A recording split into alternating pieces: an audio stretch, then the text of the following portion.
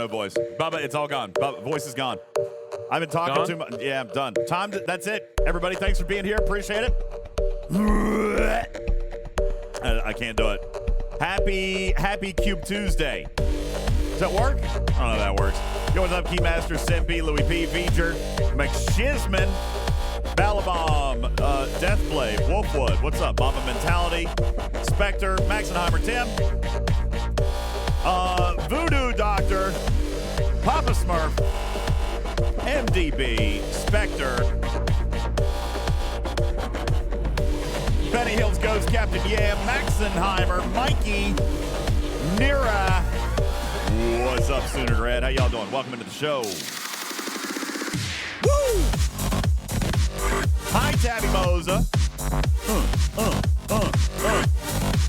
What's up? What's up? I'm excited to be with you guys here tonight. Thank you guys so very much. What's going on? My name is UltimatDJz. Why does that keep happening that way? I don't know why that keeps happening. Hey, good evening, everybody. What's going on? My name is UltimatDJz. Thank you very much for being here. What is going on? Black Ops, thanks for the follow. Star Trek Forever, thank you for the follow. Kind of Wacky, thanks for the follow as well. Appreciate you guys all being here. Welcome into the litter box. I am your friendly neighborhood cat person, UltimatDJz, here to talk to you tonight all about the Borg Cube and G6, and boy, do we have a special treat for you guys. Griffin, the technology continues to evolve on this channel, and I can't wait to show you guys what we have to show you here tonight, because this is epically awesome.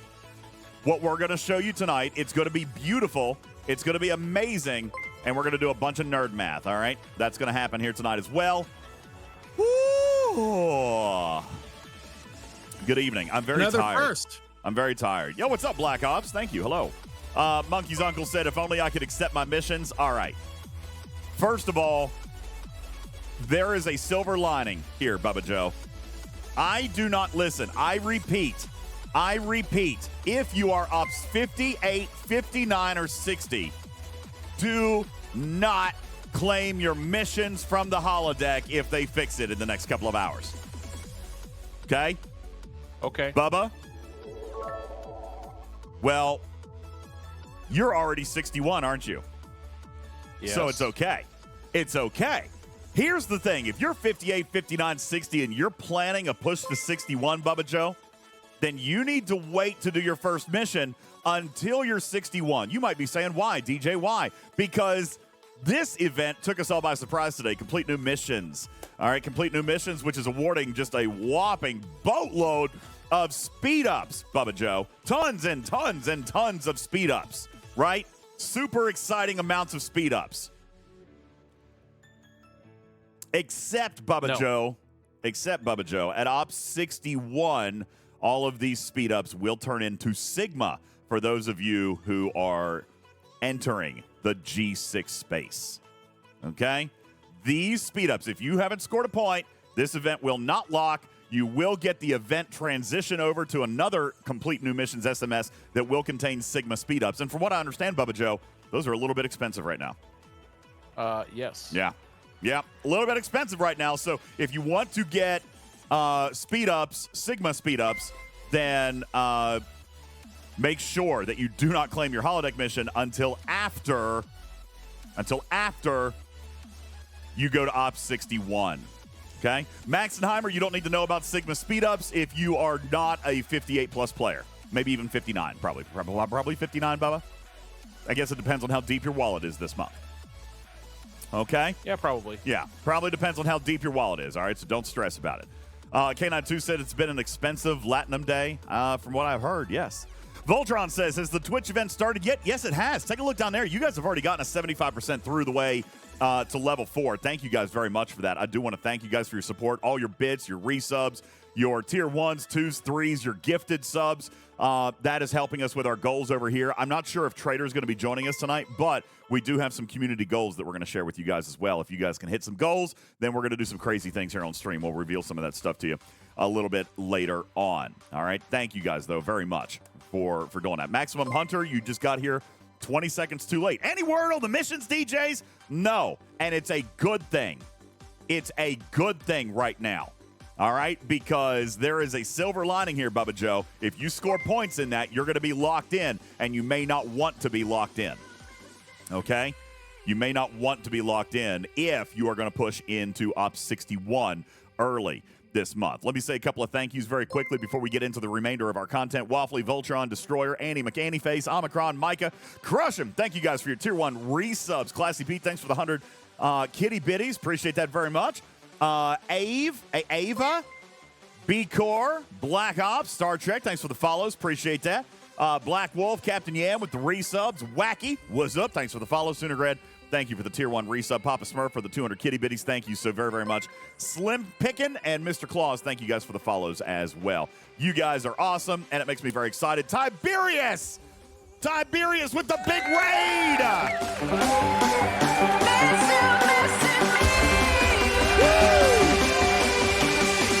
Good evening, Tiberians! Welcome. You guys are just in time. You guys are just in time because we've got so much to do tonight. We got so much to do tonight. Bubba Joe's going to spend so much money on stream for you guys. All right, it's just... No, he's not. Because he's already done it. I'm kidding. No, actually, we are going to do some cool stuff tonight with Bubba Joe. Bubba, this is another first on our show. You excited about this? Because I am. Why aren't you excited about it? I mean, I'm always afraid that someone's going to see some sort of bit of information and go, I know where he is, and then cause, some sort of internet trouble. So. Click off of the game no matter what. Actually, if you want, instead of doing a display capture in your OBS, flip it over to a window capture. That way it won't move. You can't mess it up. If you want to do that real quick. Okay. Okay. I think I got this. Thad and Alicia, thank you. Paul, I have a thanks for very the follow. interesting thing on my screen that I want to document. Oh, okay. Oh, it's on your screen? I don't have your screen pulled up right now. I know. Oh, okay. Do you want me to pull it up now? Sure. Okay, ladies and gentlemen, for the first time ever, thanks to technical producer director Griffin, ladies and gentlemen, we have actually figured out how to bring Bubba Joe game video, into our stream. Ladies and gentlemen, you are looking at Bubba Joe's level 61 account. It worked! It worked! It worked, everybody! It worked. You're looking at Bubba Joe's screen. Bubba Joe, hello. How are you there? What is it that you're wanting people to see? Have you ever seen two Q's hostels at the same time? All the time. No, never, actually. What is it? Oh, okay. What is happening there? Are they both live? Like, can you attack them? I have no idea. Well, go try to kill one. That one's really big. That one's really small. Well, kill the small one, then try to kill the big one. That's the one I'm trying to get. Yeah, kill the small one, then kill the big one. Yeah, ladies and gentlemen, now Bubba Joe has his screen on screen, and you'll be able to hunt his miners. All right. Yeah, you'll be able to go find his ships. Oh, my gosh. Right now, a free battle pass to whomever is the first person to kill Bubba Joe's miners on stream tonight. By the way, it's not going to be easy. It's not going to be easy because look at the bottom. His ships are hidden. The Twitch Hype Challenge banner's over here on the bottom right-hand corner. It's not going to be easy. You're going to have to use star patterns. You're going to have to use planet names. If he even changes his screen over to actually show you where his miners are, okay? Which we will do a little bit later because we've got stuff to talk about. All right. No, he's not on our server. Isn't that crazy, JB? Yes, everybody. This is the official Twitching Trek whale cam. Can we? Oh no! Yeah, can we call it that, Bubba Joe? I need a graphic immediately. Sure. Can we get the graphic? I'm working on it. I need a graphic right now. We need a whale cam graphic. All right. This is a whale cam graphic here. All right. Now we are looking at Bubba Joe's screen. The first thing that we are going to do here tonight is we are going to reveal to you the beautiful, wonderful art that are these G6 ships. That's going to be the first thing that we do here tonight. But then we are also... What a noob. I am not a noob. All right? But then we are also going to dive into G6 space, hazard space, mining nodes, speeds, depth, hazard damage. We are doing all of that stuff here tonight. But we also have a Borg Cube. So, guys, this is going to be an action-packed show. We're going to do the G6 part of this first because Bubba Joe's old and tired. All right? So we're going to do we're going to do that part first, and then... You're not wrong. Yeah, then we're going to get into the Borg part. So Bubba tells me that we've got maybe 30, 40 minutes. We're going to jam through this really, really quick, all right? Hazard Space, says K9 Tooth, is absolutely beautiful. 30 or 40 minutes, An not actual, a DJ 30 or 40 minutes. That's exactly right. A real 30 or 40 minutes. So thank you, guys. By the way, we are 87% through a level 4 hype train. Thank you, guys. Can we hit level 4? I don't even know how many more points that is. Can you guys hit? Oh, never mind. It's over. I thought it was... Wait, I thought there was still 2 minutes left on it. That's crazy.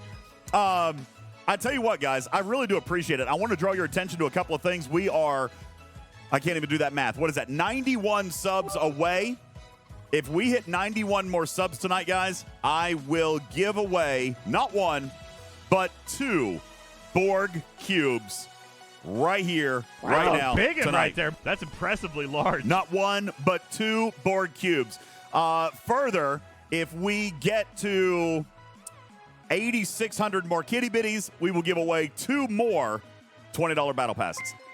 All right, that's how it's going to work here tonight. Yeah, Ava, we are all about the winning over here. Mastermind, thanks for the follow. Sporting, Monkey's Uncle, thank you. Benny Hill for the kitty bitties, appreciate that. Maverick, thank you for the 11-month Tier 1 resub. Josh, Will Robinson, Warhammer, thank you guys for the follow. Airport Andy, thanks for the sub. Star Trek and Mom, yo. You're the best. Mwah. Give me hugs and kisses. What's up, Star Trek and Mom? Thanks for the follow. Mastermind, it's Zen. Thank you guys for the follow. Appreciate you guys so very much. Bubba Joe, we should probably find something much more angelic for what we're getting ready to do here.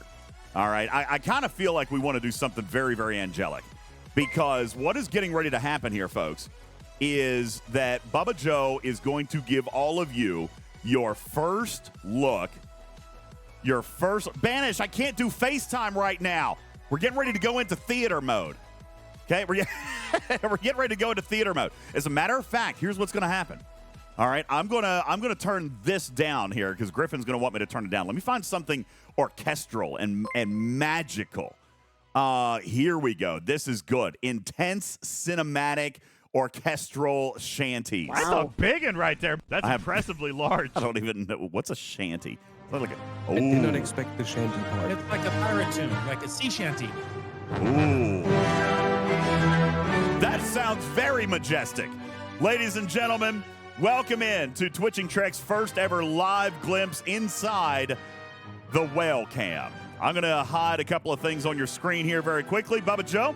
And what we're going to do is we're going to take a quick peek right here inside Bubba Joe's shipyard. Bubba Joe, can we begin inside your shipyard with the G6 common ship?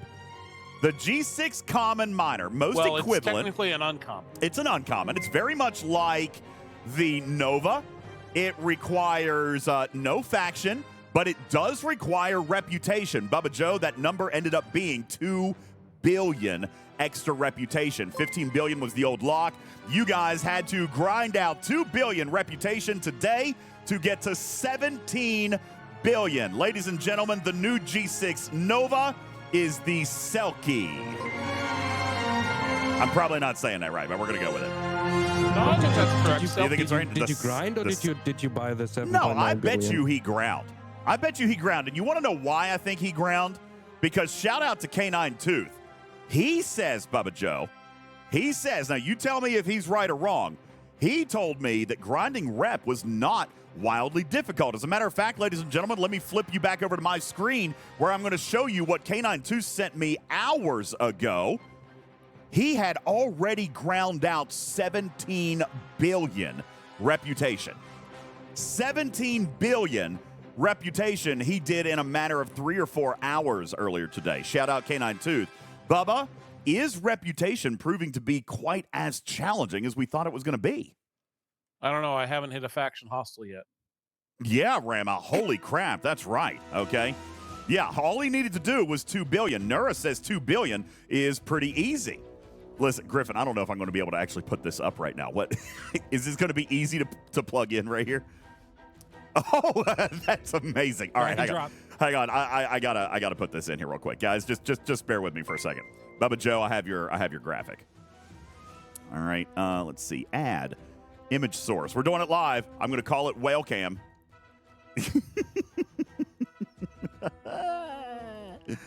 Oh, that's huge. All right, that's impressively large. Ladies and gentlemen, welcome in to the Twitching Trek whale cam. I love this. I love it. It's the Twitching Trek whale cam, everybody. Looking right through to Bubba Joe's screen. All right. So this is the Selkie. Now, Bubba Joe, if you would, let's take a quick look at some of these details, if you don't care. Let's take a quick peek. Sure. Yeah, let's come back in very quickly and take a look at some of the details, like mining speed, components. Have you built this ship yet? Doesn't look like you have yet. I have not, because it requires the 2 billion rep. Shipyard 61. level 61. 61. Ooh. All right, so Bubba Joe on his way, not whaling super hard here today. All right, but he's going to get there. Hey, now. I'm not spending your money. That's fine. Yeah, because there isn't any of it.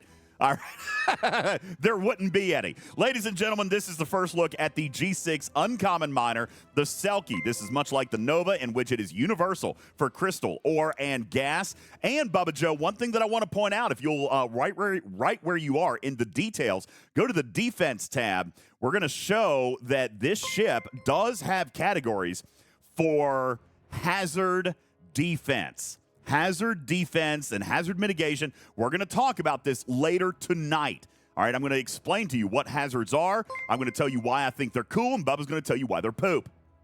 All right? Oh, by the way, every single whale I know is with me. Bull.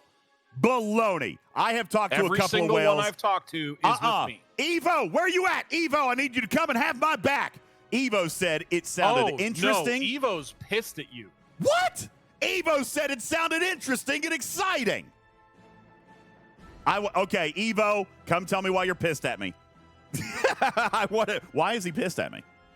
Hazards are a pain in the patoot. All right, we're going to talk about it. All right, we're going to look through the Twitching Trek whale cam to find out why they are so bad here in just a little bit. All right, so this is the G6 Uncommon Miner. Let's, ladies and gentlemen, take a look, if we can.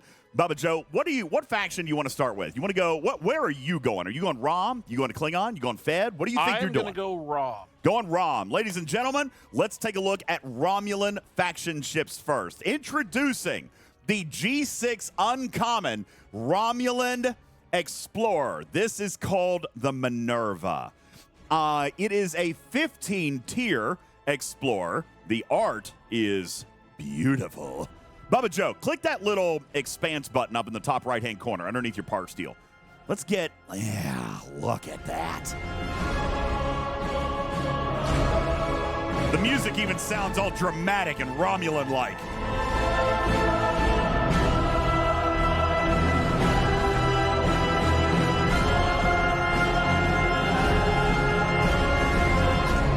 It's actually a very, very good-looking ship. Dark Editor, where is the cat avatar? It would be up, but right now we're showing off ships. See, look here I am. Hi, I'm looking over you from the whale cam. But Griffin is probably trying to make some kind of cool video presentation out of this, so I don't want to mess it up. Griffin, do you want the cat or do you want the cat gone? Get off the screen. Okay, gone. All right, ladies and gentlemen, the Minerva, a 15-tier Romulan Uncommon. All right, if we are talking about cost of this ship, Bubba Joe, it is not cheap. In faction credits, the Minerva is going to cost 150 total blueprints. The information that we have at this particular point, Bubba Joe, actually does seem to indicate that it is somewhat similar to the G5 Uncommon energy. at 3,000 blueprints, or 3,000 credits per blueprint. Can anybody confirm for me? Canine Tooth, is anybody able to confirm? Do we have any 63s out there? And do we have anybody who has hit the reputation necessary to unlock this ship? Anybody? Has anybody done it? Well, here is what we know, Bubba Joe.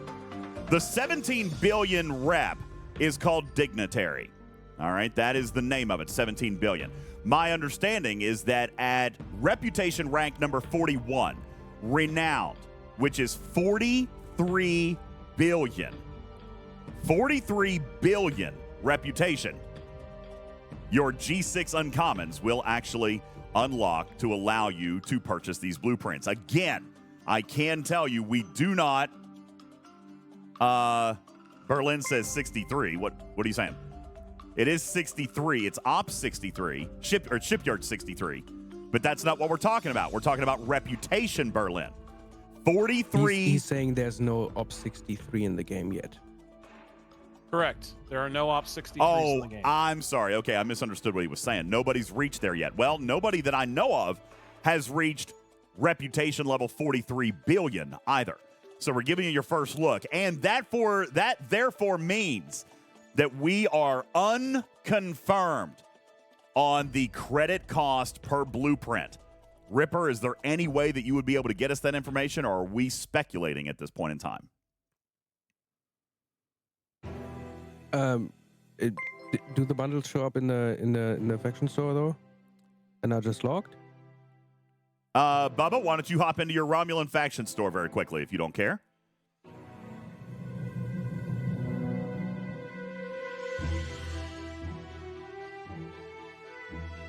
All right, let's take a look at his screen and see what we can see down here. There's the Minerva. Unlocks at, what does it say? It does say Renowned, right, Bubba Joe? I'm having a hard time seeing that. Yes. It unlocks at Renowned, but it still does not show the actual cost. Yeah, then I can get it. Okay. I don't know how quickly though. All right. The Selkie blueprints were 10,000 per blueprint. 10,000 credits per blueprint? Yes. Oh, then this is not 3,000. There's no way. So the miner was 10,000 credits per blueprint at 150. There's no way this was going to be less, Bubba Joe. All right, we're going to find out. My guess is it's the same. I mean, I all hope of they G5 continue was the the same. trend of the same for. That's right. They just changed the number of blueprints, didn't they? Yes.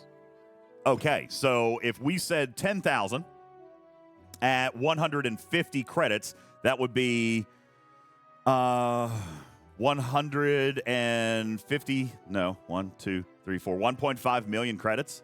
Woo! Yes. Woo! 1.5 million faction credits to unlock the Romulan Minerva. Bubba Joe, let's continue on. Through the Romulan faction to your G6 rare ship. The G6 rare Interceptor from the Romulan faction is called the Velox. And there she is. She is an 18-tier rare Interceptor. And take a look there. That's so wicked. How'd you like to see that coming at you? Oh, man. I mean, you know what? That actually almost looks like we were talking about Battlestar Galactica the other night. What does that look like? A Cylon? That looks like a Cylon. It looks like the front of a Cylon. God, it's so beautiful. Is there a way to disable all pings on Discord? Yes. You'll have to go into Discord. You want me to move off your screen for a moment? Or you have yes, it two please. screen? All right. Give me just I have one. it on two screens, Oh, but wrong button. You can also just enable streamer mode temporarily. That should. Oh, yeah. Yeah, there should be something called go in streamer user mode. settings, and then on the left side in app settings there should be streamer mode, and you can do enable streamer mode. That will. While we're waiting disable on that, I'll notification. come in and show you again. If we are assuming that the blueprint cost all the way up is going to be 10,000, then we can say that this one is going to have 350 blueprints, which would be 3.5 million faction credits to unlock the Velox. All right. Real quick, while we're actually talking about this, let's come back very quickly to the uncommon Romulan G6, and let's talk about that ship ability super quick. Increases radiation resistance by 15%. Somebody might be curious about what that is, Bubba Joe. Can somebody, real quick, what is radiation in terms of what this game is now providing to G6 players? K92 says, wait, can Bubba reach hazard space? Yeah. Yeah, he will show us hazard space here in just a little bit, but that's exactly what it is. Radiation resistance will assist him in hazard space. Okay? Can someone share where hazard space is? It is currently only G6. However, I will tell you, this is where Bubba Joe and I disagree a great deal. I like the concept of hazards, and I would love to see them translate down into G5, G4, and G3 with various mechanics. So for anyone who's still listening, what that means is anytime your ship leaves dock, it's going to slowly or quickly, in the case of most hazards, just start depleting your hull, which is going to cause you more damage, and there is literally nothing you can do about it except spend money. False. Fake news. Spend money. No. That is 100%. You can go to a slower. No, that's what hazards are. 100. That is 100% of what hazards are. And that's fine. But let's not leave the other piece of it out. Hazards are high risk, high reward. Inside hazard systems are nodes that mine faster, are hostiles that pay more loot. You're saying I want to engage in hazards. Hazards are every time you leave your station to do something, your ship blows up. But if it triples my rewards, then I'm in. Okay. All right. Good luck with that. I mean, high risk, high reward. We've talked about this concept in Faction Hunt. We've talked about this concept with Ludicrous Space. All right. If I wanted to do it safely, I can go somewhere and do it safely, but it will be slower. Dragon Keeper says, I haven't seen the repair bill yet, and I get that, but it's no different than any other type of high risk mechanic in which, I mean, we've talked about this in the past, Bubba. You've agreed with this. Punching up goes faster but costs you more, right? We can punch down, but it takes longer and it's cheaper, correct? When we're talking about hostile grinding, is that not the right way to do it? If we want to do it cheaper, you guys have made fun of me for punching up because I say I hate grinding. I want to get it done quickly, even if it costs me more. And a lot of you guys say, well, do it down. Punch down with 5 ships, and it'll be cheaper, but it just costs more time. Dragon Keeper says, not for this type of price. Well, that's your choice to make. That is the choice. That is the choice that Hazards provides to you. Yes, Rip, what do you got for us? The G6 Uncommon costs 12,000. 12,000 at 150 blueprints. So now you're not at 1.5 million. What are you? I can't even do that math. 1.8 million, right? 1.8 million. Okay. Mm-hmm. Do you expect that that's the same all the way up? Can you take a look at the rare?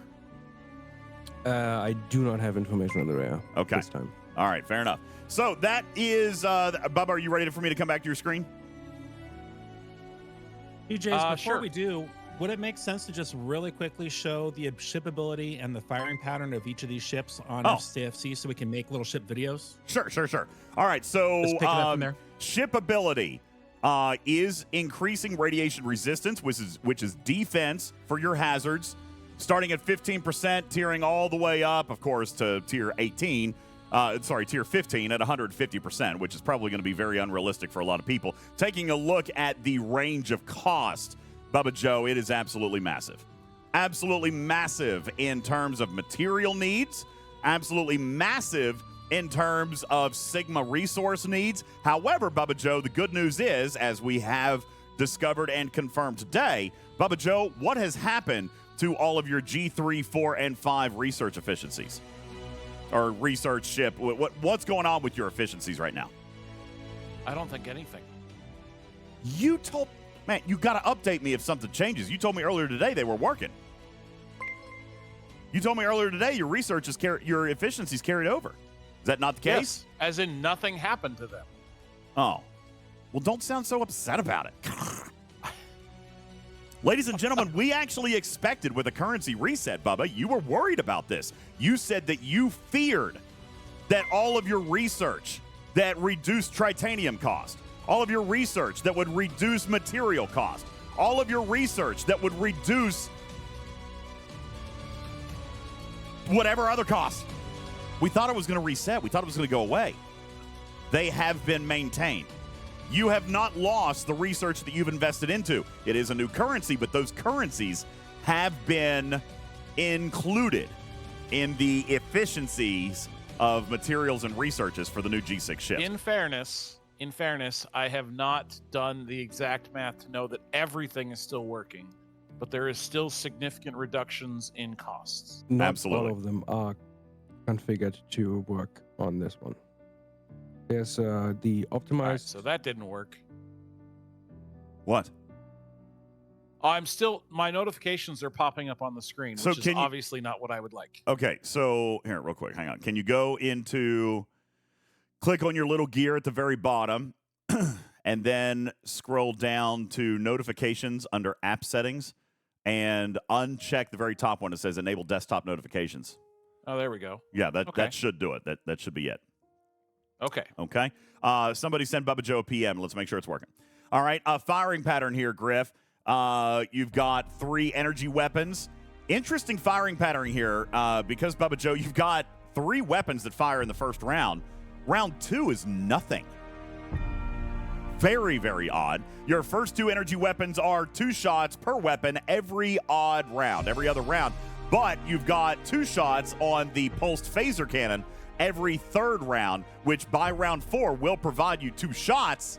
But then you go to round 6 again, Bubba, and round 8 again, and then round 12 and 14, and you have no shots. Now, as far as PvP is concerned, there's no worry about ever getting there, but I would imagine that PvE battles could potentially find themselves a little bit longer as we start to explore some of these new hostiles. It is odd to see a ship with a firing pattern with no shots. Okay, moving forward to the rare ship. That was the Velox. On combat start, increasing armor piercing? Bubba, is piercing a new thing for you guys now? Are those stats just overwhelmingly amazing now? I have no idea. I don't know either. I'm really shocked to see piercing here. But nonetheless, Let's see. Tier 1's 1,000, going all the way up to 1,500% at Tier 18. I am really very, very shocked to see a piercing statistic here. Nonetheless, taking a look at the cost here, again, super duper expensive. The parts just crazy. And there are efficiencies that are going to help with this stuff, but I mean, still very, very expensive. Looking at the firing pattern, exactly what we would have expected from an Interceptor. You've got 1 energy weapon firing 2 shots per round. You've got a kinetic weapon firing 2 shots per round, and then another photonic torpedo weapon firing 2 shots every 3rd round, starting in round 2. All right.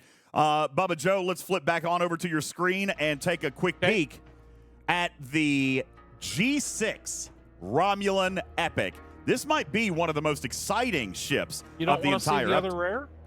Oh, you want to look at the minor? Okay. All right. No, that's fine. No, I'm that's here. fine. I'll show you the I got minor. Epic. It's fine. Okay. All right, ladies and gentlemen, let's take a look at the Look. G5 Epic Look at this pretty thing. Look at this beautiful Scimitar. thing. Oh, you went to the minor? Bubba. All right. No, stop! Stop jumping around! Oh my God, it's like Oliver. Stop touching things. Stop touching! All right, Bubba, how do you pronounce this one? The Divate? Sure. I'm sure I'm not saying that right. Divite? The Divate. This is the Ops 68 G6 Rare Miner. Its shipability is to increase the mining rate of ore of all grades by 700% at level 1, Tier 1. Bubba Joe, this is a 15-tier ship, and it will max out at a 1,785% ore mining bonus. And if you take a look again at those defense stats, you will see, Bubba Joe, that it does have some of those hazard defenses built into it. And what Bubba Joe was actually... No, I meant the stat codes are there. You've still got to research them. But if you scroll on down, Bubba was going to show you the warp range on this thing. 13, is that 13 or 18? I can't read it. 1,430. 1,430 is his warp range at the construction of the ship. As far as firing pattern, 1 energy weapon firing 1 shot every round. Bubba Joe, I am curious as to whether or not this particular form of miner is going to have the same level of defensive capability as the G5 rare miners. Although the base damage base is a 1.5 million shot. Bubba Joe, you said that your damage output is roughly 6,000%. That would be a, what, 6 billion power shot from a miner? It's probably going to inflict some pain. Probably okay. Yeah, probably not bad. That is the Romulan Ops 68 G6 miner. And now, ladies and gentlemen, it's good that Bubba Joe delayed because the soundtrack is only getting better. The G6 Epic Romulan Battleship, the Tier 18 Scimitar.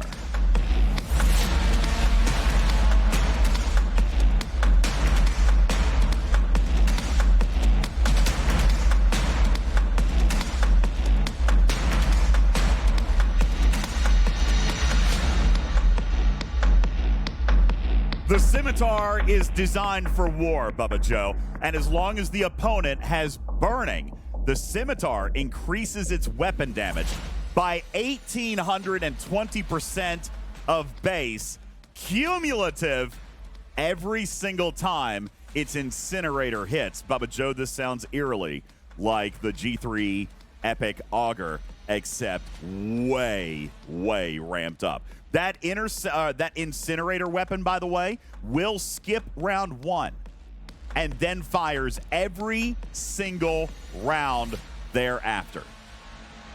Switching over to our screen, you will see the firing pattern for the Scimitar is right here. That is 5 weapons. 5 weapons. Taking a look at how the ship ability scales, starting at 1,820%. And maxing out Bubba Joe at Tier 18 at a 2,000% cumulative damage boost every time the incinerator fires. This ship is the Lord of the Skies. Bubba Joe Scopely themselves have told us that there are very, very few opportunities in this game that anybody will ever have to defeat this ship. Obviously, other G6 epics will be the only targets that will even have a remote possibility, but the Scimitar is the god of space. Ladies and gentlemen, the G6 Epic Romulan Battleship, the Scimitar.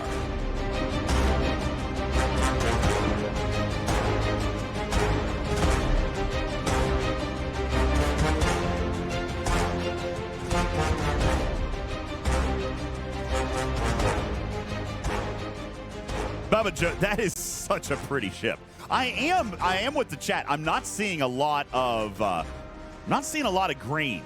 Bubba Joe, there's no green. You're very familiar with the lore of this ship. Can you tell the audience just a little bit about the Scimitar? Because I will tell you guys, Bubba Joe has been so anxiously awaiting this ship. As the fact that, Scopely didn't start working on G6 until what, like 10 days ago, 14 days ago, or whatever they said, Bubba Joe? Well, according to Echo, they haven't started working on it yet. Yeah.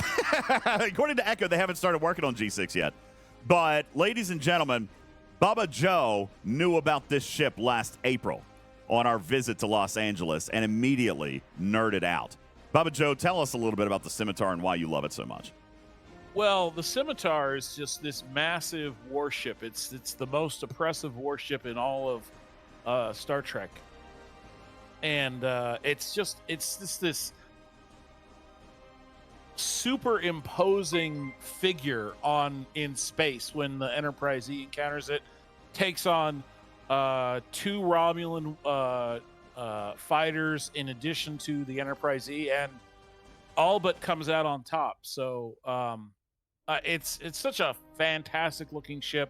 I love the fact that they kept it as gray as opposed to making it a typical Romulan green, because it was built by the Remans instead of the Romulans. Yes. So I'm super excited for this. It is a fantastic ship, and I know that is why Bubba Joe is excited about pursuing the Romulan faction, right, Bubba Joe? I mean, that's it. It's the Scimitar, all right? It is the Scimitar. All right, let's back up. Let's take a look at another faction. Let's come back and take a look at the Federation Uncommon. Introducing, ladies and gentlemen, the Federation Uncommon Interceptor, the USS Akira. This is a 15-tier ship. It is an Interceptor, and its ship ability is to increase ion storm resistance by 15% at level 1, and will scale all the way up to level 75 at a 150% hazard resistance to ion storms. It does require 150 blueprints and will take gas and crystal as well as G6 Interceptor parts. Bubba Joe, as is most Interceptors in this game, it has an incredibly high DPR. At level 1, the base DPR is 2.8 million, with 40 million in shield and hull. The firing pattern of this ship is as you would expect. 2 kinetic weapons, one firing every single round, the second firing every third round, starting in round 2, with an energy weapon firing 2 shots per round every round. What's its DPR, you said? DPR base at tier 1 is showing 2.8 million damage per round. That's okay. At base, Bubba Joe. Then multiply that by 6,000%. Ladies and gentlemen, this is the USS Akira, the G6 Federation Uncommon.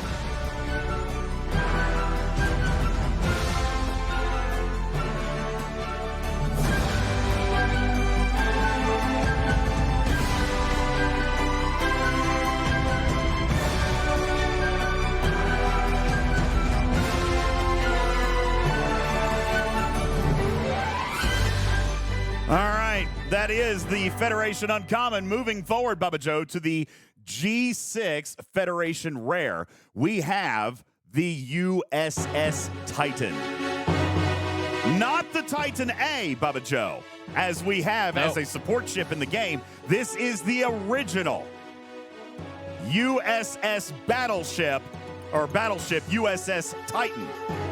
On combat start, increasing shield piercing by 1,000% against hostiles at tier 1 level 1, scaling up to 1,500%, much like the Romulan counterpart. This ship requires 350 blueprints.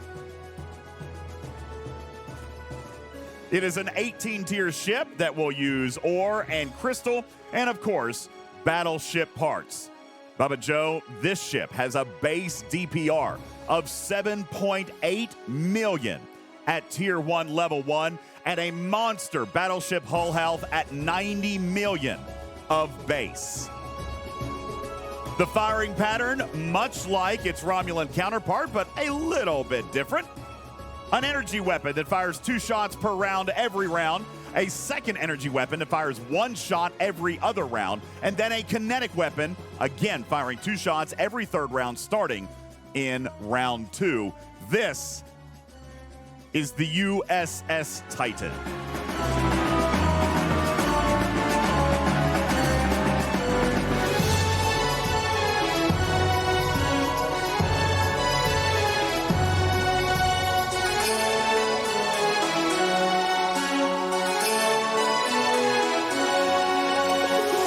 Let's take one step forward, Bubba Joe, to the ship that is so iconic.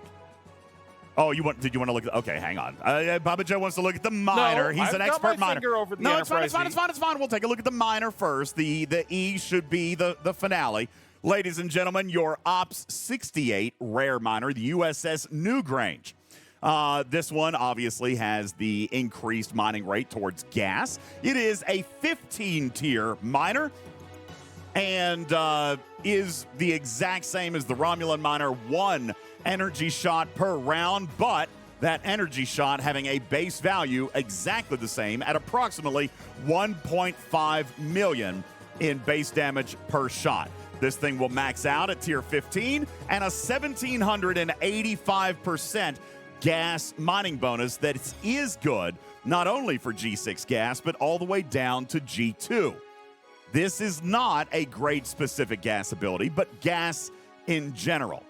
The warp range of this ship, Bubba Joe, should be exactly the same at 1,430 and will only grow with upgrades. Ladies and gentlemen, the Ops 68 rare miner, the USS Newgrange.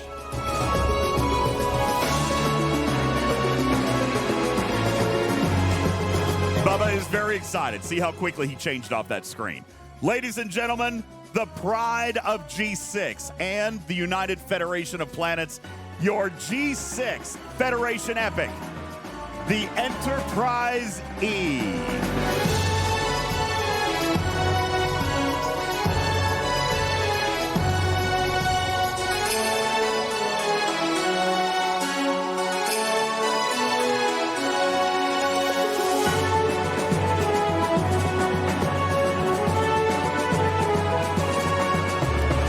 Much like its G5 and G4 counterparts, Bubba Joe, this ship requires 650 blueprints. Its ability is drawing the line. As long as the ship has morale, the Enterprise E increases kinetic weapon damage by 2,180% of its base, cumulative every time its decimator hits. So very much like the Romulan Scimitar, Bubba Joe, this ship also has a decimator cannon. That ship ability is 2,180% at level 1 and is 18 tiers, maxing out at level 90 for a 2,360% boost to its decimator cannon. Taking a look at the ship's firing pattern, we can see that pulsed phaser, interesting firing pattern here, Bubba Joe. Not firing until the 6th round, and then every 3rd round after that, another pulsed phaser, not firing until round 5 and every 4th round thereafter. A 3rd pulsed phaser starting on the odd rounds. And finally, your decimator, much like the Scimitar, skipping round 1 and firing a single shot every round thereafter. Cumulatively stacking, Bubba Joe, your kinetic weapon damage by, at tier 1, level 1, 2,100% every time it fires. And of course, the decimator is the kinetic weapon. If we take a look at its, where is it? Here it is, the decimator weapon. Its kinetic shot, Bubba Joe, has a base damage on average of about 12.6 million in damage. Its DPR is 40 million per round, and its base hull health begins at a meager 211 million. Guys, these are base figures before research. This is the pride of the Federation fleet, the USS Enterprise E. Oh, come back. Get back. The firing patterns, they are strange, aren't they, Failing? Interesting. Bubba, while we're looking at these firing patterns, I would like to think that these firing patterns are the way that they are because they have some type of plan of balance for these ships, at least among their equal counterparts. Do you think that can be accomplished with some of these odd fire patterns? I don't know. I don't know either. It's gonna be hard. We're gonna have to wait and see. We're gonna and obviously it's gonna take a while for somebody to get to this level. I do not love these firing patterns. They are weird. But maybe that is a piece of the puzzle towards extending battles, just to have rounds that don't fire. All right, but that is going to... If the solution to extending battles is making bad firing patterns for bad ships, then players won't get them. Well, yeah, but these again, you're right. We're going to have to see. It's going to take a long time for somebody to unlock and obtain this ship. Who knows what research and what kind of damage build will happen in the meantime? What will isolytic look like? And who knows what else will exist in the game by the time that this ship arrives. Ladies and gentlemen, that is the Federation Explorer, the USS Enterprise E. One more faction to go, Bubba Joe. These are the Klingon ships. Let's start with the G6. Uncommon Klingon. This is the Negvar. This is a battleship. It is 15 tiers. And I feel like this is way too peaceful of a song for us to be playing for Klingon ships. Let's see if we can find something much more dramatic. Nope,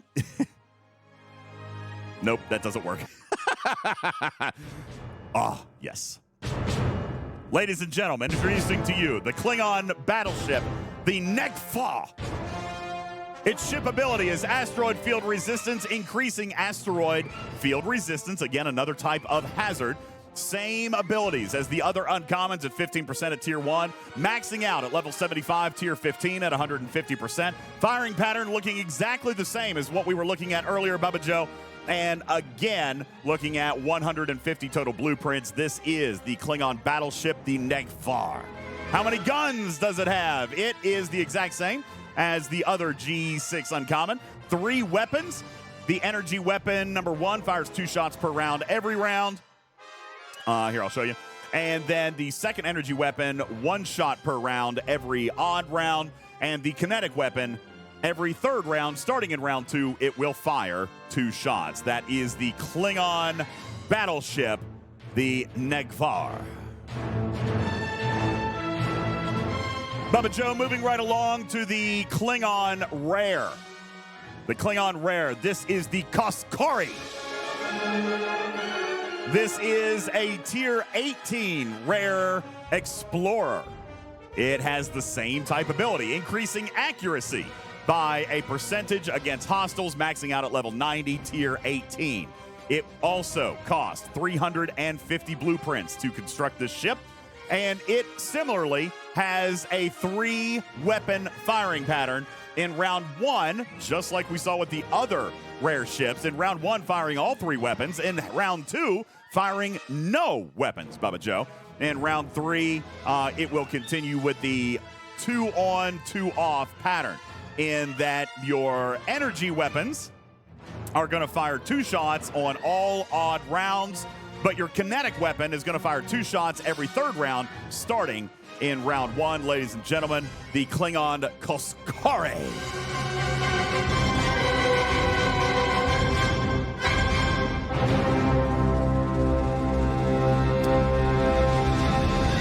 Taking a look at the Klingon rare miner. This is the Op 68 miner. It's called the Grishnar, and of course, it boosts crystal mining by 700% upon construction. All other stats are going to remain exactly the same, guys. Warp range at 1,430%. Total blueprints required, 320 blueprints necessary. And it will continue to scale up in the exact same way. It's got 1 weapon, and it fires 1 shot per round, and we'll continue on that way just like the other miners. Get a good look there at the Klingon Op 68 rare miner. This is the Grishnar.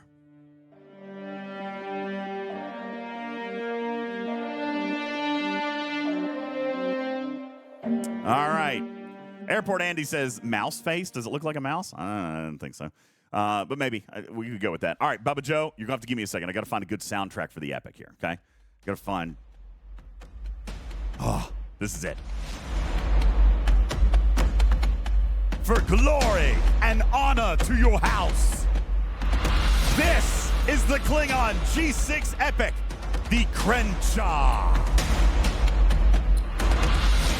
The Crenshaw is an interceptor that will scale 18 amazing tiers, starting at 2,180% boost to its energy weapon damage every single time its disintegrator cannon fires. And Bubba Joe, like the other epics, it is a cumulative effect, maxing out at level 90, Tier 18 at 2,360%. Firing pattern very much like the others. 5 total weapons with a very odd firing pattern indeed. We'll show that to you, requiring 650 blueprints. Oh, look at the Klingon Crenshaw.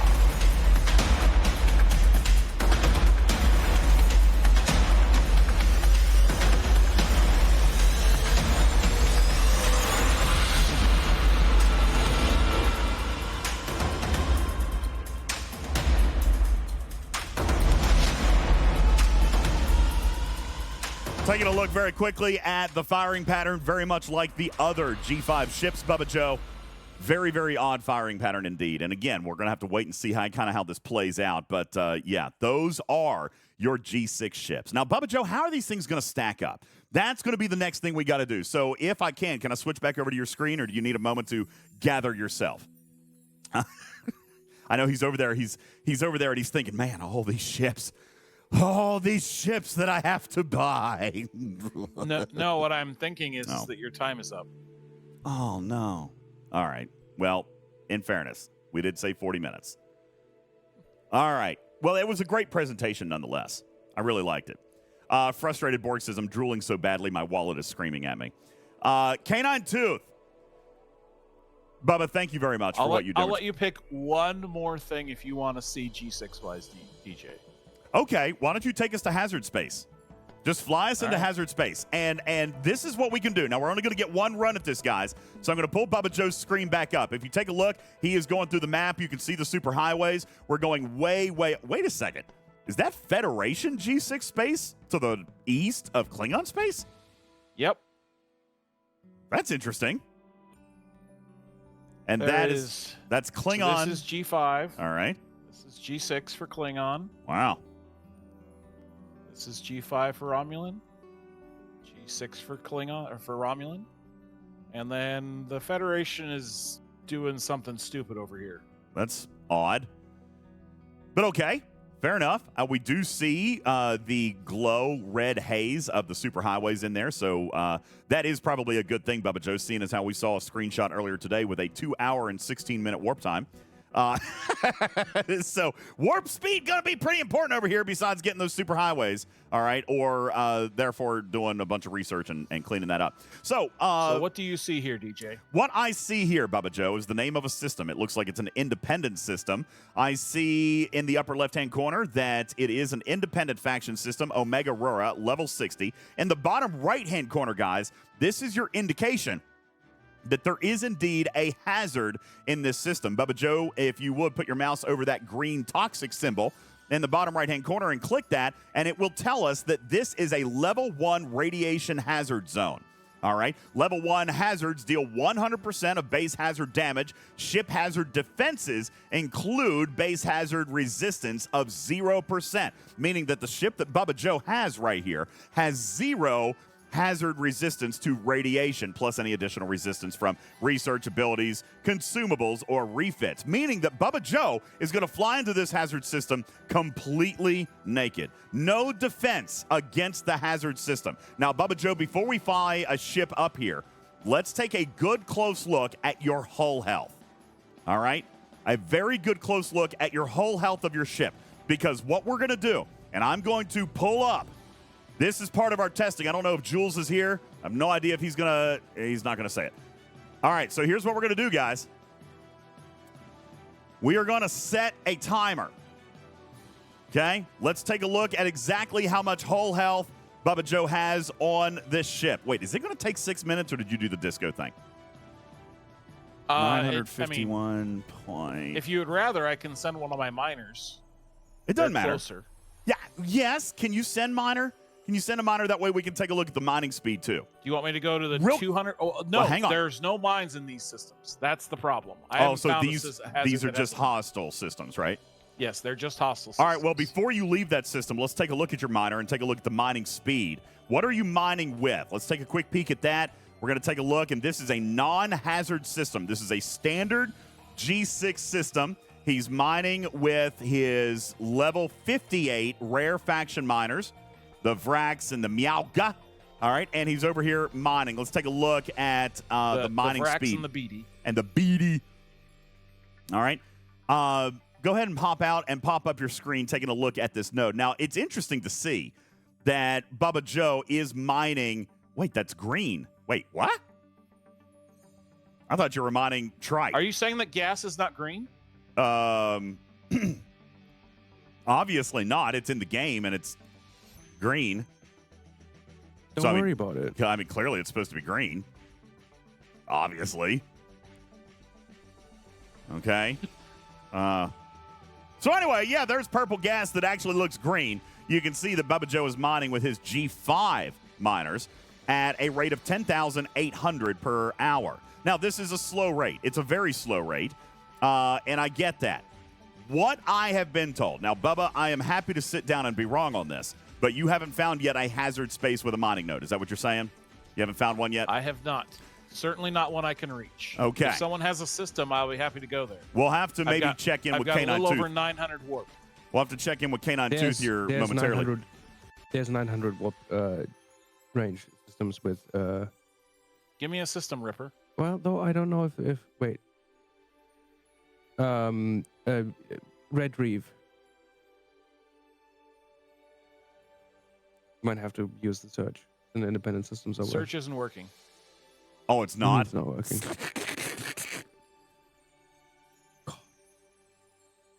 Oh, there it is. Okay. Oh, there it No, is. wait, that's what. Sorry, I read the wrong thing. It's Cure Fit. Oh, spell that. QOR Fit. QOR Fit. Did you get that, Bubba Joe? It's QOR Fit. Okay, Cure Fit. Oh, All that's right, a so there is long-ass word. a. All right, so what did we have before? We had 10,000. Did you write that down? I did not, but I will. 10,800 is what it was. Okay. 10,000. What is over here, Ripper? Is it gas or ore or? It should be gas and crystal, I think. Gas. Okay. So we'll go. Then this guy, it'll only take 10 minutes. Are you serious? You didn't buy the Disco Prime, the extra levels of the Disco Primes that they didn't tell us about? Well, seeing as all I could do is get the Disco 2 levels of the Prime, I have no idea if the other ones after that are Primes or not. Oh, wow. That's kind of crazy. All right, well, I guess we'll wait 10 minutes on that. Now, let's take a different... Let's see if we can run this experiment. How long was it going to take to get the other ship to that hazard zone? Less than 10 minutes. All right. Also, I got messages from a couple of people to point out that we should epilepsy warning for hazard system. I don't know. You want an epilepsy They're warning? pretty intense. Are they? Okay. So if there's anyone watching that might be sensitive to flickering, high-intensity flickering things on screen. Then you've got 90 seconds. 90 seconds to Okay. put on your sunglasses So or otherwise put your have screen down. So let's take a look. 206. Yeah. 206.4 million whole health. on this 206.4 ship. million. All right. Now, what we're going to do here is I am going to add to your screen, guys. Bubba Joe, go ahead and start your warp there. Yep. I'm going to add to your screen if I can find it.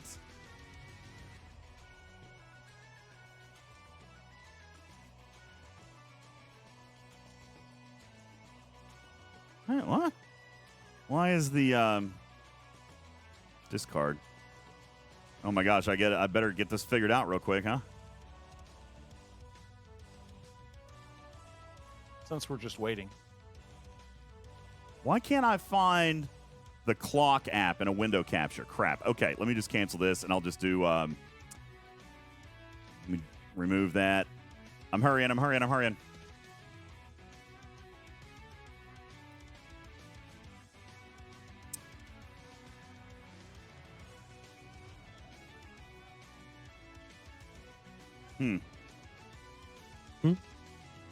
I don't know how to do this. I was trying to overlay a window, but it's not showing. Move it up on your sources to the top. No. It's not even showing as an available window. It's like the clock app. I'm not sure if they have fixed this. In the past, it was the case that since the Windows apps run in like some weird containerized thing, like isolated, that apps like OBS cannot capture them. Yeah, I can't find it. Well, crap. All right, that's Screen fine. capture.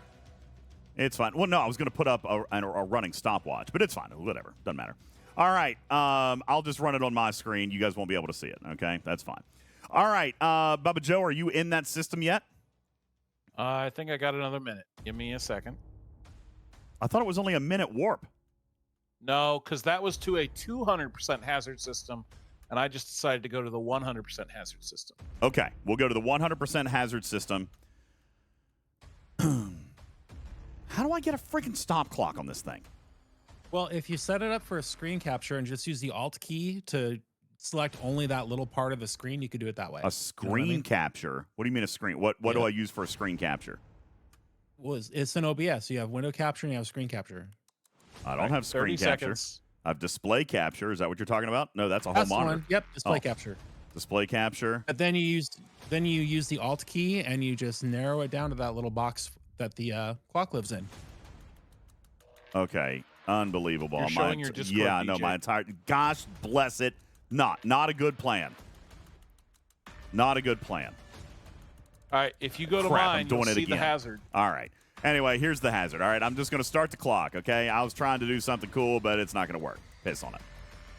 All right, so here we are. So if you go to Galaxy View and look at, get out of the system, you'll see that your ship has this indication that it's in the hazard zone, and you'll see that it's taking damage. Yeah, I can see that. All right, we can also see that the hull bar is starting to very, very slowly drip down. We started this with 206.4 million hull. We're going to go, Bubba Joe, if you're cool, we're going to go maybe 2 or 3 minutes here. How much time you got left on that other warp? About 5 minutes left? 6 minutes. 6 minutes. So let's go for a couple of minutes here. That way we can try to extrapolate how much hull we took per minute and per second. This is a hazard zone. Now, you can see it is bright. I think it's beautiful. I don't know. I mean, if you are sensitive to brighter backgrounds, then be aware of this. I don't know if Scopely's going to have to make any adjustments or not. I think it's beautiful art. All right, I think it's really, really nice. Now, do keep in mind, Bubba Joe has 0% hazard defense. 0% hazard defense. So everything that's happening right now is the purest form of damage that a hazard system can throw at Bubba Joe. Guys, real quick, just to kind of let you know, all right, we are at 1 minute and 26 seconds. 1 minute and 26 seconds, and already, Bubba Joe, it looks like you've probably lost approximately 10% of your hull. I bet that's closer to 15 or 20. Yeah. Okay. So we're going to continue on here for just another couple of moments. And does your other ship, does it have the same amount of hull? And where was it going? Was it going to a 200% system, or where were you sending it? It has a little less hull. It's Okay. at 174. 174. And what I would like to try to find here, and we can do this with only 2 ships. We can do this with 2 ships. What I'd like to try to find is, are hazards throwing a percentage of damage, or are they throwing flat damage based on the level of system? Bubba, is there anything about that system that gives us any kind of a base figure as far as damage dealt? well, there is a percentage here, and it lists whether it's a radiation level 1, 2, 3, 4, or 5. So I think the level 2 would be 200%.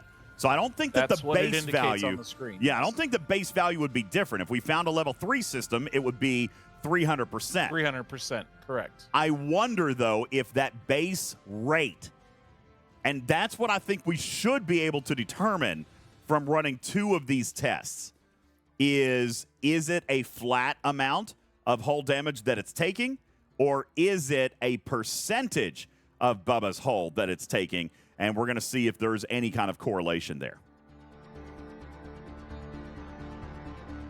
Currently, everybody, we are at 3 minutes and 20 seconds on the clock, and Bubba Joe has lost 50%. Meaning that, Bubba, what would you estimate? 6.5 to 7 minutes is your life inside a hazard system without any hazard defense. That seems about right.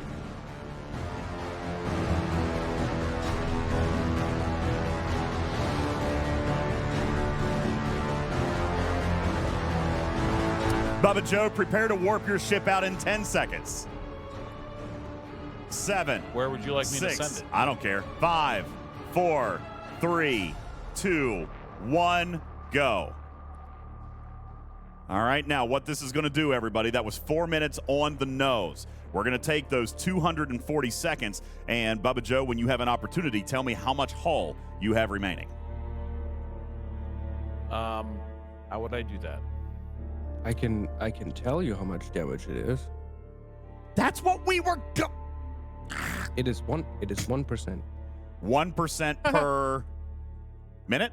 No, 1% per second? 1% per 5 seconds. 1% DJ? per 5 seconds. So it is not flat, guys. Are you hearing that? It is percentage based. Yes, Bubba.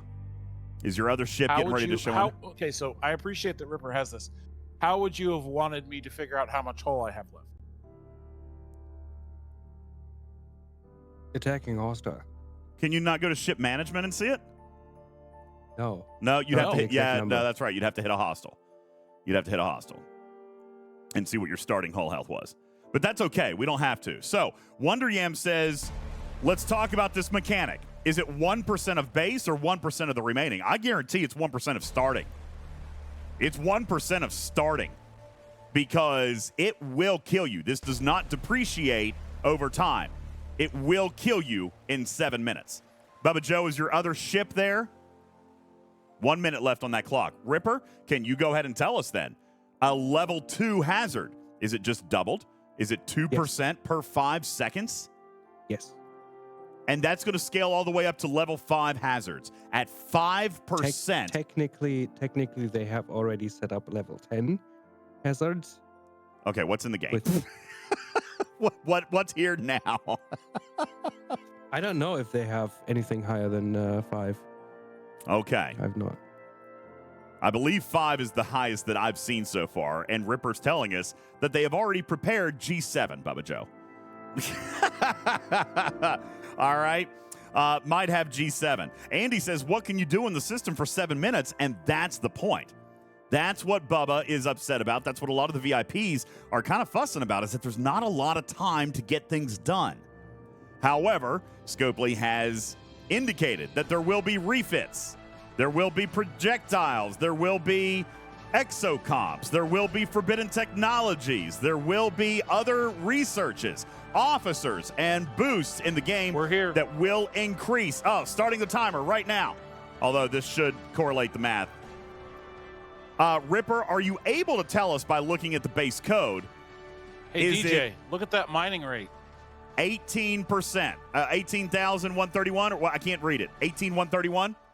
Yep. Yes. Okay. So Bubba Joe's old mining rate was 10,818. Now it's 18,131 for an increase of roughly 7,200 out of the original 10. That's a 75% boost to mining speed. And this is why right here. Now, granted, these numbers are small right now, Bubba, and I get that. But all miners start out slow. We're going to tier them up. You're going to get other abilities. There's going to be officers at this, et cetera, et cetera, et cetera. But we're talking about a 75% boost in mining speed inside For a your hazard. ship to die. Inside a, well, yes, exactly that. 75% faster speed to take the damage, or mine 75% slower and be safe. What is worth it? And right now, you guys might say when there is no hazard defense, it might not be worth it to mine in these systems. Not for 7 minutes. It's not 75%, DJ. It's not 75% slower. It was 75% faster. Yes.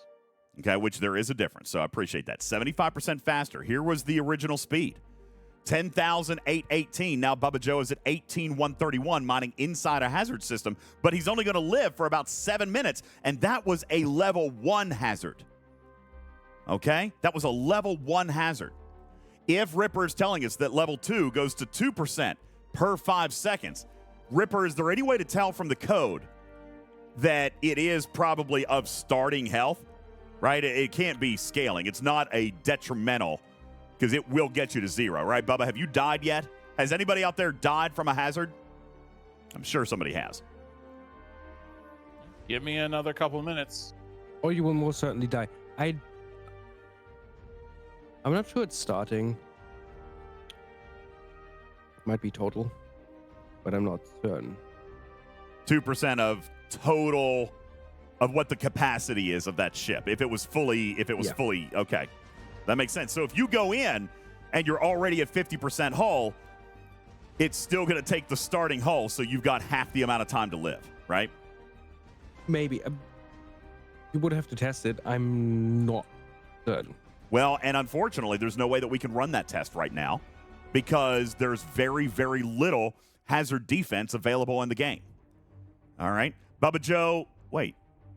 Oh, that's my screen. I'm an idiot. But to test what you wanted to test, whether it's like starting or total, you can test this right now very easily. Yeah, because we could send that other ship back into the system and see if another 4 minutes kills him or if it only takes half of what he started with. Oh, yeah, that one ship is almost dead now. Yeah. And that was a 200% system. Bubba, tell me when it dies. Give it to me when it dies. I will. Ships on vigor of the waves are skimming. This is hilarious. What a great pirate shanty going on right now, Griffin. This is phenomenal. It's a new beginning. Oh, that's why it says shanty on the music better. playlist. Yeah. Soar over new frontiers, songs and sagas of a fate determined, shields and spears.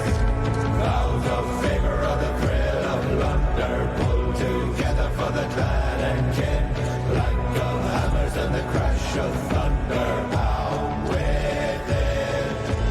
Oh, oh, oh, the echoes of eternity. There he is. Ladies and gentlemen, and I might have been a second or two off here, but here you go. 4 minutes and approximately 1 or 2 seconds. Call it 4 minutes. That was a 200% system. I think we just proved it right there, Ripper. The other ship went 4 minutes, and it had roughly 50% remaining. So this is definitely a starting hull. Now, oh, Bubba Joe already repaired that ship. Daggone. Okay. I did not. It's still here. Wait, It's no, still no, no, damaged. we didn't test what if Oh, it yeah, was yeah, yeah. starting or total capacity. Okay, fair enough. Bubba, We can only you take we only verified that it is percentage. a percentage? It Now, is Bubba Joe, per can you do 5 one more seconds. for us, and then Sure. we'll let you go to bed. All right. Take the damaged ship in slot 7.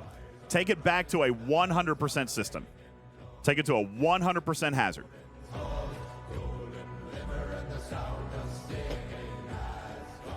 Mimi says precise and exact math. If it was 2% hull per 5 seconds, would have been 4 minutes and 10 seconds. Our game showed 4 minutes and 4 seconds, but again, I think it was a second or two late starting the timer, Mimi. You're pretty much on very it. close. That is close enough for me.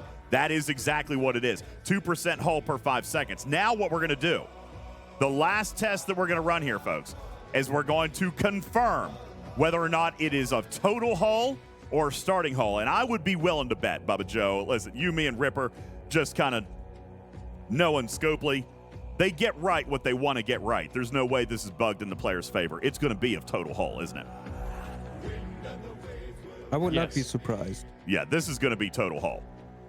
Because think about this. If you went down to 50%, Bubba, and then you left and then you came right back, you could literally increase your mining time by 50% because now the quote-unquote starting hull is smaller, so it's going to kill you at a smaller rate since it's percentage-based. If they do it based on total capacity of the ship, then it doesn't matter if you warp in and out 5 times. You get 7 minutes per ship.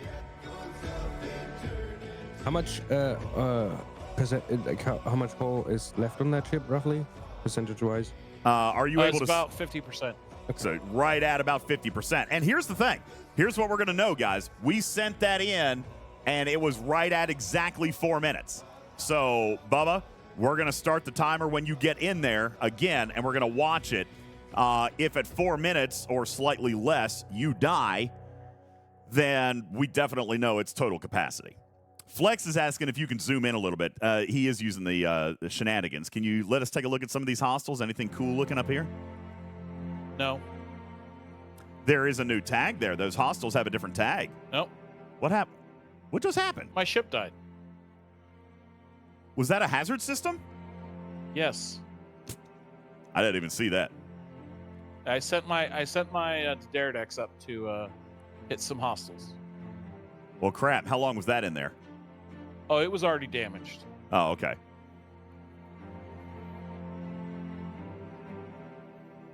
So here's the thing. This is actually a good idea. Hazards- If you have time, Bubba. Hazards are more or less irrelevant to completing the hostile daily, and impossible for the mining daily. And Right that's now. what this is stupid. Well, No, it's- it's stupid. right now, Bubba. You haven't had time to build up the resistance and the defense to this thing yet. I mean, you're going to be able. If let's pretend that you got. So that forbidden technology or exocomps or whatever you're talking about that they're going to release, all that's going to come when? I don't know. That's what I'm saying. I mean, obviously it's going to take time. And I saw this in the chat. What are you saying, DJs? Is that right now hazards may not be worth it? I think that's a reasonable thing to assume. Absolutely. All right. You have no defense against this thing right now. Okay? But over time, as it gets better, remember when ludicrous systems came out? Did everybody have unlimited warp tokens to get in there? No.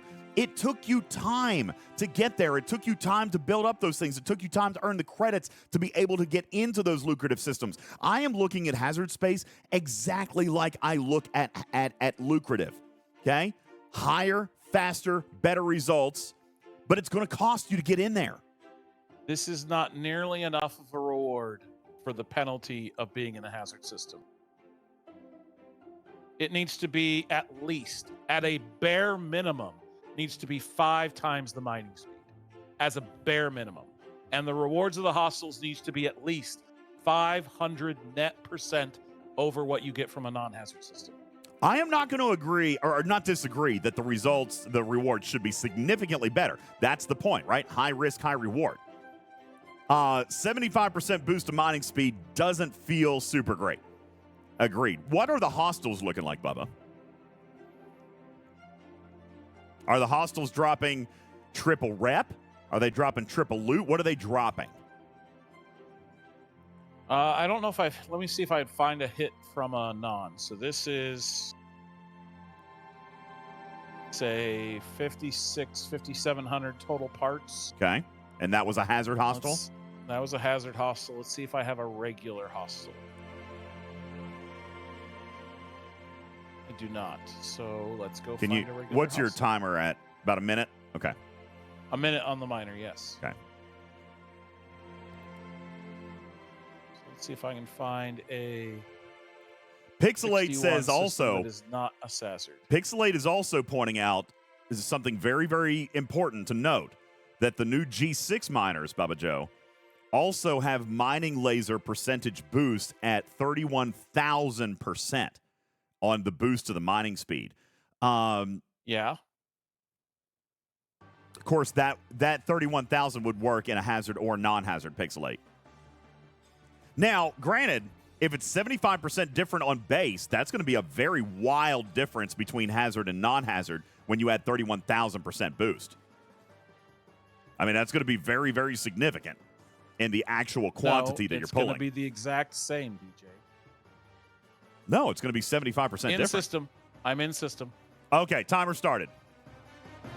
Timer started. All right, so we're going to see. And based on our prediction, if he has 25% hull at 4 minutes, then it is of starting hull, but I guarantee it's not. If he's dead in 3.5 to 4 minutes, then it is definitely of total capacity.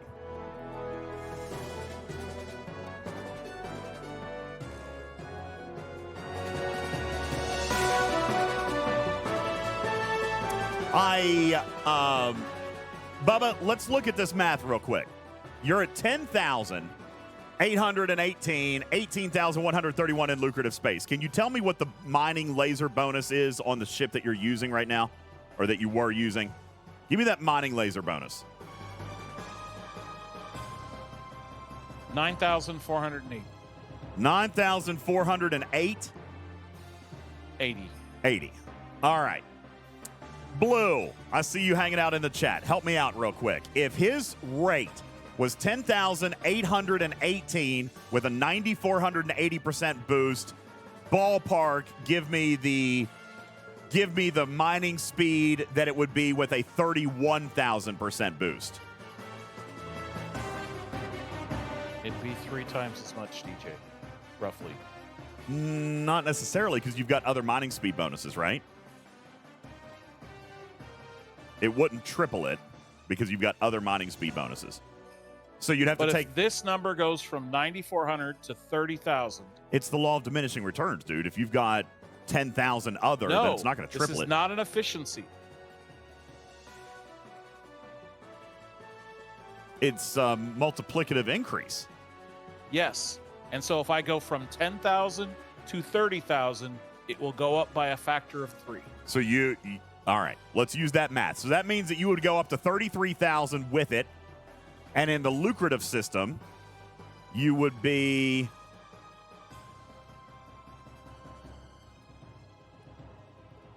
So you'd be 31,000 in the safe zone, 55,000 in the hazard zone. That is that still roughly 75% increase? That's what I said. You said it wouldn't be. I said it was 75%. No, that's what I said.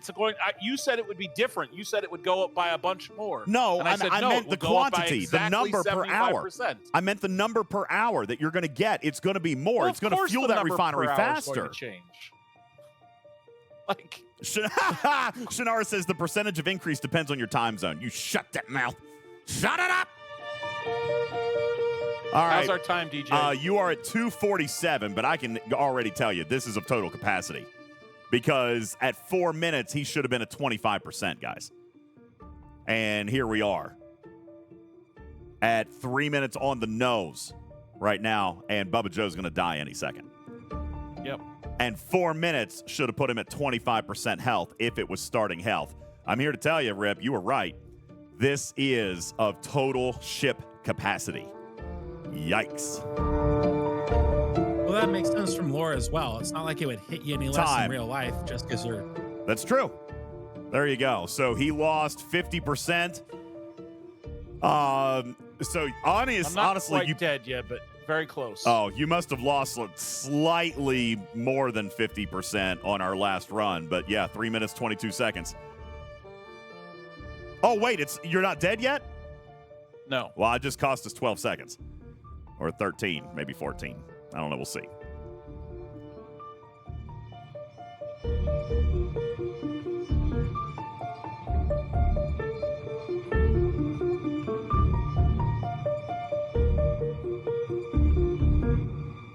Dead.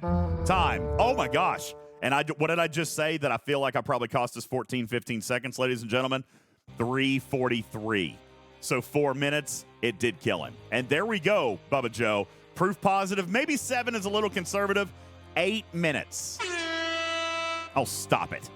8 minutes is how long you will survive in a level 1 hazard with 0% hazard defense. 8 minutes.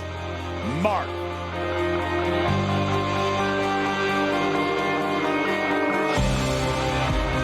Bubba Joe, hazards are no joke. And while I 100% agree that the VIPs are probably frustrated at that very short time window, it will get better. And I do hear you, Bubba Joe. When are the tools going to come? They will probably slowly roll out over time. Are you correct in saying that hazards may not be worth it at this particular time? You may be correct in saying that. But they will be. Listen to what I'm saying. Listen to what I'm saying, DJ. I want you to look at these dailies. I can take a ship I have now, and I can go kill 20 hostiles and collect these hazard dailies, and I have a slightly higher repair bill. Okay? Okay. This seems like something I can chase after and try and accomplish. I want you to compare that to this hazard extractor that asks you to mine 84,000 materials with one in a miner hazard system. Oh, you with have one miner. It says in a hazard. It says in a hazard system. In a hazard system. Oh snap! An entire hull got me 1,000. I have to do that 80 times. That's not right. Whoa! It doesn't matter, Shiz. He says it doesn't say it has to be one miner. That doesn't matter. That is an unobtainable daily at this time. That's right. He's using a G5 ship. The G6 will be better. Research will be better. No, Spectre, I think we're not being patient enough. Yes, I think that is a mad daily. But it is clearly the stretch daily.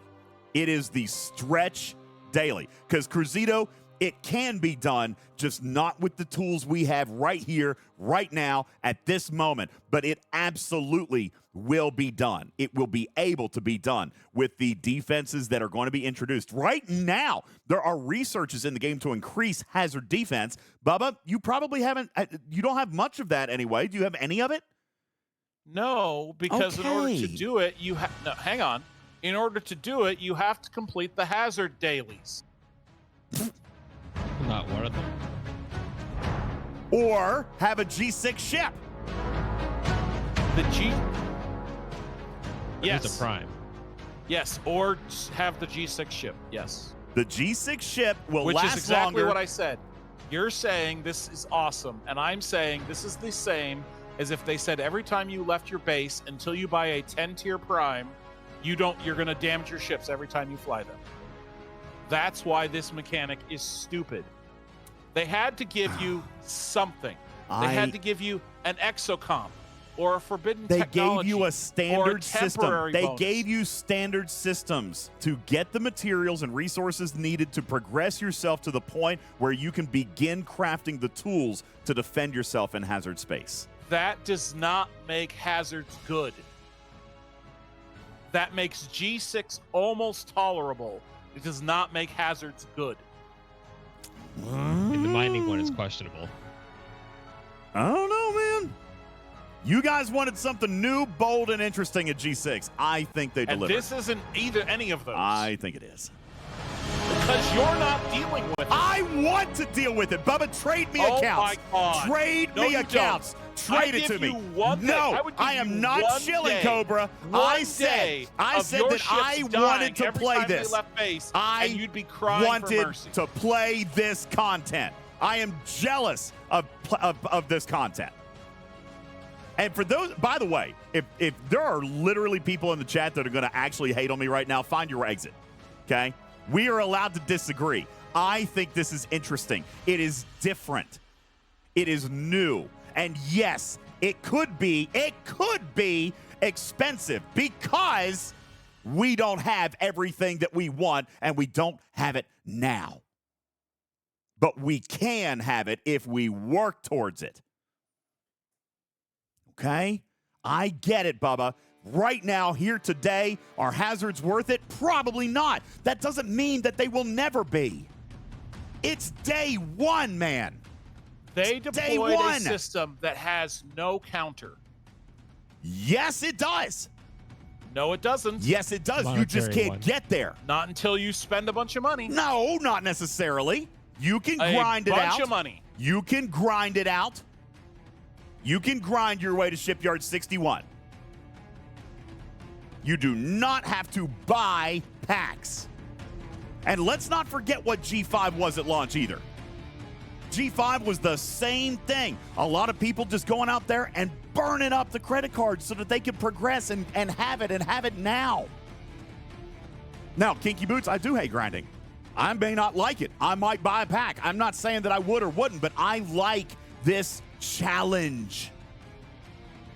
I like this different mechanic. Not a challenge. You just watched it happen. What is it you would like me to do, DJ? How should I defend against that? I would like for you not to want it to be done for you on day one. I want you to want it. I want you to work for it. I want you to get there. Tell me what I'm doing wrong, DJ. Tell me how to counter it. You're not doing it wrong. You need to get to the 61 ship. You said it's interesting. Tell me how to counter it. You need to What should I try? Is there an exocomp I should try? You should get the 61 ship, and you're going to have to grind to get there. You can grind to get there. You can also pay to get there, but you can grind to get there. You need the 61 ship. You need faster hazard-based miners. But yes, you can. You think you can, Bubba. Say it with me. I think I can. I think I can. I think I can. And you can, Bubba Joe. You can do it. This one? This miner? Yes. Show me the resistance. It mines triple as fast. Triple. So it's only going to take me 7 holes instead of 80? Do it in a different system then. You'll mine. We already said. You can't mine. Okay. To complete Bubba, to engage with the hazard, you cannot mine. Go back to your dailies. Go back to the system. dailies. Go back to the dailies. Go back to the dailies. Is that the only source? Is that the only source of hazard material? Mining hazard or doing hostiles in hazard. That's it. So what is the currency? Hazard particles. Particle. So can you do it without mining? You can hit hostiles or you can mine. Or you can do both, or you can do neither, and you can do one or the other. And now, I'm not going to say necessarily count on events for it, but there could be events for it. I don't know. Does that stuff show up in the daily minis? We don't know yet. That's all fine. But as far as the dailies are concerned, yes, Bubba Joe, this is supplying you with the materials you need. You just want it faster. And I don't blame you for wanting it faster, but what I do blame you for is not recognizing that there is a path. path. Give me a mechanic I can engage in that isn't just going to blow up my ship. Well, you can do it slower in the safe zones, and you can do it with PvE. I but can't it's complete slower. this daily in the safe zones. You don't need to complete that daily. The same currency is in the 2 dailies right above that.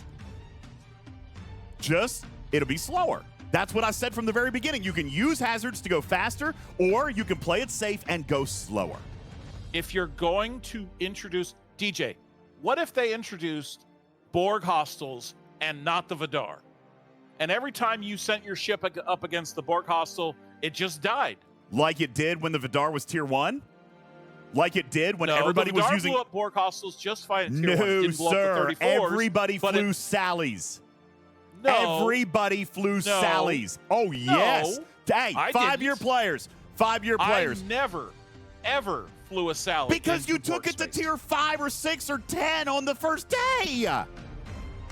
We had separatists we had to kill hit like a dozen times before we killed it. It's been in the game before. And I'm telling you, DJ, it will get better. This is a stupid mechanic. It will get better. It may be good eventually. And you know what? Eventually, it might be fine when they've introduced, when they've actually released the mechanic. But this is stupid. I am with you 90% of the time. Who thinks Aaron otherwise always is makes wrong. fun of me. No, I am not. Aaron always tells me. Yes, you are. Aaron always tells me, and I've said to you 1,000,000 times, Bubba Joe, God, I hate you so much, Johnny. This is I not have said a complete to you before, mechanic. Bubba Joe, that why I get so pissed, I get so mad when Scopely launches a product that looks like crap at the very beginning. I have said that. True or false? I can't even be mad in this voice. It is not it's a ridiculous. complete mechanic. Of course All it they is. did is give you the problem. You're saying when there's a solution, when there's a challenging solution, or there's something you How can go many times do products come out and they look like ass?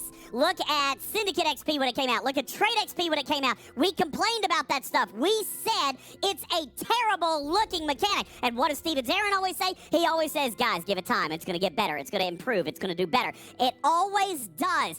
This, I am the king of saying, why launch a shit product if it looks like shit? I've said that. True or false? Community, have I said that?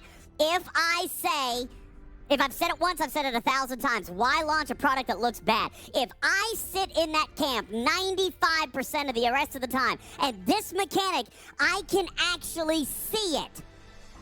So can you. You can see the path.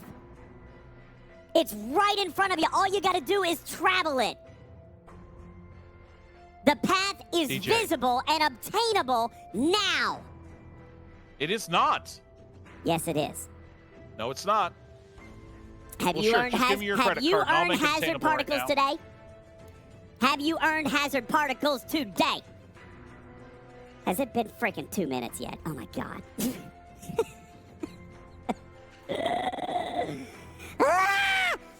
Nakar, I'm not saying that 80 hulls is what it should take, but he's also using a G5 ship. He has 0 research. A tier 8 G5 ship. I'm not using a Nova. It is G5. Oh this my is God. G6 space, Bubba. They have built the ships This with is the ability. entry point of G6 They have space. built and the I am ships. using a tier 8 level. I'm using a tier 8 58 miner. This is as like, close as you could possibly get This to is like G6 building space. a Stella and having an M number of 0 and getting pissed off that it can't kill an armada. No! Yes! No! Yes! Oh my God. It's No, the we're same. done. Good night. Oh my God, he left!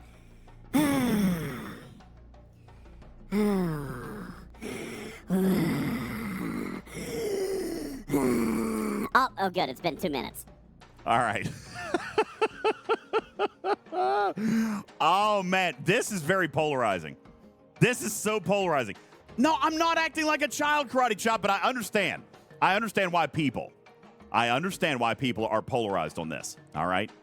This comes down to what I have said in the past as far as what is good monetization, what's bad, right? Like, we don't like stuff to be paywalled, but we're okay paying to speed things up. That's what this is. I mean, guys, he's got zero research. How can we expect a premium performance if we've got zero of the tools that we're supposed to have to engage in this mechanic? And the fact that there are 3 dailies, that does not paywall him from participating in that. It will be slower.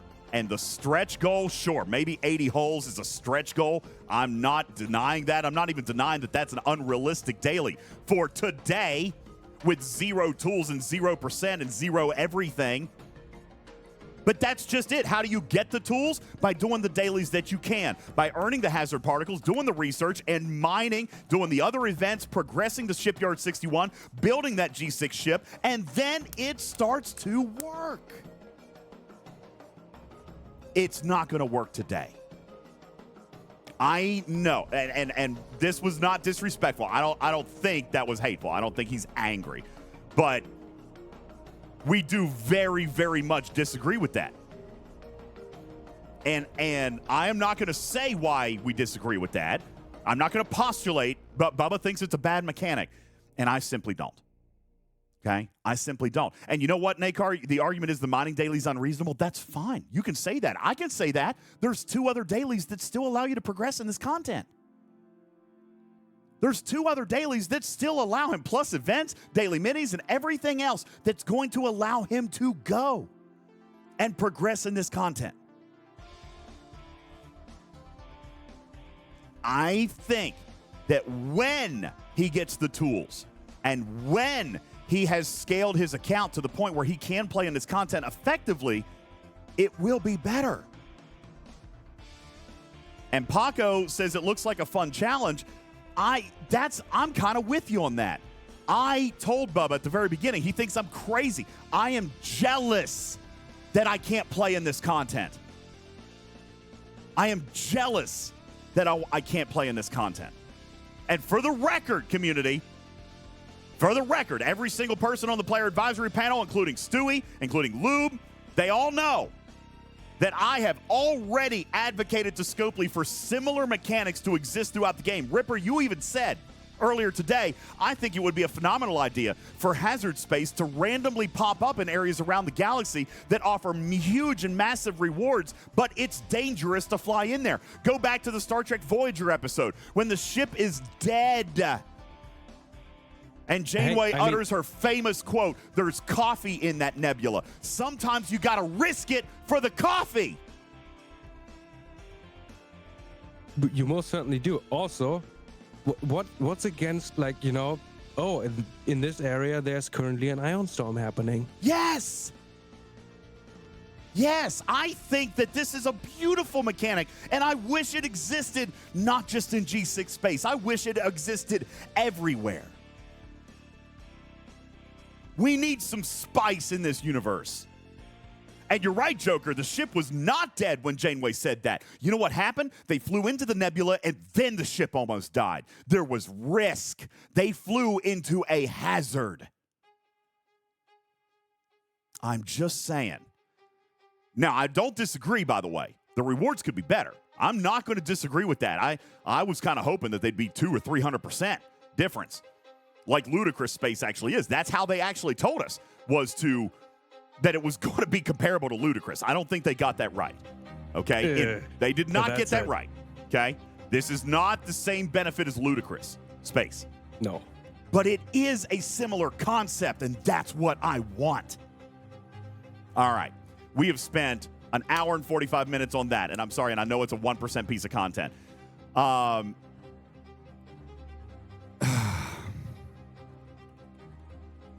on.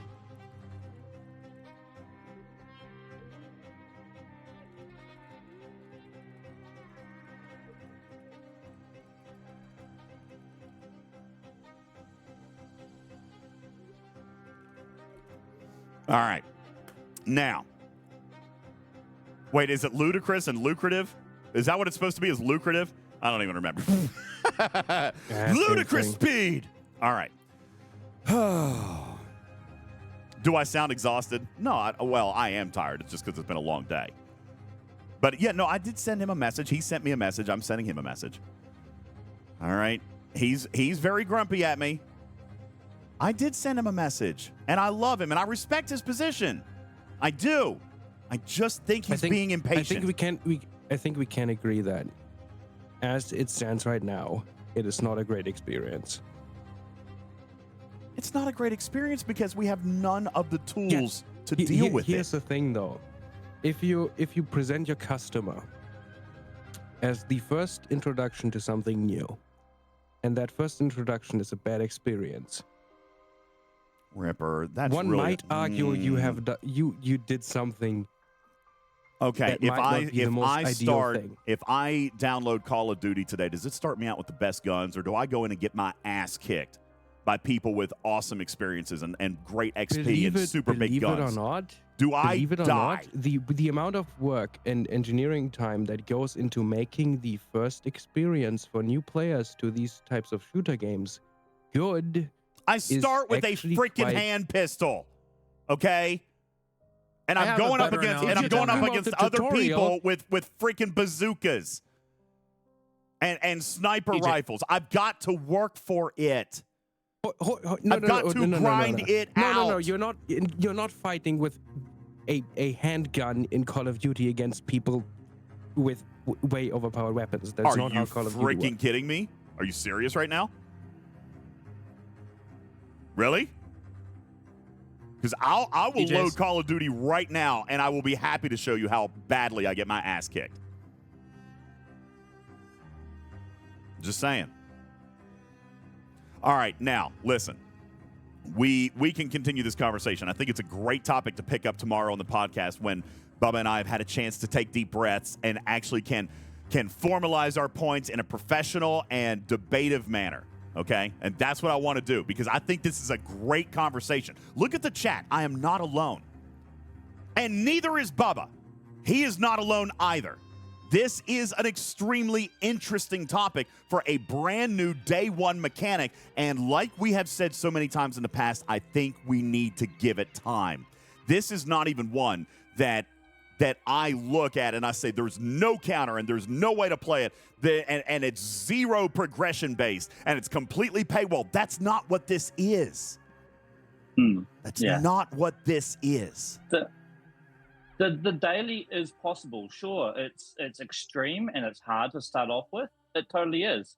But that was no different to say like the cloaking daily, where you said, oh, you can't max both dailies every time. The Titan A daily, it took 9 to 12 days to be able to start to do the second daily. Now you're Titan up a few tiers, and you can do both dailies every maybe 2 or 3 days or 4 days, because you're getting more as you're growing. This will be the same thing, no different. I mean, we were complaining about the same thing with the tally. We couldn't do double and triple refines, max refines of everything. But how many of you guys are doing? Day one. Yeah.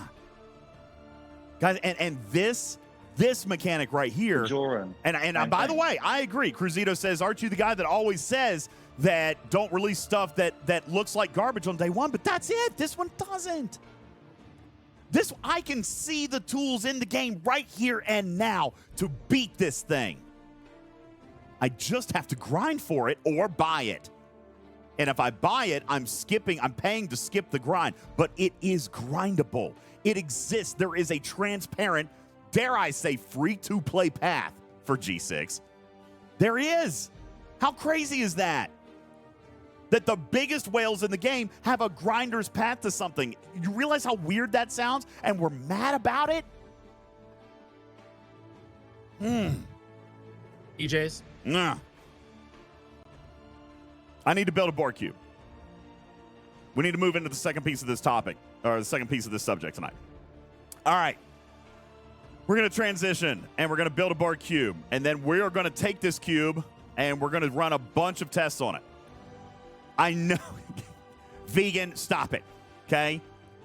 it doesn't matter if there's no such thing as a free-to-play G6. The point that I'm making is,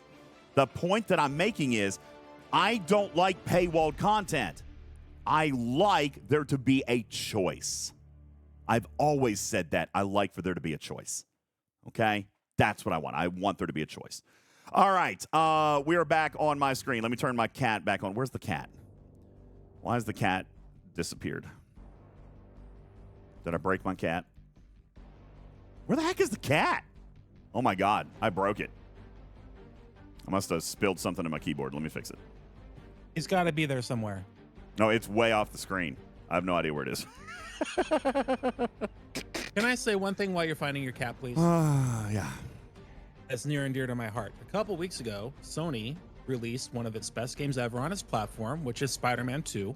Okay. Universally loved, 10 out of 10. Everybody loves this game. There's one complaint with this game, and that's that it was way too easy to beat. And they're disappointed that after 10 hours, it's gone. I heard about that. There's nothing more to accomplish in the game. And here we are on day one, and we're talking about not the tier 1, not the tier 2, but the stretch goal. There's got to be that brass ring to chase after. That's part of the fun of the game, of any game. Well, and listen, I am not saying that he's wrong. I'm not. I totally understand his position. I get it. I think he's not giving the content a chance. Okay? I think he's not giving it a chance. I think this content will be better. But I'll talk to him in the morning, and we'll be able to discuss it more in a more calm and rational way on the show tomorrow. All right? I don't think it is particularly productive right at this second to discuss this topic much further. Well, but it has to go onto the podcast. Like, we have to put it. I mean, we can't not talk about it. But we'll do it. We'll do it in a better way. Stream tonight. Oh yeah, not tonight. No, well, he's gone. Yeah, He left. No, yeah. He's gone. I mean, just in general. Okay. So what else we're going to do tonight? We're going to build a Borg Cube. All right. And yes, by the way, I did remind you guys, we are, 81 subs away from me giving away not 1, but 2 cubes tonight. We need 81 subs, and I'll give away 2 cubes tonight. But we do have 10 battle passes. Would you like me to give away battle passes here before we actually start into the cube content? I can give away 10 battle passes right now. Do you guys want me to do it right now? I'll do it. I tell you what, do Discord. That's what it is. Discord. Discord. For you to join in the Discord, go into our Spam It room and type anything in. You must be registered in the Spam It room. You need not be present to win. It is open to anybody on any time zone, wherever you are, whether you're watching live or not. No, guys, don't spam it. I meant go into Discord and enter in the Spam It room. You guys are silly. Look at the chat going crazy right now. You need to enter into our Spam It bot. All right, so join the Discord, go in and enter into the Spam It room, where I can see a lot of you guys doing that right now.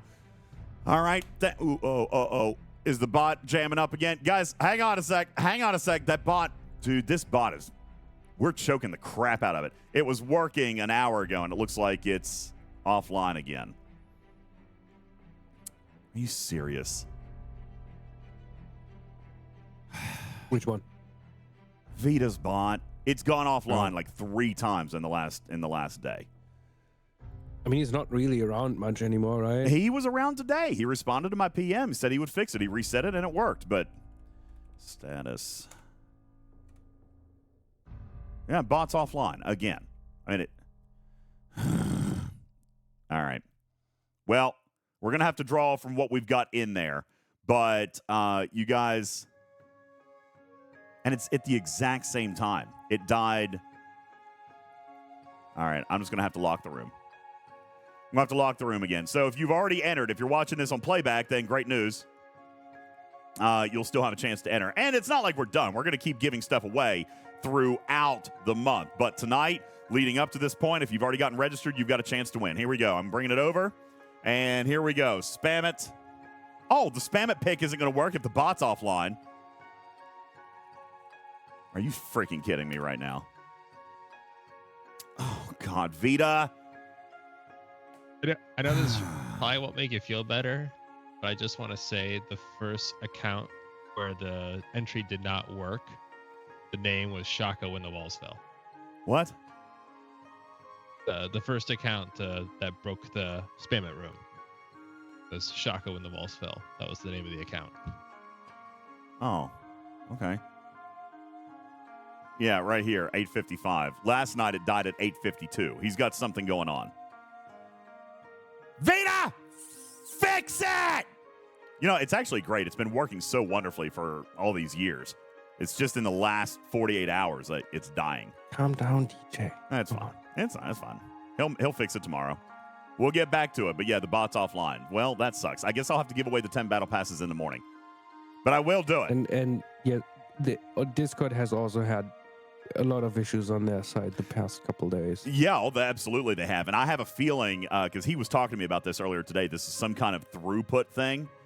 This is a limiter or something like that. Like there's not enough data going back and forth because Discord's limiting his interaction with their servers. It's stupid. Yeah, the rate limiting. That's what I was thinking of, Spectre. I think I foobarred this. Yeah, I foobar everything. All right. All right, well, then let's take a look at this cube. That's what a lot of you guys have been waiting on. Let's build the cube. Okay, we're going to build the cube, and we are going to take it into space. By the way, this cube sequence is absolutely incredible. If you guys would like to take a look at your screen here very quickly and watch this sequence, it is a beautiful sequence. It is not the sequence of the ship traditionally leaving your base.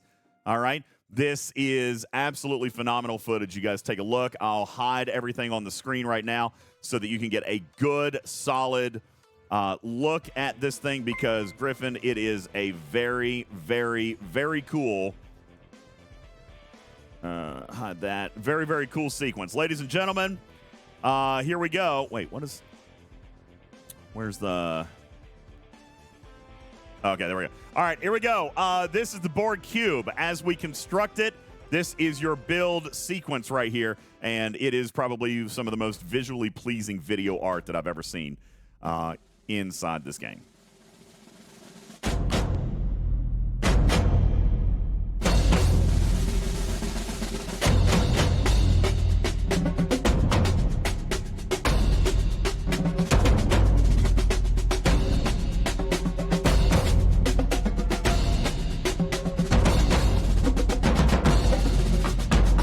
Ladies and gentlemen, the G6 Borg Cube. Yeah. 18 tiers of Borgified goodness right there. I absolutely love it. I think that this is going to be so much fun to fly around. I honestly can't wait for it. All right. I super duper can't wait to get out there and let's test this thing out. So we've got it. Let's take a look at what we can do, okay? Let's see how we're going to be able to take this thing up. First of all, when we build it, we've got to check out a lot of things. All right, it's going to give an interstitial. Wait, the cube built with a hole inside it? Yeah, wait, no, this is a cube that we recovered. Okay, this is the artifact cube. We recovered it, okay? So first thing we're going to do is we're going to hop into our refinery because we now have new things. I think it's under the support tab. Yes, it is. All right, Borg Cube Tier 1. As a matter of fact, very quickly, let's take a look at our chart and see how far you guys think I'm going to be able to take it. All right, let's see how far you guys think I'm going to be able to take this daggone thing by looking at this chart. All right, ask whatever questions you guys want. I have a Tier 5 Corvus. That is the best ship that I've got. I do have a Tier 9 Tribune. That is my next best ship. And I've got a Tier 10 Pylum. That is my next best ship. How far will I be able to take this? You guys are saying Tier 2? Wait, Tier 2? Oh, I'm not talking you won't about... have enough materials. Yeah, I'm not talking about the...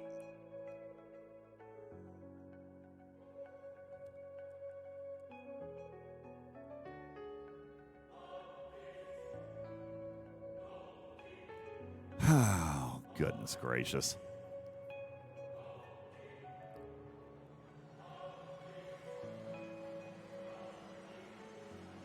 All right. Anyway, I'm not talking about how far I can take it. I'm talking about what I'm eligible to get it to. As a matter of fact, how many warp tokens is the game going to give me right now? How many warp tokens is the game going to give me right now? Shizman has the correct answer. Shannara has the correct answer, as does Hal and Will with a straw hat. It is Tier 9. Why is it Tier 9? Because I have a Tier 5 Corvus. It is not tier 6, therefore I'm not going to get the warp lock for tier 10. All right, but I do have a tier 9 Tribune, which will satisfy the requirement for tier 9. So if I come in here, I should be able to claim this. Oh, that's not the Borg part claim. Where do those come? Where are the Borg part claims? Are they in ship parts? No. In your gifts. In gifts. Okay. Oh, there they all are. And it does indeed take me up to tier 9. There it goes. Okay. Takes me up to tier 9. All right, so we get to claim all of these now. That looks like fun. And why do I get all of these? Because I get to backfill. All right, I've got the tier 9, and that means I get all the warp parts for everything underneath it. So there you guys can see. I've got everything that I need for multiple cubes because I have done the highest faction. All right, so we're going to claim all these. Oh, yeah, 1 minute reset, 1 minute to daily reset. Have I done what I need to do in here today? I think I have. Yeah, yep, we're good. Okay. All right, so I'm going to come back to gifts. And I'm just going to go ahead and claim all my warp parts, which is fine. It doesn't really matter with what I got to do here. But we are going to try to tier this thing up and try to use the refinery and all that stuff, and we're going to fly this thing. But we're going to use our chart because, by the way, we found some interesting stuff earlier today. All right, found some interesting stuff earlier today that I'll be honest with you, I'm not happy about. Not happy about it. Okay? So. Wait, what? I'm not happy about something I learned about the cube today. Oh, interesting. Mm-hmm. Yeah, I'm actually really not happy. I was very, very fussy in dev chat about it. So, and I'm going to demonstrate it for you guys. All right, I'll demonstrate it for you here in just a moment. All right, so we've got our Borg Cube. Let's go ahead and set it up here. Let's find the Borg Cube. Where you at? There she is. All right, a tier 1 Borg Cube. Oh, man, I wish they would lower it down just ever so slightly so we could see the whole... Man, that is so awesome. I really, really love the fact that we are flying a Borg Cube. I mean, that is just so freaking exciting to me. Oh, it's so pretty! That's great. Okay, anyway, so there's our Borg Cube. Now, what do we got to do with the Borg Cube? We're going to take the Borg Cube and we're going to go hit hostiles. Now, I should point out that I am level 5, so let me go ahead and just pop this thing up. I'm going to go ahead and spend a little bit of XP. I'm going to get it to level 5. What should... Man, I'm out of XP. Crazy. All right, I am now going to deal 23,000 damage. All right, let's come back over here and take a look. I'm at level 5, 23,000 damage in PvE. All right, PvE. Now, what is interest...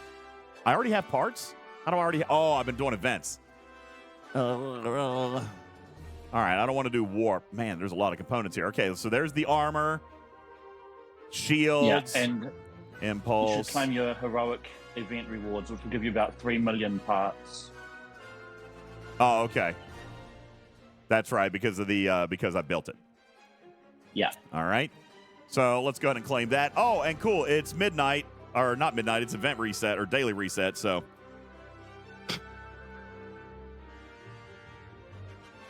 It never changes, does it? Nope. Yeah, game stuck. Game stuck! There we go. Oh, there we go.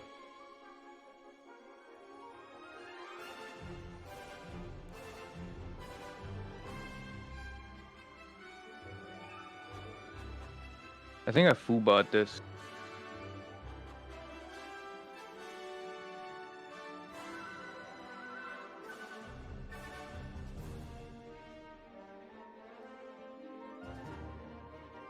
Hang on.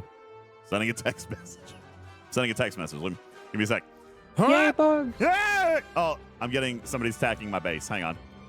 Who dat? Who dat? Man, they killed my Borg Cube already? Wait, now, does it not take resources to repair, or is this a visual glitch? Look at that. Does it not cost anything to repair? It should.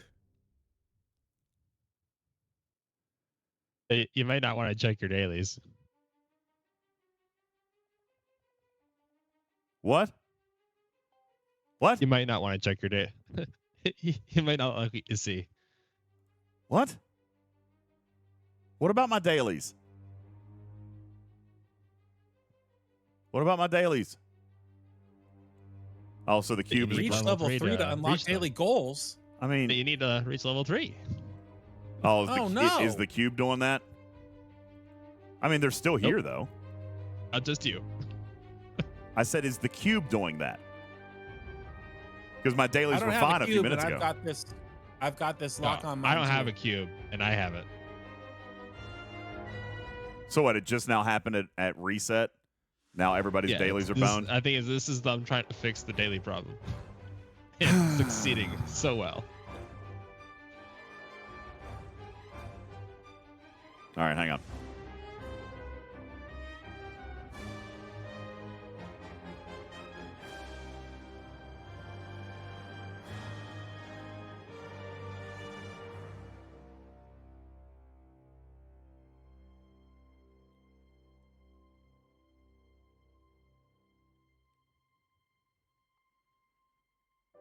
All right. Yeah. Also, so DJ, took it. Yeah. What? Repair cost not displaying as a bug. Oh, cool. Good. Good to know. It is not free to repair. I was going to say that would be stupidly awesome, but okay. Anyway, there we go. So there's the cube. We're going to take it back out now. We are at level 5, which means that if I hit at my level or down, then I should. As a matter of fact, let's just reload up to a system where there's some hostiles that we can hit. Where do we want to go? You want to go to Wolf?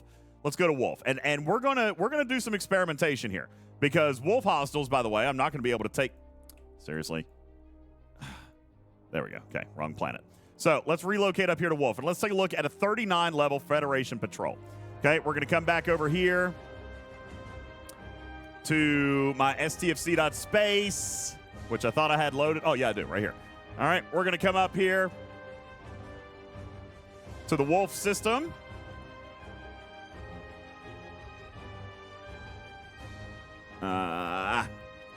Okay, there's Wolf. You can also scan the hostile.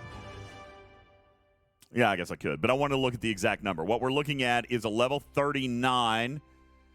Actually, let's look at a level 37 Explorer, okay? Level 37 Explorer, which has 1.6 million hull health. So let's see if my Borg cutting beam is going to be able to take that thing out. Probably not.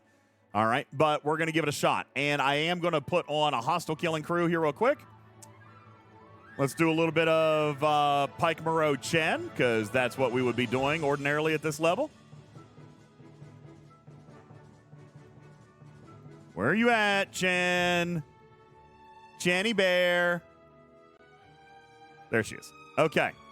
And might as well go ahead over here and we'll just put Belana Torres under deck. All right. Oh, she's damaged. So we'll put Hugh under deck. That's fine. Okay, here we go. So we can see that my Borg Cube is 4.8 million in power. I am an Ops 56, but here's my 4.8 million power. Let's see if I'm able to actually kill these hostiles at Tier 1, Level 5. After all, the hostile is 1 million power. I'm 4 million power, and there it is. At Tier 1, I took it out, and you guys can't see this. I'll turn off the overlay. Took no damage. Like, just none. And by the way, you can see right there that I took that already, right off the bat, I charged my death ray. Charged my death ray to 82%. Okay, so let's kill another hostile. We're going to kill another hostile here, and that's going to take our death ray to 100%. There it is. Now, I'm at 100%. Can I overclock my death ray? Let's kill another hostile and see. Is it going to go higher than 100%? No, it is not. Okay, it's not going to go over 100%.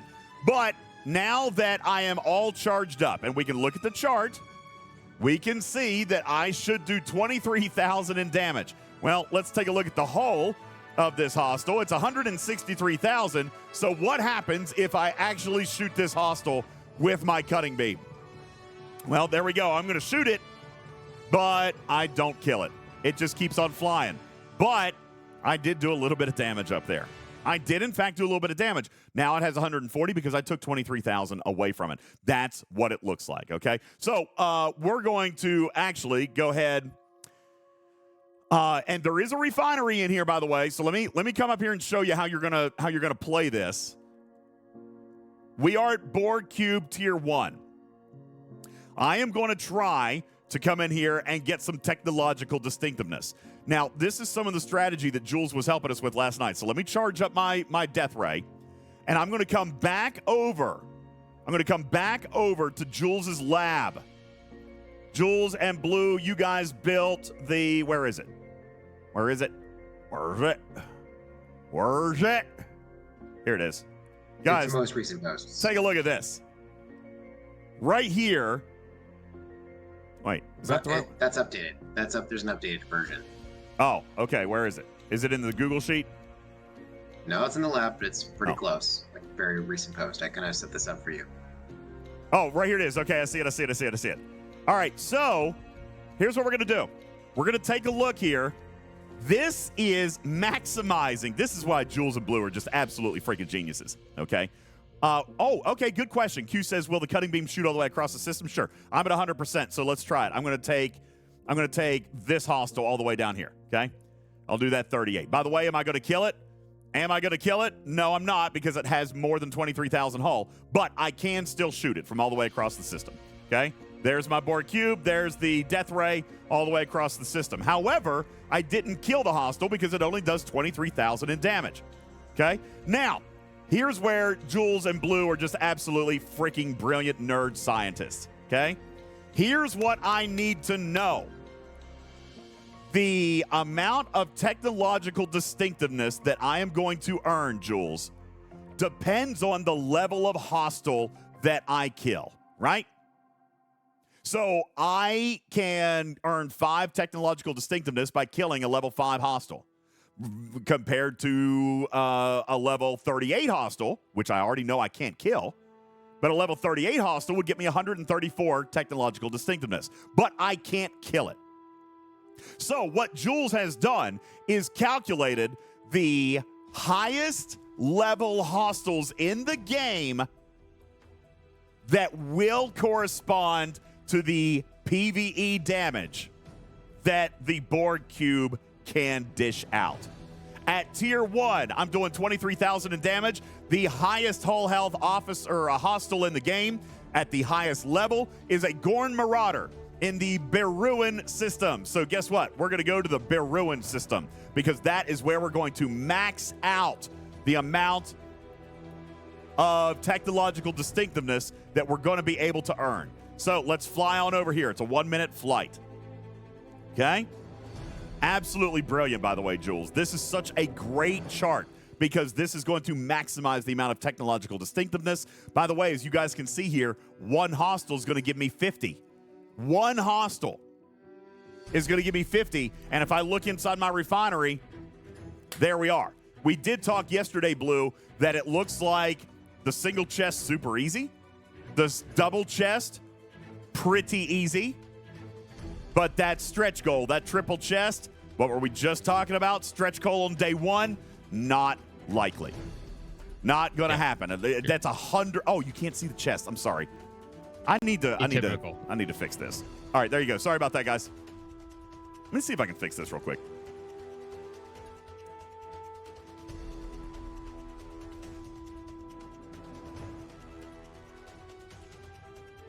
Let's just run that right there for now. We'll see how that goes. Yeah, there we go. That helps a little bit. All right, so you guys can see the chest cost. 50 for one, super positive. One hostile is going to do that for me. 3 hostiles are going to get me the double, but this is 10. And don't forget what it takes for me to actually charge it. So let's see how long it would take me to charge. I've got 0%. Let's kill a hostile, okay? We're going to come over here. We're going to kill this level 28 hostile. Am I going to be able to do it? Should. It's a level 28. Okay, it's only 100,000. Yeah, I'm good. My Borg Cube is oh God, look at that. 10%. So I've got to kill 10 hostiles to get 1 full charge. As a matter of fact, oh man, that is sucky. That is sucky. 27.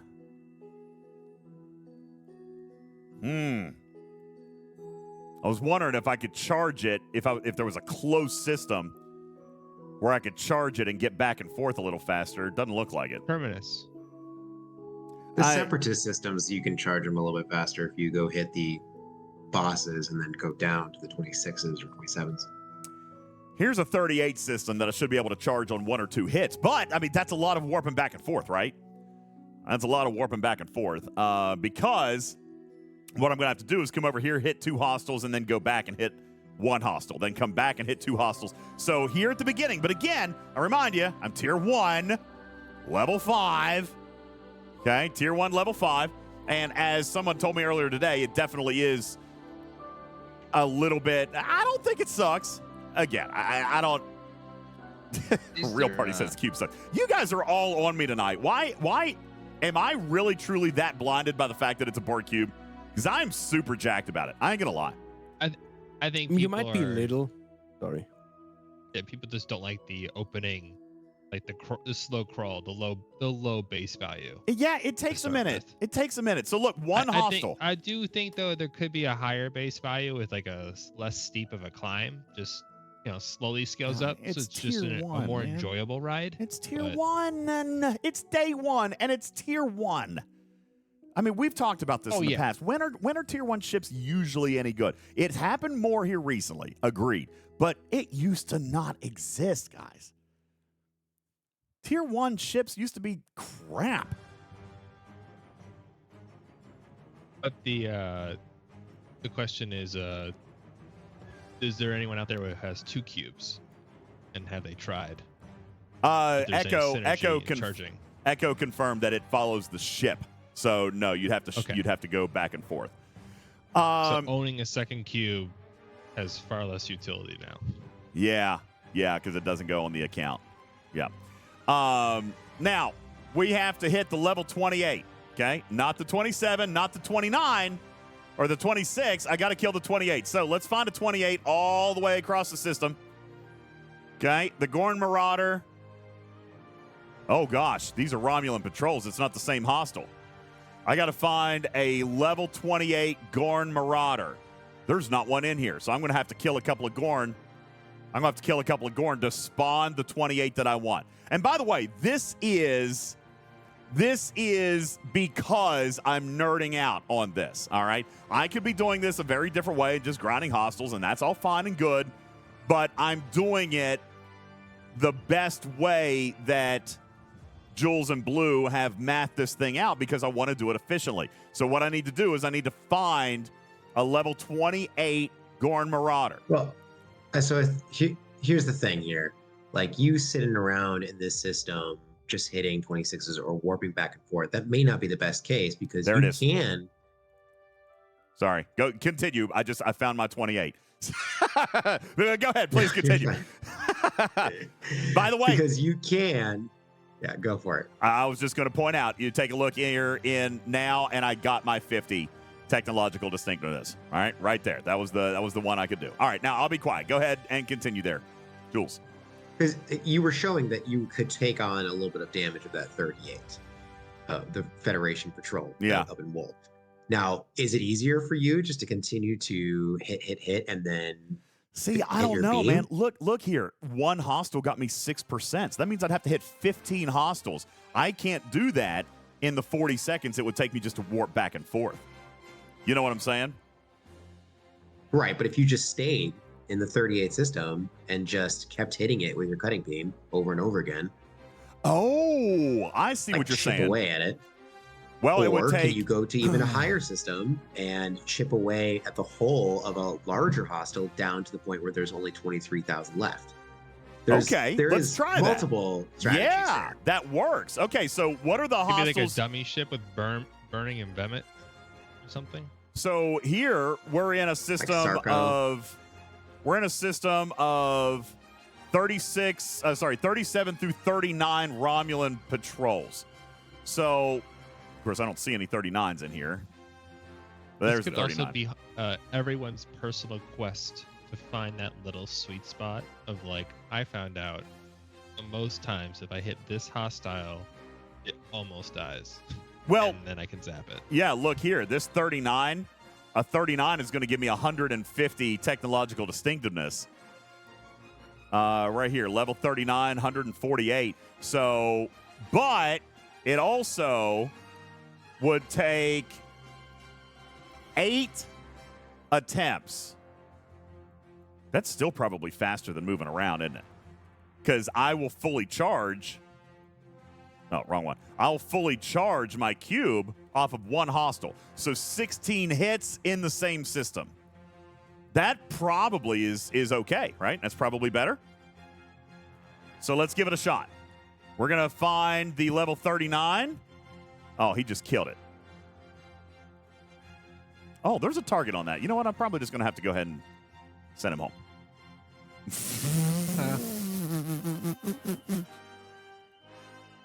I mean, I can't let him steal my hostiles.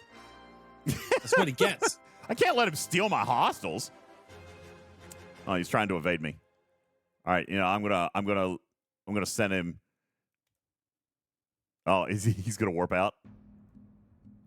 Ah, he left. Okay, that's all right. So I'm at 100%. So here, let's chip that one. Okay, boom. Now we're gonna come up here. We're gonna attack this hostile. Okay, great. And this hostile took a teeny tiny bit of damage, but now I'm gonna kill one hostile. I'm gonna go. Looks like we'll have to kill 2 hostiles. So that's gonna put me at 2, 9. It's gonna put me at 27 hostiles to do the stretch goal. That's still not terrible, I guess. I cannot attack the target as it's immune from the Borg cutting beam. What? It's got 30 seconds of ablative shields. Okay, not a big deal. So this is the cooldown. Yeah, after you hit a target, it's got a 30-second cooldown. So that's the cooldown that they said it was 5 seconds. They said it was 5 seconds. Going to take it away. So it's actually more like 30. Huh. Interesting. Now, I swear, if somebody, you know what? I'm going to fly a ship in here, and if anybody tries to kill my hostile, you know what? Oh my God, Aaron, you were talking about separatists. This reminds me of that. This is like me chipping away at a separatist, and if somebody tries to steal it, I'm going to kill them. Right? How many of you guys remember that? If somebody tried to steal your separatist, you just kill them? This is the interesting thing, though, too. You basically can claim that hostile by having this cooldown on it. Whether that cooldown is actually useful to you or not, you now have some time to go recharge your Borg Cube while that hostile cannot be hit by another Borg Cube. Yeah. They can hit it natively, but they couldn't hit it with the cutting beam. That's right. That's right. Yo, thanks, Maxenheimer, for the 1 Sigma kitty bitty. Appreciate it. Whew. Shannara says, why a specific hostile? The reason I'm doing this is to try to minimize the amount of time that I've got to charge and maximize the amount of technological distinctiveness that I'm actually going to get so that I can try to maximize my refines, okay? This is, and by the way, I'm doing this at tier 1 because, Jules will tell you, I'm trying to do this the super nerdy, ridiculous way, but it's going to give me my max payout, all right? It's going to give me my maximum payout to do it this way. So I got 6 seconds on the cooldown. Of those amalgam traders. 50,400, and but they're only 31, aren't they? Borg. They're only a level 31, and you need tier 4 Borg one Cube shot to kill them with one shot. Yeah, so it's not. It's an interesting idea to be able to go into those systems. Now, though, the best possible method here, if it's possible, you have to find the sweet spot of using another ship to get its hull down to less than what your cutting beam can do, and then hitting that. So what is the largest hostile that you can consistently get the whole health down to 23,000? Yeah, getting it down to 23,000, that would be so tough, especially for someone at my level. But also, keep in mind that you do have a ship that is capable of withstanding a lot of damage and also capable of not dealing any of it. The Sarco. Well, that's not really helpful. But that's not really helpful because you want to deal. If you're burning or something like that, or just it's just more of a metered approach. I guess that's fair. Yeah, metered approach, and the Sarco would stay alive.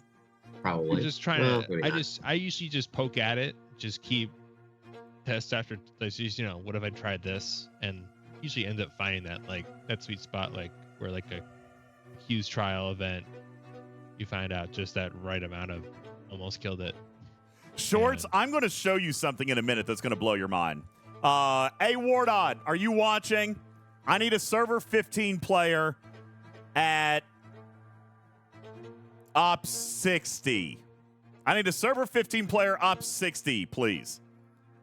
Server 15 Op 60 to come and help me out with a test. I want to show you something ridiculous I learned today, Jules. You probably already know.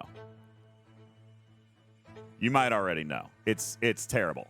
It is so far the thing that I dislike the most about this cube. Wardod says I'm only Ops 14. Wardod, that would be great. Come on up, buddy. It doesn't matter. Bring any, bring a small ship. Bring a small ship. That way we can see. I need it to be something that we can see the exact amount of hull on. All right, so maybe a Rialta, Baby Jelly, something like that. Something destructible. Well, no, because I wanted to have more than 20. Oops, I wanted to have more than 23,000 hull.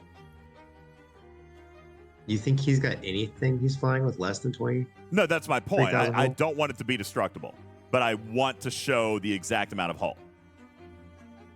Yeah, Airstrike, you're exactly right. That irritates me. That irritates me a gazillion %. And I'll talk to you about it here in just a second. Because I'm gonna show it off. I want to actually show it. Oh man, are we ready to kill this thing yet? This is a little bit of a grindy thing here. Of course, I am trying to do it the nerdy way, right? I'm trying to do it the nerdy way. The study after study has concluded that doing this while streaming did not yield the best results. Yeah, I don't know if this is 1,000% the best way to do it, but just broadcast. We're getting there. We're getting there. All right, so we're gonna hit it with the cutting beam. We're getting close though, Jules. We are getting close here. This thing should have only 1 or 2 more hits left on it. 42. Yep, I need 2 more cutting beams on it. So, all right, look, there's IJ. All right, now listen, guys, hang on. I need to finish what I'm doing here, but I want to show you something. Okay, Wardod, you send that big-ass warship home. Get it? No, do not hit my cube. Do not hit my cube yet.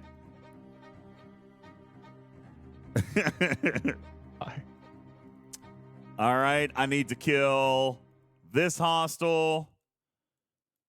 And then it should finish us up here, okay? This should finish us up. This will finish this level 39. And when I kill it, it's going to give me 148 technological distinctiveness. Now, that means that I am probably going to go ahead and do a double pull. I'm not trying to do this thing all night to do triple pulls, okay? Like we talked about that the other day, Blue. Just not worth it, I think, at this particular moment in time, right? Not worth it right now. Not until you figure out something else entirely. Yeah. All right, so there's my level 39, and I did kill it that time. Yay! I killed my level 39. It's dead, and you take a look at my technological distinctiveness, 148. That is fantastic. That is lovely. That's what we want. Okay, so now I'm going to come back into my refinery. I am going to go to the support tab, and now I'm going to do the tier 1. Where am I technological? Oh, wait. Oh, my God. I've got to dock it. It's an inventory? It's an inventory thing. All right, which means technological distinctiveness can be stolen. Holy cow. Warning there, guys. It's a cargo item. Technological distinctiveness can be stolen. You can do over cargo Borg hunting. Yikes. Will 5 boost it? Well, Picard. Well, oh. Yep. Well, let's try that theory out. Let's go with, very interesting, guys. Yeah, Rev tested this earlier today. No loot bonuses work. Dang it. No loot officers. Dang it! They wouldn't. I think I mentioned that they won't. Yeah, because we thought they were coming in a bundle, but that's not what's actually happening. They're No, not I a knew bundle. that they It's don't come in- cargo. No, it's not cargo. It is cargo. Like we a separate missive or something. showed that. It's cargo on your ship, but it doesn't show in the cargo of the hostile. Oh. It's like Yeah, a I see completely that. third party. But it entry is your coming in cargo. as It is just- cargo. It is produced into the combat result. I mean, there's an argument that that's loot. Now, obviously, they can code it however they want, but Sure, there's an argument that that's loot, but that is not how loot usually works. Because Yeah. the loot bonuses that you get work on what is in the cargo of the hostile you are you're right. attacking. That's exactly That is right. not It's the the case. pillager bonus is really what it is traditionally called, is the pillager bonus. You're bonusing what it is that you're stealing from the hostile, not what's being generated by a loot table.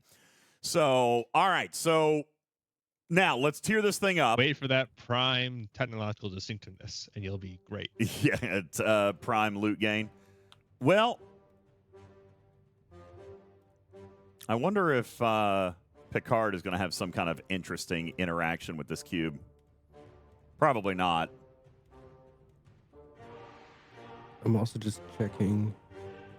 Now, real quick, I do want to show and remind you that refinery is a 22-hour cooldown. It's basically a once-a-day refinery, okay?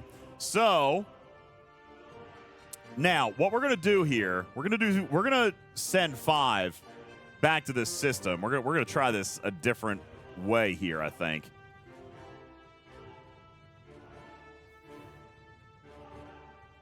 Oh, crap. Hang on. I forgot to level it. I forgot to tier it and level it. Let me do that. I forgot to tier it. I know, MDB. I'm a dummy. So let's bring it back. Bring that back here real quick. And we're going to tier it and level it, which is going to, therefore, allow us to do more damage. So we can now try to hit a larger hostile.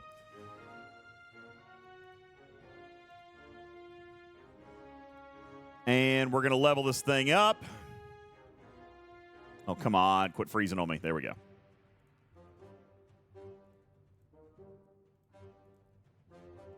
Okay. Now we have 36,000 damage, which does correlate to the chart. We're going to come back to this same system. Actually, I'm going to go ahead and spend some more parts here. Get it ready to tier up. You said, how far did you guys say that we were going to be able to take it? Only tier 2? Unless we buy a pack? Oh, yep, there it is. Maxed out. Come on, man. The game is laggy. All right, yes, no, I hear it, Rexy. That 5 is not going to work. I hear everybody saying that, but I also see some people arguing otherwise, so we're just going to show it. I mean, it's not a big deal. We're just going to prove it. That's part of what we do here. We don't take anybody's word for it. Trust but verify, right? Yes, I've heard about 5. My goodness. I've heard about 5. I heard. We gonna do it anyway. That's right. That's what we do here. Are you new here? Yeah. Are you new? You know, one of the Welcome. one Appreciate of the other issues that we want to test is what happens if you're full cargo and then kill it. Will you get any loot? Probably not. But we can test that So as well. you may, yeah, you'll I'll let someone probably else fill up test and that. try it dill before you actually kill it. No, we didn't last time, and I'm coming to the same system. I'll be able to kill less But now you've got hostiles. 5. Oh, shoot.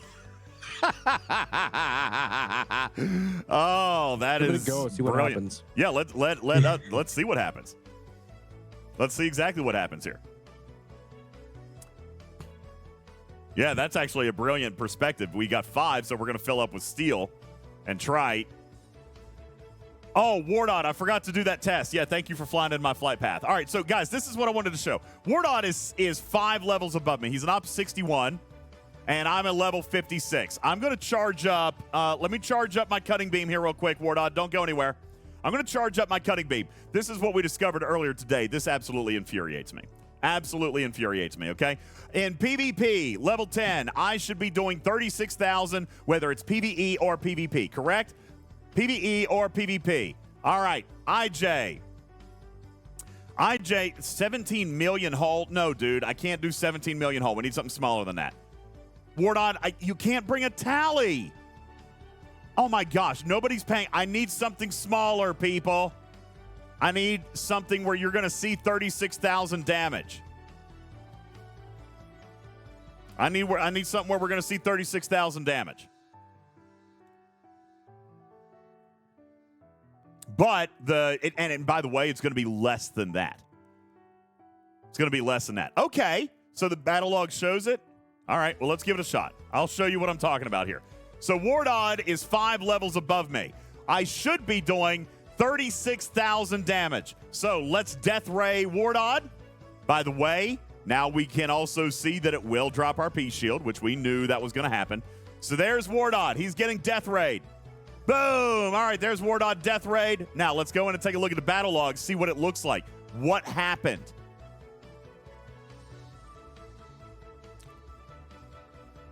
Huh! Interesting. Look at that, Jules. It was only 18,000. Why? Why? Because it's depreciating return because he's higher than me. 10% per level, flat. Wardod, why did you do that? Come on, man. Science. You're even in the audience. Quit screwing around. He was trying to educate. No, there was nothing educational about that. It's costing me time. All right, let's come in and take a look at this, guys. Let's take a look at this thing right here. Okay. Where was that description? Trying to find it. Here it is. When targeting a ship above your player level, the hull health damage dealt is decreased by 10% per level. Now, That's worse than the tax. Does anybody else feel like this is completely bass-ackwards? Nightmare. It's not really bass backwards, but it's not even necessary. I know. Like your 36,000 damage isn't going to matter. What? This is a stupid mechanic, Scopely. Like, I love this ship. I do. I love what it represents. I love that I'm flying it. That's all cool. I have said from the Jules, have I not said this for 24 hours solid now? I feel like this thing is very conservative. I feel like it is too conservative. The Borg are the most feared species in the galaxy. They are the most feared adversary, the strongest and the most destructive collective of individuals. Not even individuals, but you know what I'm saying. They're the most destructive species in known space. Why is their ship destroyed? Why is their ship the super tiny peon that it is? It should be a Dr. Chaotica death ray. It should be the ship that everybody in this game fears.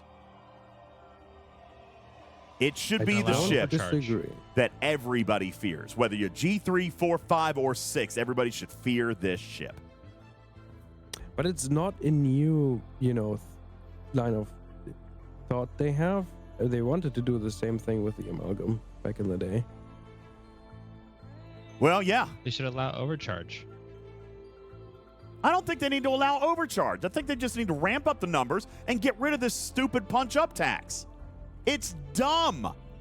It literally aggravates me about this feature. Like, this feature, I'm enjoying it. I love the cube. I love the fact that we got it. This almost ruins it for me, man. That is a stupid mechanic. Now, Ripper does say, objectively and factually speaking, that it would cause extra repairs for higher player ships, and I don't disagree with that. But now maybe I've got the pulse all wrong on this. Okay, I am clearly out of my mind when it talks about hazards. Okay, maybe the VIP community doesn't like this. But are there VIPs out there that would be angry if I did actually zap you with this death ray and it didn't have a punch-up tax? Like, are people actually upset about that?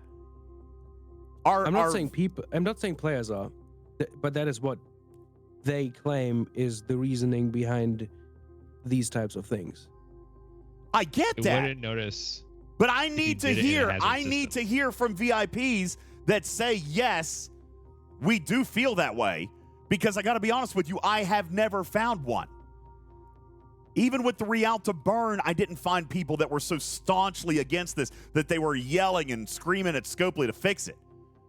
Oh no, I think it's just the repairs they mind. it wasn't necessarily that they were screaming before, but they would definitely be like, "Yeah, this is a good change." Okay. These types of people did exist when they did the Real to Burn. Do change those same thing. people still agree that this cube should be handcuffed when it comes to attacking other players? I think using it for PvP is a challenge. I still In find a it hard to setting where it fathom. matters. If you don't want to get the ship damaged, don't fly it. Well, Bubba Joe would have a different argument against that. He would say, you know, I paid for the superiority to not have to worry about that. Right? So, I mean, I get that. But it's still gonna scratch your ship. It's not gonna kill you. Well, we did do the math earlier. It takes about 70-ish Borg Cube hits at a G4 rare level to actually kill a G4 rare. 70 hits of a Borg Cube at the appropriate tier for a G4 rare to actually kill a G4 rare. See what this is coming from like a mid-level player, me, that sure they will complain that we can hit them and do damage, but they are so often the first ones to go and just clear out a system. Well, I'm not trying to make this into a Players. class war, okay? That's not what it is. No, I'm for sure, asking. but I'm that's just where asking. that perspective comes from. Well, that's not fair. Okay, no, so You might have a I'm not solution. going to accept that. I can't accept that. That's not fair. That's generalizing. But I genuinely want to know, are there players that for whatever reason, I don't care what the reason is, are there players that feel like a punch-up tax is necessary, especially with the capabilities of this ship? I mean, this is a stupid mechanic. It I think with almost the ruins PvP this feature. I think with the PvP damage numbers is the way they are right now, this tax is, or like this scaling is absolutely unnecessary. If we had similar damage in PvP compared to the PvE damage, different story, potentially, I think, for a portion of the high-level players, but with the damage numbers you get in PvP right now with a cutting beam, I think it doesn't make any sense whatsoever. I agree. This is a dumb mechanic. It's a dumb mechanic. It's just stupid. And it really, really upsets me. I was very vocal today in dev chat about that. This is a stupid mechanic. It's dumb.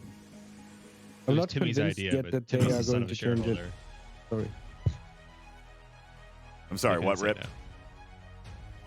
That's fine. Blue was saying something. I interrupted. I apologize. I was saying it was Timmy's idea, but Timmy's the son of a shareholder, so they couldn't say no. Who's Timmy? You mean Billy? So, Billy from accounting? Timmy's cousin. No, Billy's cousin. Timmy. Okay, gotcha. But sorry, Rip.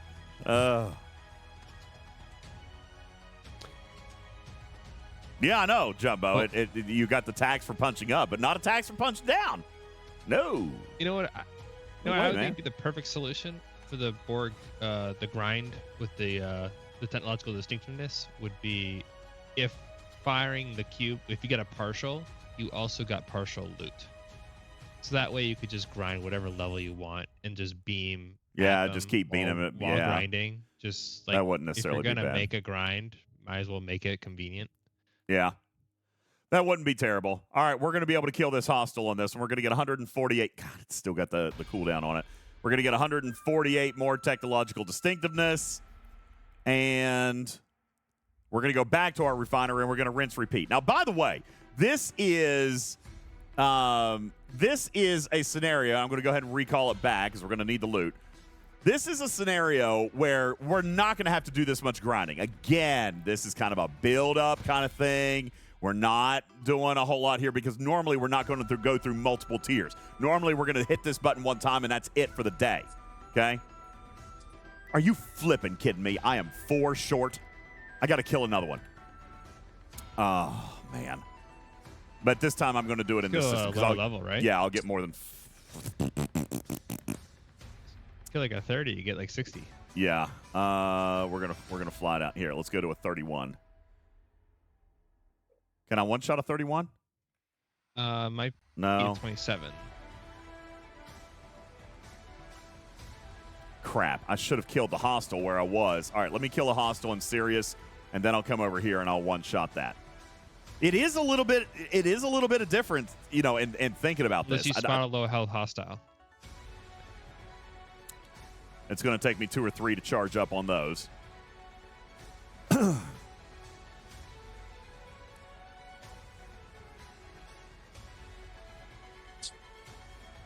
Oh, God, it's going to take 5. I don't have time for all this garbage right now.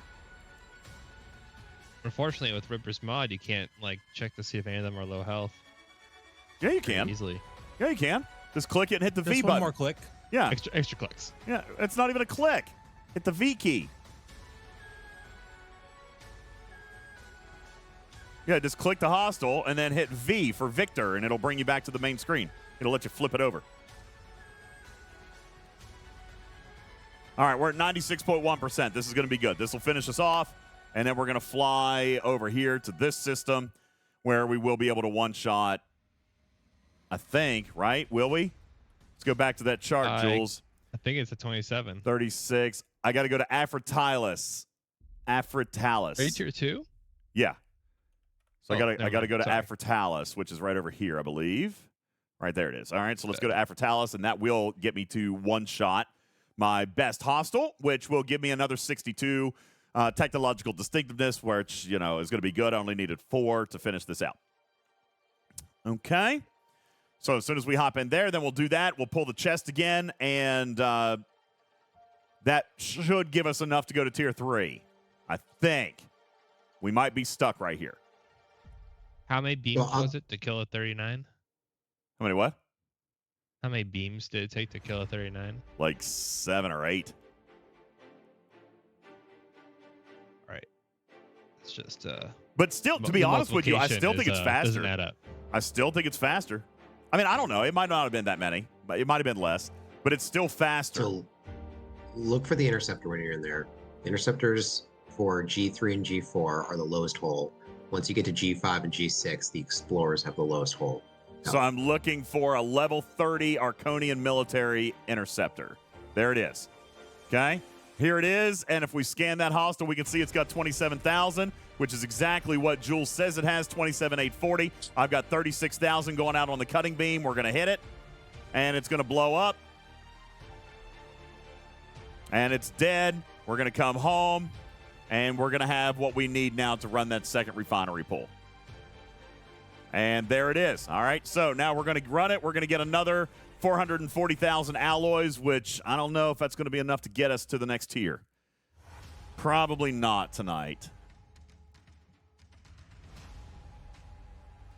Nope.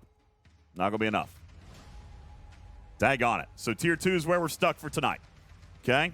Tier 2 is where we're stuck for tonight. Today is a good day to die. Says, yo, can we get those new charts? Absolutely. I think they're in there, to be honest with you guys. But I posted one that's good for the graphics room. Okay. Just recently. Well, maybe they weren't in there then. Sorry about that, guys. I thought they were. Oh, well, crap. All right, so That was more fresh out of the oven.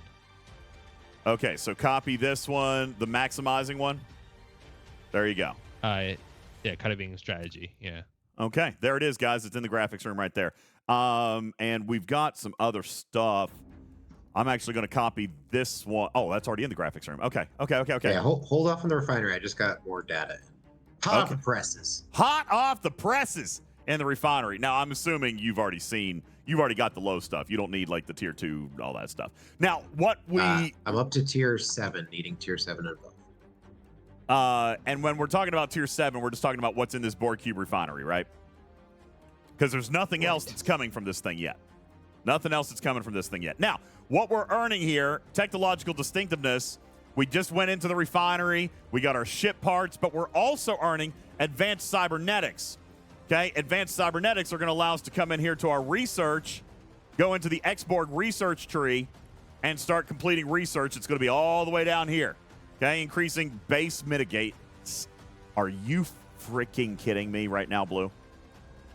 A 10% boost to mitigation. Are you freaking kidding me? It's gonna be awesome.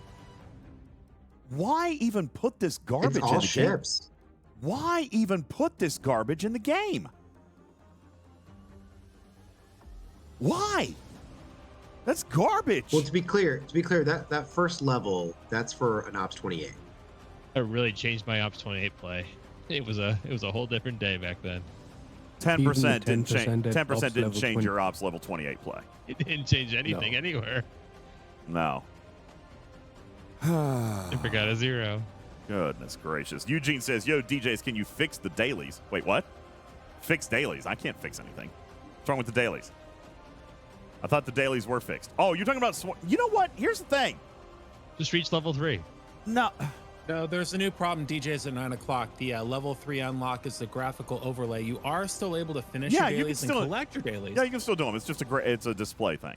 It's just a display You thing. just have to reach level 3, and you can do it. Yeah. If you're already level 3, then you're good.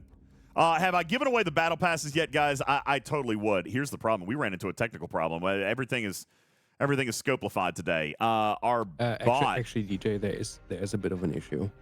Oh, is Discord in actually... your dailies, if you look at the top, there's no... What? What? Oh, what there's do no you chest. usually have at the top? Yeah, there's no chest. Oh, Scopely, you guys amaze me. You guys amaze me. I love you so much. You guys are freaking awesome. I can't even yell fix it anymore. I've yelled so many fix it's. I just can't do it. Today, We're very busy today. Today was a terrible launch. It really was, wasn't it? Today was It was like a 2021 launch. I haven't seen that in over a year at least. It does rank among the worst. Such a terrible launch. Even though Echo slightly disagrees, being like, well, we had worse. We had where you couldn't log in for 6 hours. He's right. I mean, the game has been completely offline for like up to 13 hours before. So I mean that sure, but But this one, I mean, listen, this is still pretty bad. This is still pretty daggone bad. Like I'm not defending it. I'm just, I'm saying we have had worse, but this is very still bad. Pretty rough right now. Oh yeah, yeah. There are so many bugs. Look, my scrapper's still not working. Okay, well, you can't see. I do have a ship in the scrapper, but you can't tell. I can't click to go into it. But yeah, I've got a ship in the scrapper. So yeah, and then it's there's just also terrible. the argument of like, you can go into it. But this is a big expansion. Oh so yeah, how do I do that? break. From items? Just click on that. Oh, the scrap yard is doing it. Oh, from some stellar particles. Yeah, that's what I was thinking about trying to do. It's a material. Yeah, see? Look, I've got an Enterprise in there. It's scrapping. But, I mean, that's still broken out here. Yeah, there's a lot there's a lot of broken stuff. I mean, they really, really borked this. They really did. So many things. The G5 Armada chest, also still broken. Well, not broken, but they reverted. This comes back to not double-checking what version you're working on, because the G5 starter chest reverted back to the original figures before they actually improved them. It's just, there's a really, really hard... It's hard for me to understand how things like this happen. I just don't understand it. Doberman says, can you try another method for farming your Borg Cube? Yeah, what do you got in mind, buddy? What do you got in mind, pal? Oh...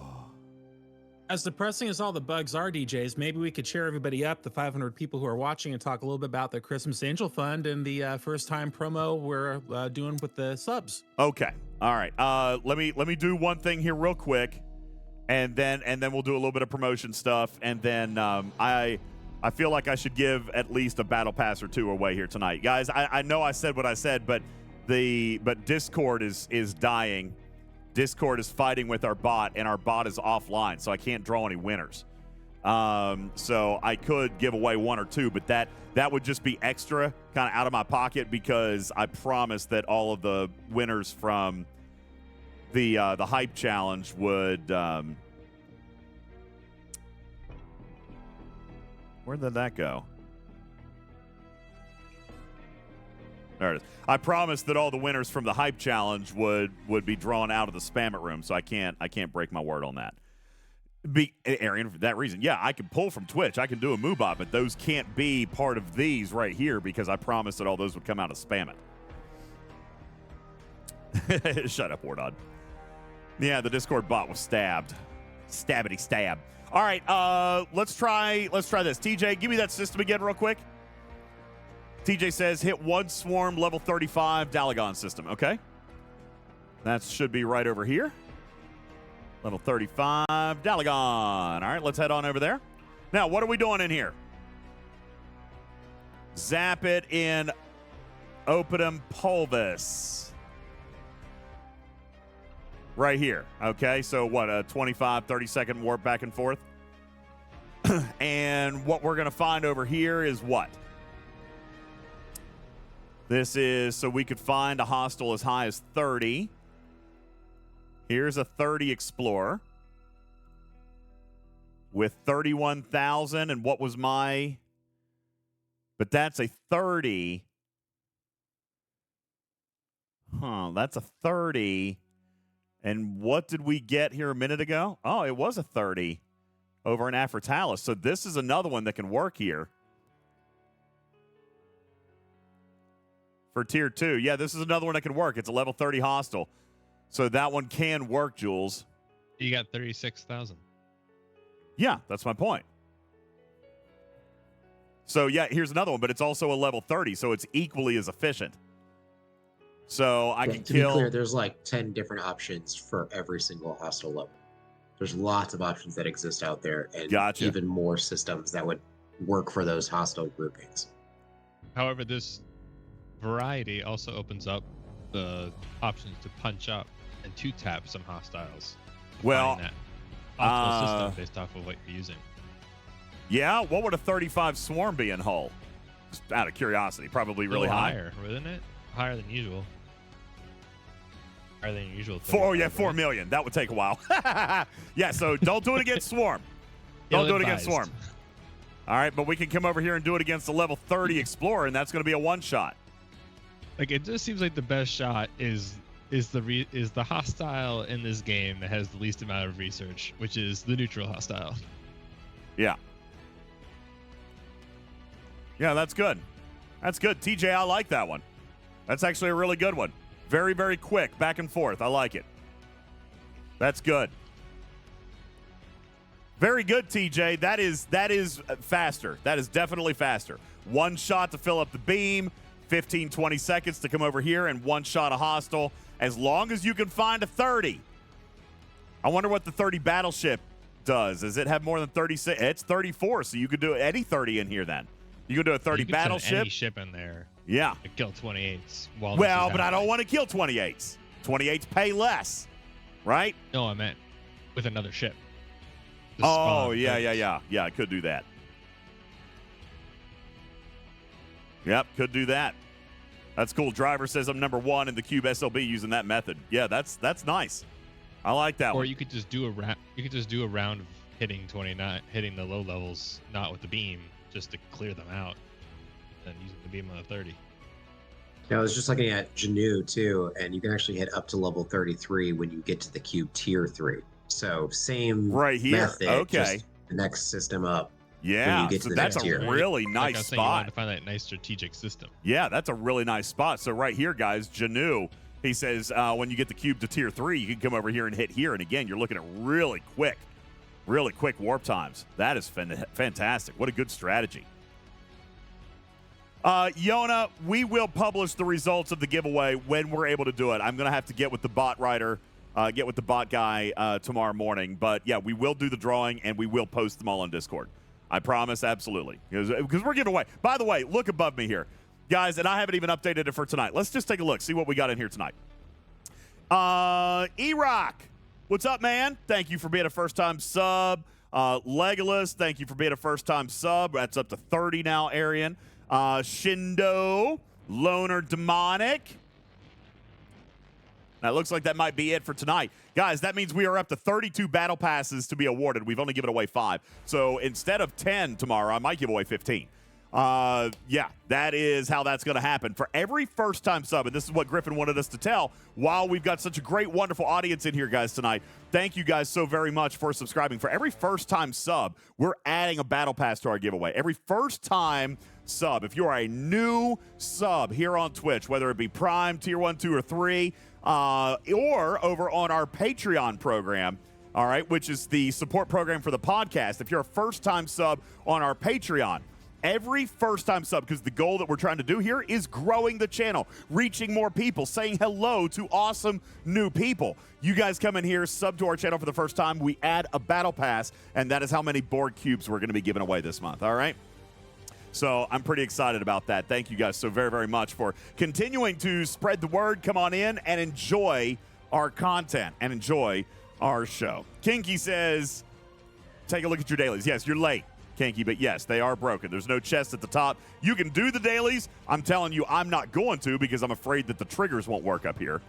But, yeah, I don't know what's going on, but they already know about it. Yona, yes, I will publish the results of the giveaway in Discord as I get it done. It won't be tonight. Whew. All right. DJs, I have a question. Yes. There have been a few new subs on our YouTube channel as well. If you want me to track that, would you be interested in adding those entries into the contest as well? I can't. I can't on YouTube because there's no, not on YouTube. So definitely sticking with Patreon and Twitch. Okay, cool. Yep. Fair enough. Yep. I already looked at that one. I can't do that one. Too many weird things happen over there on that platform. I don't even like YouTube. Can I say that publicly? Oh, I hate them. Anyway, does Janeway help for the cutter? No. Cruzito, let's take a look at what we're taking a look at our battle logs. Does the cutter have any result or any impact from officers, damage, research, exos? Nothing. It is flat. All right. You'll be able to tell this by opening it up. It is a flat 36,000. No boost, no isolytic, no nothing. Absolutely nothing. And by the way, I should have isolytic even without Janeway, right? Because of artifacts, right? Let's just go over here and take a look at what my artifact gallery is telling me I should get. It should be something, right? My Narada Tendril, that one's PvP. Yeah, that's PvP. Picard's Flute. Here we go. I should have 5% isolytic damage with or without Janeway. With or without Janeway, I should have 5% isolytic damage against hostiles. As we just showed, the battle log shows 0 isolytic. The cutting beam is flat. It is flat. Okay? E-Rock says, I'm only level 20, so no cube for me in the battle pass. Oh, daggone, no. It's level 20, so it's 28 to build it, 26 to earn it in the battle pass. So, yeah, if you're an Ops 20, that means you're brand new. But listen, the good news is, E-Rock, if you hustle, you will be able to get to Ops 26 relatively quickly, and next month you'll be able to get this thing knocked out of the event store, okay? Because you only got to be Ops 26 to get to it. Thad says, yo, I see 75 BPs in the Battle Pass. Where are the other 25? They're all there. They're all there. Let's take a look. All right, they're broken up there. They're weird. Take a look at Miles. Did you look up and down? Huh? What? Yeah, did you look up and down? Yeah, here you go. Free track. Milestone number, oh, no, thought it was 4. Milestone number 6, there's 5. Milestone number 8, there's 5. Number 10, there's 7. And number 12, there's 8. So that's 15, 5, and 5 for 25 in the free track. Then you got 20, 40, 55, 65, 75 in the elite track. that tracks to 100 blueprints. So milestones 6, 8, 10, and 12 will contain your 25 free and the free track of the battle pass. And for everybody who is very, very fussy at me saying, DJ, you said day 8 and it's going to be day 12. No, these do not mean days, folks. These are milestone numbers. You need 123,000 points to get to milestone 12, with each day giving an average of 17,000. You are going to be there on day 8. Okay? You're going to be there on day 8. As a matter of fact, I haven't done my Battle Pass event today, but had I done it, or when I do it, all right, we'll take a look here. That's going to give me, what, 12, 10, 5, 15,000. I just sent my pylum over to some lost hostiles and killed them. And I got two events done. Yeah, 15,000 points. Well, I'm going to knock out the first 2 milestones right here because it's only 14,006 to get to it. So 15 today is going to get my first 2 milestones. These are not day numbers, guys. They're just milestone numbers. It will be day 8 if you stay perfect. Okay? Why haven't I done my Battle Pass killing yet? Joker, because I've been busy. Okay? I didn't even have a chance to play. I guess I told you I didn't even get a chance to play Incursions. I was very disappointed in that. I love Incursions. I didn't get to play yesterday, hardly at all. And even today, Griffin will tell you, I've been very busy. I've been trying to plan my trip. I literally fly out in 48 hours to go to Los Angeles, and I've been doing science and testing with Jules and Blue and Bubba, and it's just been a lot. And I've been meeting with Scopely, and I've been yelling about this stupid punch-up tax. It's just been a lot. I've been very, very busy. And a ton of content as well. In fact, we do have, for the first time in 3 months, a event video about to launch in just about 2 hours. Yeah, and there are more events in this video than I have ever seen in a single month. I did, that's only because you had to write them all out. There have been more. Probably. There have been more, all right? This one's okay, but there definitely have been fuller calendars. But, yeah, Griffin's not letting me off the hook. You guys wanted an event guide video. Griffin cracked the whip. He told me I had to do it today. As a matter of fact, true talk, Griffin sent me the stuff that I needed and made me record it from my office at work. I didn't even get to come here and do it, which is what I usually do. He had me record it from my cell phone at work. Yeah, that's why you didn't play any Star Trek today, because you're too busy making content. I didn't have a chance to play Star Trek at the office because I was making content. Trek fan says, did Scopely give me the cube? Yeah, of course they gave me the cube. I told you they were going to give me the cube. They didn't give me any upgrade materials for it, clearly, but they did give me the cube. But I do plan on working through this thing more. I want to work through it. I want to try to get it around the G4 equivalent mark. I want to try to get it around the G4 equivalent mark because that's where I'm hearing that it's a little soft. I'm hearing that it's a little soft in that late G3, early G4 tier, Jules. Are you kind of hearing the same thing? I'm hearing right here around tier 4, tier 5, tier 6, tier 7, that it's a little bit softer than the faction ships right here. So I'm anxious to get there so that we can do some real good testing with it. Because I did take a look at the base DPR shield bull. You've got those graphs. Oh. Well, Jules, let's take a second here while we're talking about the cube. Let's use this as an opportunity to kind of wrap up our early analysis on the cube. We've shown how it works. We're showing that it is working. We're showing how research is affecting and not affecting. Everything there is good. So, Jules, why don't you tell me here, what is it that you would like to show off? You've got four charts here. So you just tell me what you want. Let's do a little bit of teaching and comparison as we get ready to wrap up. Doesn't really matter which of the 3 that have the images on them. All right, let's start with the Borg Cube versus equivalent ship base DPR. So what you see here is the blue. That is what that particular equivalent ship that you need. So for instance, at tier 4 Borg Cube, you would need a tier 3 auger. This is the base DPR for a tier 3 auger, and so on and so forth, all the way up to a tier 18 Scimitar. It's always going to be higher than the Borg Cube base DPR.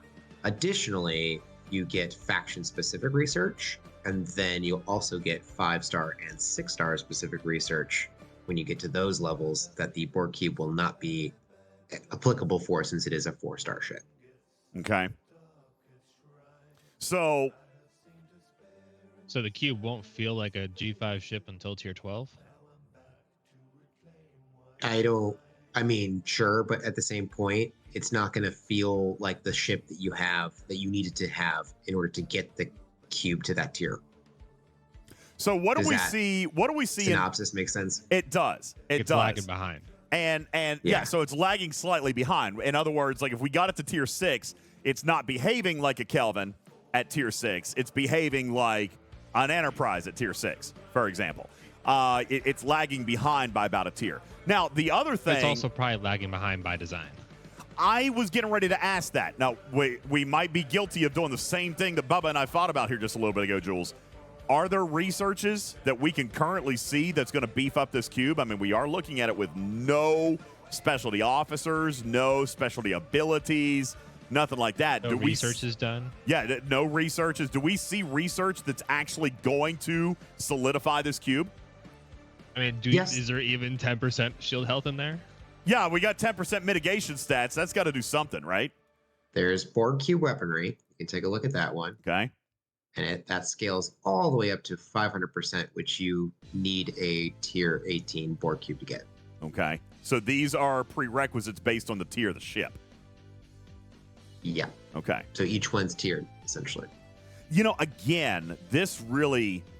I don't know. Again, maybe I'm off my rocker here. I don't know. Maybe this is a weird position for me to be in because I'm not usually at odds with the community on this, Jules. But again, I'm kind of feeling like this is day one. There are researchers. Do you guys remember I said Stella earlier with the M number, but that's a very obvious example. But even the Mantis, you guys remember the Mantis sucked on day one. That cargo was terrible. The Mantis was horrible.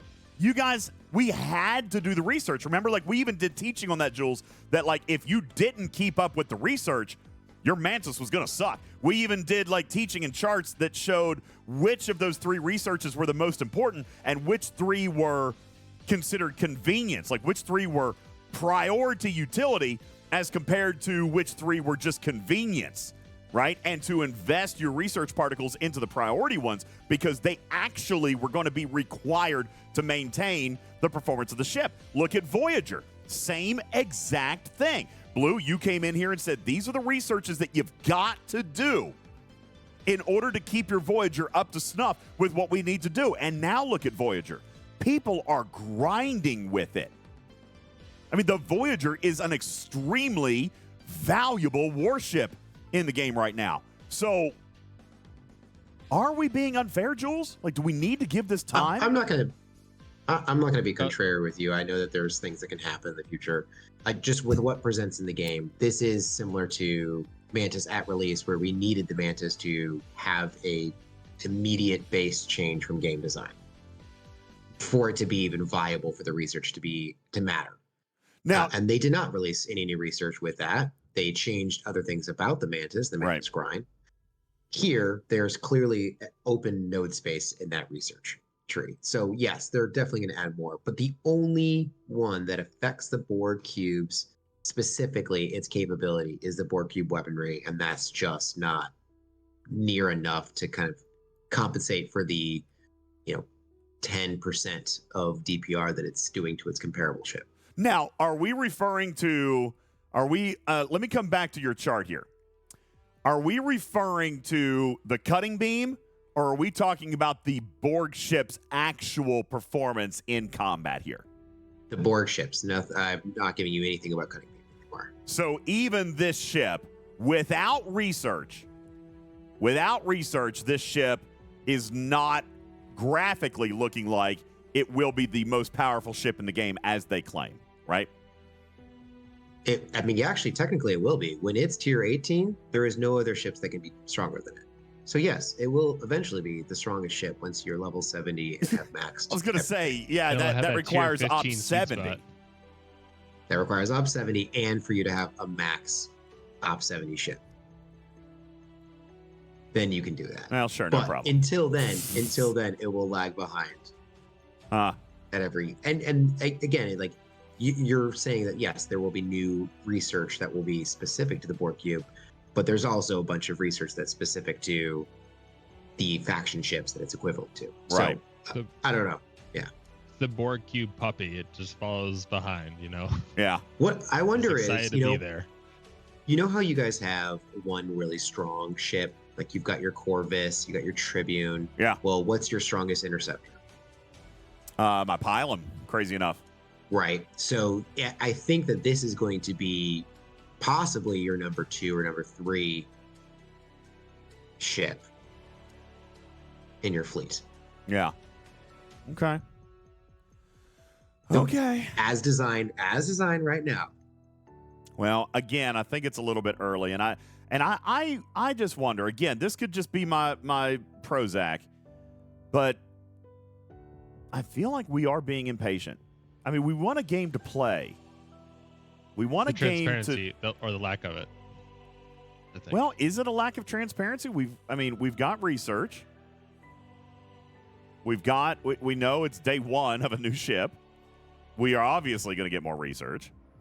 All right. And again, this depends, right? Depends, Gobbler. Look, it's just more problems that Scopely will solve by spending money. And that depends. If they release primes to fix this problem, then I'm right there with you. But if they release more export research, then it's grindable. You know, so I guess it depends on how they do this. It sucks because the Arc is literally a delivery tool, like a limited time delivery tool for this kind of instance where you can use the Arc to reward that boost, a jump start, just to get everyone that running start of having engaged with the content from the beginning. You know, and then you can always monetize it, but you know. Failing says, wait a second, are you telling me, DJ, that a $20 ship isn't going to be the best ship for the rest of the game? I mean, when you put it like that, Failing, okay? When you put it like that. But again, Scopely's been really kind of hyping this thing as a pretty daggone powerful ship. You know? They have said that it's supposed to be a powerful ship all the way through, that it should scale with the faction ships of its tier lock. That's what they've said. So I'm not saying it should be the best ship of all time, but I am kind of wanting to at least hold them to their claim here, right? Like, if I'm looking here at this, I kind of want I want a tier 4 cube behaving like my Enterprise, like a tier 3 Enterprise. Well, basically, if you got your Enterprise E to tier 18, I think it's okay to ask for your cube to be a little strong. Well, that's true. Yeah, no, I get it. Cruzito said that they say powerful or that it scales. What they told me, this is the quote, that at each tier, it is supposed to scale and be on par with the battleship of its series. So, for example, if I have a Katinga at tier 6, this cube is supposed to perform on par with a tier 6 Katinga. That's what it's supposed to be. But again, I think it's early. And I think we're not being patient. And you know, I just wonder if we are being impatient, right? It's day 1 of a new content arc. Clearly a ship that's going to last a very long time. There's a lot that they can do, a lot that they can release, and a lot that we are going to be able to play with as time goes on. Are we being impatient? Like, do we want to just hand it to us right now? And then it's just another grind, right? Then it's just another grind. Nira says, will it beat a Scimitar? I mean, they say that a maxed Borg Cube will be the best ship in the game. That's what they say. So I guess we're going to have to wait till somebody maxes a Scimitar to find out. All right. We're going to have to wait till someone maxes a Scimitar. We're going to need to wait until 2 people. Yeah, that's right, because they're going to have to fight. That's right. You need another ship to hit. Somebody's asking about the cube's firing pattern. I can show you that, because crazy enough, it's actually in stfc.space. Isn't that awesome? Right here, Borg Cube. So the firing pattern is as follows. Nice firing pattern, actually. Okay, 4 weapons, 3 shots per weapon. It's actually a really nice firing pattern. I like this ship. All right, I like it. DJs, I'll tell you, the reason why I'm on your side with this whole thing is because, you know, the year started out with a ship that Scopely gave us on day 8, and it was in fact also a Borg ship, and it ended up being one of the best and most used in the entire game in 2023, and that was the Talios. The Tally, yeah. And at first, you know, it wasn't quite ideal. A couple changes and tweaks were made to the math, thanks in large part to this community. And I have no doubt that this is going to happen again because the Borg Cube has so many amazing new features and brought new, look at all the new ideas we're looking just tonight in tonight's training. It's a great ship. It might need a little math to be tweaked, but it is fun to play. And it is actually a lot cheaper to upgrade than its equivalent ships. Yeah. Yeah. Yeah, I did notice that.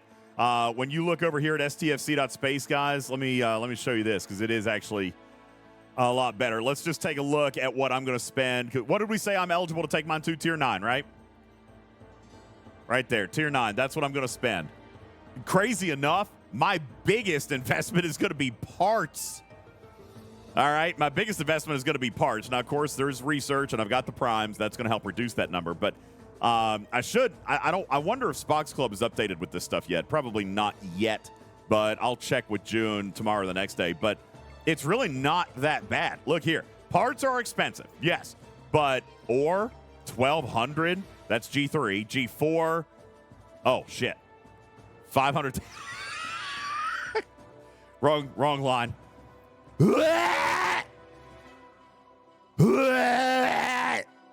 Excuse me, sorry, I vomited in the floor. So again, still much cheaper than your Tribune was, but you've already built your Tribune. Is it? Okay, I don't remember. So $500,000 to go to Tier 9. Let's take a look at the Tribby.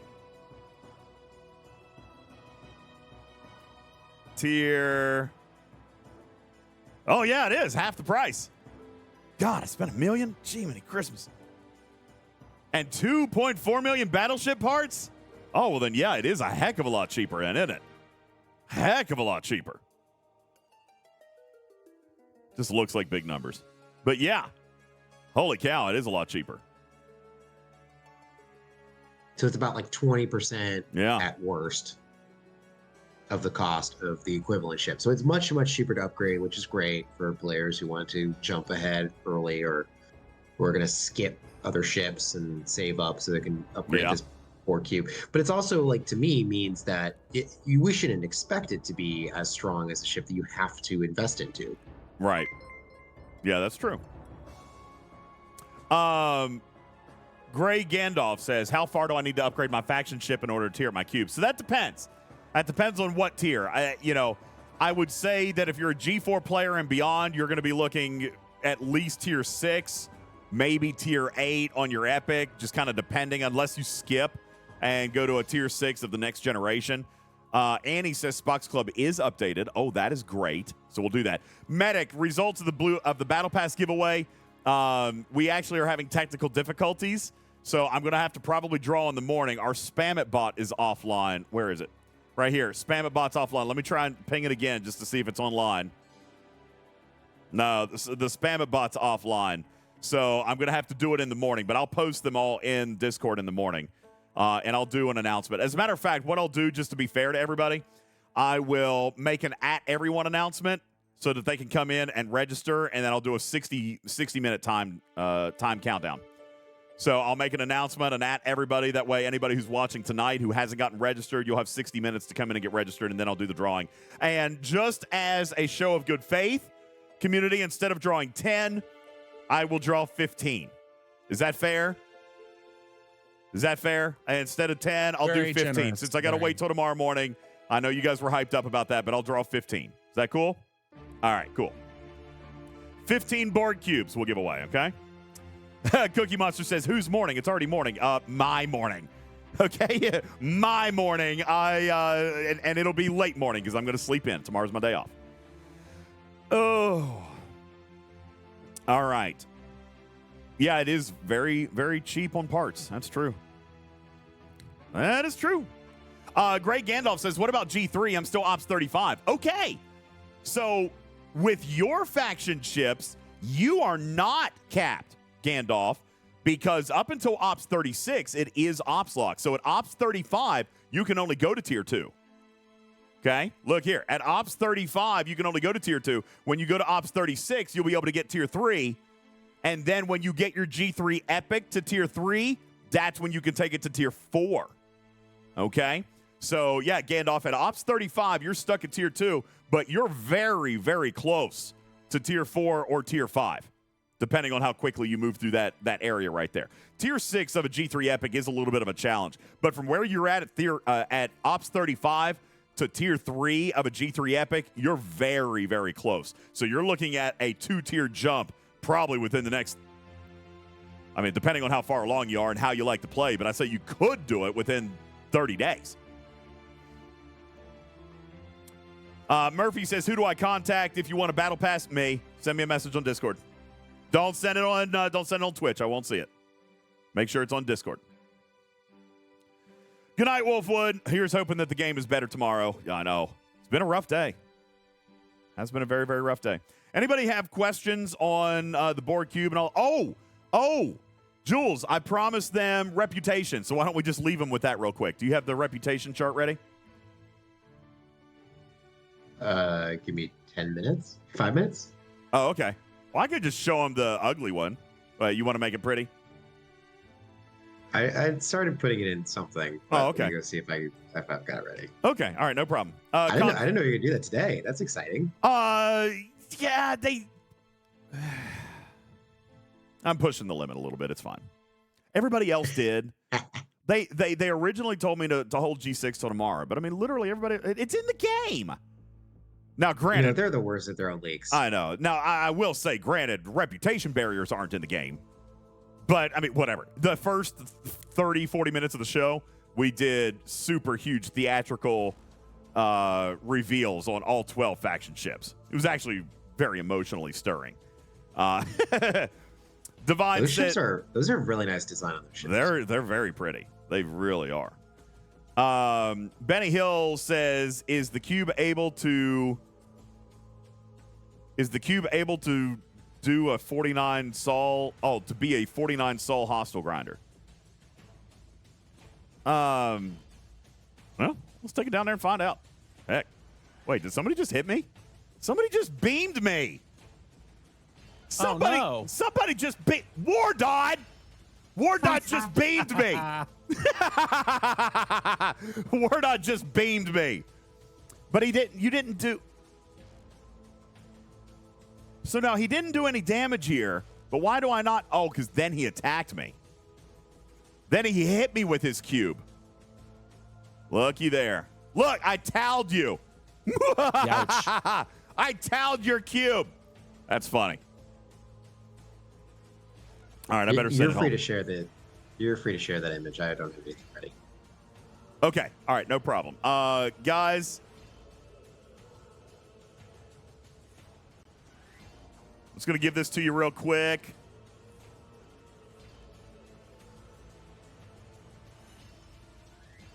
Give me a second because I can't show you all of it.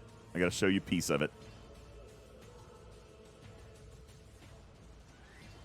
All right. This is an ugly graphic. I apologize for the lighter background, but here you go. Here is your entire faction reputation chart. The new lock is 500 billion. And that is the only lock between 15 billion and 500 billion. Down here, these are the 6 brackets. These are your new brackets because here was Legend at 15 billion. That was your previous lock. That lock will stay in place. So your first one is 17 billion, Dignitary, then Renowned at 43 billion, Venerated at 93 billion, Revered at 182 billion, Idolized at 315 billion, and Hero and a lock at 500 billion. Now, I know that you guys say that that's a lot. Trust me, it sounds like a lot. I get it. But earlier today, after 4 hours after event reset, now I don't know if he was grinding the whole time. All right, probably not. But Canine Tooth sent me this. He had already ground out 17.25 billion reputation out of the new G6 space. So I don't think it's going to go super slow. He did 17 billion in a couple of hours today. Also, just to put in maybe like some info on what Scopely is expecting on that one. They have an event that ends in March to build the Epic. Yeah. Which concerns me a little bit, unless they're planning some massive G6 content throughout 2024, because there is no way this game could support G7 in 12 months. I wouldn't think. Now, I guess it depends. Listen, if they have made this cheaper, and this is a big if, and it's not. Well, here's the thing: we don't know yet. We don't. We sort of know. So I saw a screenshot of a pack earlier. That well, send it to me. Let's look at it. No. I don't have the screenshot handy right now. But it was basically so you get less G6 than you get G5, but the G6 cost material for each building in G6 is higher than G5, which means the cost of G6 is just higher than it was for G5. I mean, what generation of building are we looking at, though? Are you looking at a 51 compared to a 61, or are you looking at a 59 compared to a 61? Because it matters. No, I was looking at a 54 versus a 64. Okay. And this is not unlike the way G5 launched. I don't think anybody expected it to be cheap. No. I don't want it to be more expensive, but I understand also why here in day one it is going to be more expensive. Okay. But I also believe that if they are looking for people to build G6 epics in 6 months, then that means that this expansion very well could only be a 1-year expansion. And then it can less be than 6 cheaper. months if it's March, no? It's 180 days. 5? It's 180 days. Is it? Okay. Yeah. That is slightly concerning if they do have, like, they have this event exists. So that is an expectation they have that someone will do it. Yeah. Well, I mean, it's super stretch. And let's not pretend that you're not going to spend massive amount of money to do that. So like, I saw at this quote earlier today. It was really funny. It was like, oh, you spent $100,000 in the game. Here's 200 doctor shards. Right? So, yeah, here's your $100,000 investment. But, I mean, yeah. You know, it's.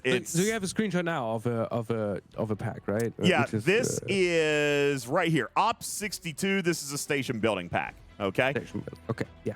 So we see G6 at coming in roughly, call it 20%. Actually, it's a little bit more, about 25% of what it was at G5.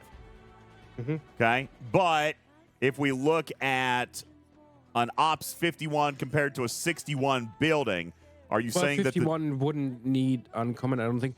Okay, go 62. Go 62. Ops 54 versus Ops 64. Wow, that's probably a little high. Go 52 to 62 because this is a 62 pack. So the highest you can even compare is 62. So go 62 to 52. Sure. And I do want to point out, look at your Latinum up here. It's a very large amount of Latinum too, but the speed ups, guys, the speed ups are. I mean, if you go from 300 per day for a speed up to 1.5 million. Yeah. Just so you guys know, the amount of Latinum right here, if you used 100% of the Latinum on the speed up, it's 3 days. 3 days worth of speed ups is all that is right there. Now, granted, you are getting a bunch of speed ups down here. Get a bunch of speed ups down here, but still, it's bad. It's real bad. It's also less. I mean, they did scale down the time, I guess. Well, they should have. Listen, everything about this economy was everything about these new resources, everything. It was the reset. It was meant to be reduced by a massive scale. They told me that this should go back and be roughly equivalent to G2. And what I was seeing today from K92, it was. Okay, Bubba Joe. So here's what my slight problem with, we are resetting. Since most of the efficiencies still apply to everything, this is basically just, we don't want to have that many zeros. That is all that is. This doesn't change really much. They could have just added more zeros to the numbers. But nobody wanted that. You've even complained about that. The numbers are too big. The numbers are too big. I think my position has always been the absolute number does not matter. The numbers were too big, dude. They were far too big. Sure. This is Op 60 to go to Op 61, where the cost is 114,000 Sigma steel. 114,000 Sigma steel. That is Op 61. That is the. That's 61. What building is this? This is the Academy, I believe. This is the Academy. Academy. Okay. Academy 61, 114,000 steel. Now, what would that cost? What would that cost in traditional steel? What was the Op 60 Academy? 15 trillion? The scale reduction here, I think, is good. I think it's nice. You know? And on top of that, when we take a look at what Canine Tooth was able to send over, here I've got some screenshots of the refinery. It's not offensive. Let me see. I don't think resources are going to be the problem here. Well, you can't complain about that, Rip, because you're quoted as saying the only bottleneck that should exist in this game is materials. You've said that. That's fair. Yeah. So if they get back to that, then that's good. That is a good thing. I don't fully agree that the G6 should be more expensive than G5 was. Agreed. But we don't know that it will be yet. Here is a G5. Here is a G6. The new G6 miner. Here is a full-on destroyed repair. Okay, and this is what I wanted to show you. Canine Tooth sent this to me, and I think this is phenomenal. Take a look over my head. 1,548 Sigma trade. Okay, but here is his refinery to exchange it. 300 billion gives him 7,200. Okay, that goes in roughly 4 times, which means 75 billion in traditional titanium was the repair cost for his G6 miner. Now, players, let me ask, how many of you guys in G5 land think 75 billion trite's too much?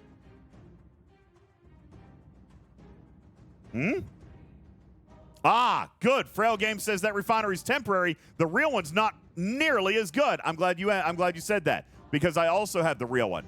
It's off by 40 billion. That's it. Here's the permanent one. 300 goes to 340. That is not a huge tax. Okay? This is the real one. This is not offensive, guys. That is interesting, because I'm pretty sure the Pasteel one is way different. All right, let's take a look at Parsteel. Parsteel, the tax-free refinery, 1.7 trillion for 24,000. And the taxed refinery, 2.4 trillion. Whoa. All right, yeah, we got a problem here. Yeah. That may be an error, because these two numbers should be the same. Should they? Well, they're the same for trite and dill. Let me see here. 7,200 trite. Oh, God, no, I'm wrong. Shit, sorry, guys. Yeah. I'm wrong. It's 340, and it drops to 1,700. Like, way different. Like, multiples. In other words, the refinery is damn good. The special one, yeah. Yeah. So take max advantage of that. If you can convert all your stuff, do it now. Take max advantage of that. That thing lasts for 30 days, and that's it, guys. After that, it's going to be rough. After that, it is going to be tighter. Yeah, for sure. Yeah, it's not just the chest cost, it's also how much you get. So just yeah, I didn't see that. Thank you for that catch. Yeah. I missed that. I missed that. There. Now, Razla says, so on a normal basis, 340 billion per repair. Razla, that's still cheap. Canine Tooth, what's it cost to repair that triple D when you blow it up? It's in the trillions, guys. It's in the trillions. It's also maxed. And we're talking versus a tier 1 G6. We can't have it both ways. We're talking about G6. All right. Yeah, but how was the difference between maxed G4 epics versus the lowest chip G5 you could get. G5 was a massive jump. Do you guys not remember people were flying their G4 ships because they couldn't afford to fly the G5 uncommons? The G5 uncommons were a massive, massive bump. Also, many is saying it's around 14 billion to repair. 14 billion to do a G5 Epic? Dude, I'm pretty sure I'm paying billions to repair my Corvus. Is There's that right? Another person saying max Epic G5 is 10 to 11 billion repair. Oh, wow. Yeah, when G5 came out, it was like you actually got to drive around in a tank. The problem was you couldn't afford to run it. You had to pay for the gas for the tank. So yeah. if it goes from like 10 to 14 billion to 340 billion. Order to chaos. You're wrong. Wait.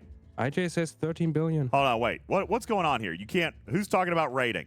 Because that is wrong. I've seen that all day today.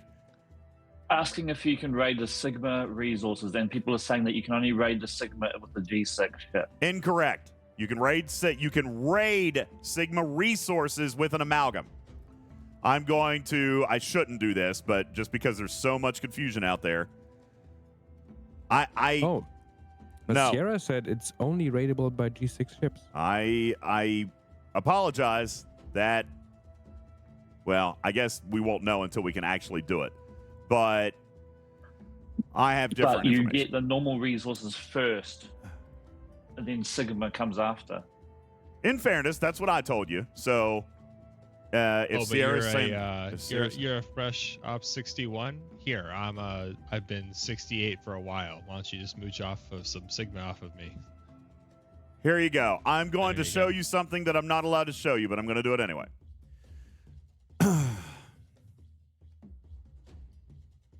So definitely don't clip this and make a video. Got it. Well, the simple answer is we Definitely not just clipping don't know at this particular point in time because there's apparently conflicting information coming out of Scopely. Yeah. So, which is not unusual. No, not unusual at all. But left hand said. So there's one part of Scopely saying it's raidable, and the other is saying no. Yeah. Definitely maybe. I guess this is one of these things until we can actually test it. Yeah. We should not take anything that Scopely says as the truth. Oh, God!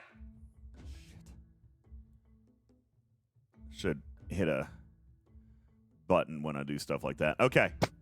Here you go. This was, whatever. I mean, I'm not going to. Anyway, okay. This was from my sources. Amalgam cannot raid Sigma resources. Amalgam is the exception, but I'll triple verify to be sure. And that was in response to this right here, which did create some confusion early on because G6 ships are the only ones who can mine Sigma resources. However, any ship can carry G6 material. Okay? Yes. G6 can carry Sigma resources with the exception of the raiding amalgam. But any ship can carry G6 material.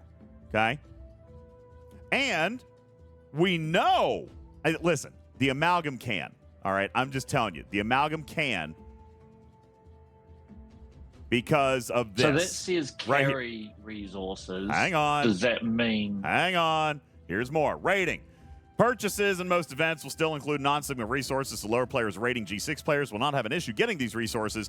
It will actually have the opposite effect, where it might be harder to raid Sigma resources since they are only looted after the majority of traditional resources are gone. So at least here for the first several months, it's going to be a lot harder to get the Sigma because the whales are going to be loaded up. And as you can see, that is valid because of what we just saw at the Ops 62 ship pack. Where did I just put it? Ops 62 ship pack. Where did I put it? Ops 62 ship pack. Where did I put it? Here we go. Ops 62 ship pack is still getting boatloads of resources. Right here. Trillions of steel, billions of titanium. millions of dill. Yeah. But it's a station pack. So once the original resources have been vaulted, you will start drawing. It doesn't say vaulted, but it does say majority. It does say majority. Yeah. So, and that's it, Yeah. Rexy. You're exactly right. If Sigma comes out at the end, it's going to be daggone near impossible for anybody to raid Sigma. But is that a big deal? Because 99% of the raiding community is still going to need traditional resources. Just to illustrate, maybe give some context on how that rating works. The rating is based on the weights of resources. That's exactly right. You rate like 5 times as much pastille as you do dilithium, and 3 times as much titanium as you do dilithium, right? It's not exactly that, but yeah. Close enough. It's close, yeah, sure. That has been adjusted to for the Sigma. They have a ratio of 500 million to 5 for pastille. Yeah, so it's going to be a very, very long time before you start getting Sigma. Okay, very, very long. So Cruzito says, so G6 will be able to loot lower players and their stuff will be safe. That's just it. First of all, whales have never raided. Okay? Whales, well, I mean, they have, but they don't like it. It doesn't do anything for them. And secondly, the whales no longer need traditional resources except for going back and catching up on ships, research, or buildings that aren't level 60 yet. Okay? That is the only thing that they will need because and I don't know if I can find it. Well, we could look on this on stfc.space. No level 61 plus buildings take traditional resources. Correct. No level 61 plus buildings take any traditional. Trek fan, you're missing the point. They can't use it anymore. There is, first of all, whales don't raid to stock up. No. Okay. They absolutely do not raid to stock up. Yeah, you are 1,000% wrong on that. Tens of trillions, hundreds of trillions. Yeah. You cannot raid that much to stock up. Now, Cruzito says that they can convert it. But again, how many lower players are they raiding at trillions per hit, guys? Most whales... they're going to be raiding more their own. Yeah, most of the whales I know don't... There's no... If they raid, it's because they enjoy it, but there's certainly no progression that's fun for them. All right? Yeah, that's actually exactly right, Many Hours. If they raid, it's because they're angry at you, unless it's like 100 trillion plus raid, and that's where I agree. Or unless you're Wardot and you like to come just, harass me. That happens too. Yeah. All right. that's a thing too. So, anywho. All right. I guess we're probably about good. Oh my gosh, it's almost 1 o'clock. How long have we been on? 4 hours. Golly, time flies when you're having fun. Still 400 and some people in the chat. I really appreciate it. Let me go over and check the spam bot one more time. I'm sure it's not working, but I want to check one more time. I'm working on it right now, just trying to get some graphs together. I would like to point out that with this month and with G6, all existing researches that cost 6-star are now affected by efficiency. So all of a sudden, $100 it's a lot farther. Well, that's... Oh, you're talking about for primes happens. and stuff? Yeah. Yeah, that does happen. Anytime a new generation is launched, all right, anytime a new generation is launched, then the previous generation is now included in on efficiencies. Okay? And there's some good ones. Yeah. And I'm just saying we can go into it later, but I just wanted to point that out. Trek fan, dude, listen, I'm really over it tonight, man. You're grumpy and you're arguing and you're fighting and being contrary about anything. Like, that's fine. Have your opinion. Here to tell you. Hey, Whales, sound off in the chat. Do you raid because you need the resources, or do you raid because it's fun? Or do you not raid? Yeah.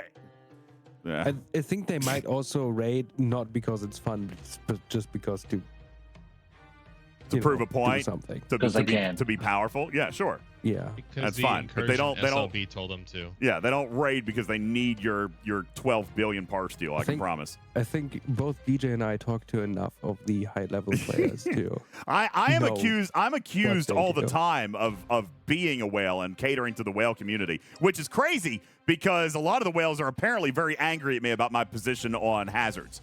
All right. Apparently, listen. I will say this: the other day, I was in a chat with a bunch of high ops players, and most of them were giving me a little bit of grief. But one player, Ripper, you saw it, Evo, actually had my back. Like Evo was like, "Okay, this sounds kind of cool. This is interesting. Like I like what you're saying to me." Bubba says Evo's mad at me today, but I haven't talked to Evo today. To him. I haven't talked to Evo today. Off. Huh? Somebody must have bought Evo off to change his mind. No. No. I mean, again, the experience could be different, but Evo had my back when I was explaining it. Now, maybe the boons, maybe the benefit is not strong enough to justify it, but he liked the concept too. So I am curious as to why he's mad at me today. What ops is the G6 uncommon? 63. 63. Yeah. Okay. I just meant that it seems like once you have a G3 ship, those G3 repair costs, like being killed by a hazard, isn't going to be so bad, right? G6 is what you mean. The G6 ship, yeah. Yeah. So right now they're just misusing a G5 ship and whining about it. Listen, we gotta come on, guys. Stop being confrontational. They're not whining about it. I think that they are not being patient enough, and there's a difference. Okay. There's a negative connotation with the word whining, and I don't want it. Okay, I don't want it out of the chat. I don't want it out of the panel. There's a negative connotation with that. But I think that they are not giving this content a chance to become something that it is meant to be. Do you think it's intentional? Where all the hazard is an anti-G5 mechanic in terms of what? It's cheap to have a G6 ship, but it's not cheap to use a G5 ship, and you're going to be constantly losing health. So I would advise you stay out of your G5 ships and instead invest in these new ships. Hold on a minute. Where do you get the idea from that having a G6 ship is cheap? Is it not? Is it not cheap? Nobody ever said it was cheap. I'm questioning where you get that idea from. Nobody ever said it was cheap. So a tier 3 uncommon G6 ship is probably gonna cost you a lot more in repair than your G5 ship. Wow. But you had the screenshot of what the conversion is for the traditional resources to the new Sigma ones. Okay, let's go back. Yeah, let's look at that real quick. So would prime Sigma repair costs be an actual 100% no efficiency? No, it would not. All right, here's the new Sigma. Okay. Oh, that's the permanent one. So let's look. Yeah, let's use the permanent one because the temporary one is like, if we're talking about long term. Yep, that's right? fair. So here you go. 1,700, 340 billion. This, let's just assume like a tier 3 G6 uncommon, right? Well, here's the something like that, maybe. Here was a tier 3. I think it was I don't remember if it was tier 2 or tier 3. K9 Tooth could tell us. Tier 2 or tier 3. Essentially, let's just call it 340 billion repair. Now, if the chat is saying, and it sounds like they are, saying that a G5 Epic only costs 10 billion to repair, I mean, if that's the case, then this is a massive upswing. Massive upswing. This is what high-level players are saying. That it costs 10 to 15 billion to repair a G5 Epic that is basically maxed. Well, after this first month, okay, now this first month, you've got a bonus refinery. So that's why Ripper's telling you, and I agree, absolutely. Convert as much as you can. Convert everything you can this month while you've got that bonus refinery. But this would be taking, say, a 15 billion repair and making it a 340 billion repair rate. Oh, you guys can't see. Sorry. There you go. Well, that's just because it's not God, Strictly stop. 1700. Let's just say it's 300 billion repair. Okay, 300 billion. That 300 is, billion. 20x. That's big. That's a big number. 20x higher. Which is exactly the way G4 launched.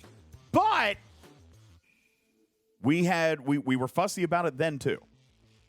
They were very fussy about it then too. I wonder what tier that is. Chip wise. I think K92 told me it was either a 2 or a 3. And I don't think he's online right now, but I don't remember what it was. It was either a tier 2 or tier 3, he told me. I would suspect not tier 3 because there would have been a lot of uncommon parts. Okay, maybe. So it could be tier 2.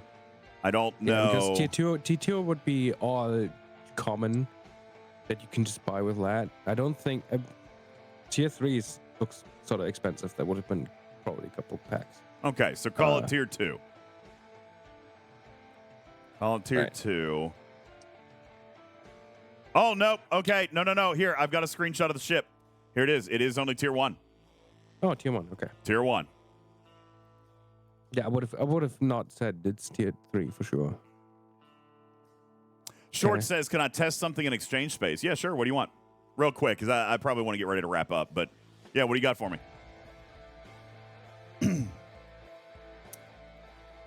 Oh, and by the way, I saw your question. I don't think I can get the cube. I can't get the cube to hazard space.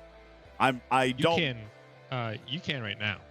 Maybe not a cube, but you can get a ship to hazard space right now. No. What yeah, would but that do? that's what they're asking. They're asking in the chat, does a cube die as fast? But you know what? We don't need to fly you can it. just click on manage and click details and see what resistances you have. If you have 0, then it will die equally as fast. There you go. Speed. Yep, there is 0% natural built-in hazard resistance. Also, one thing I wanted to mention, because you said earlier something about because this shows that it does the ship has, this will show for every ship now. Wait, what?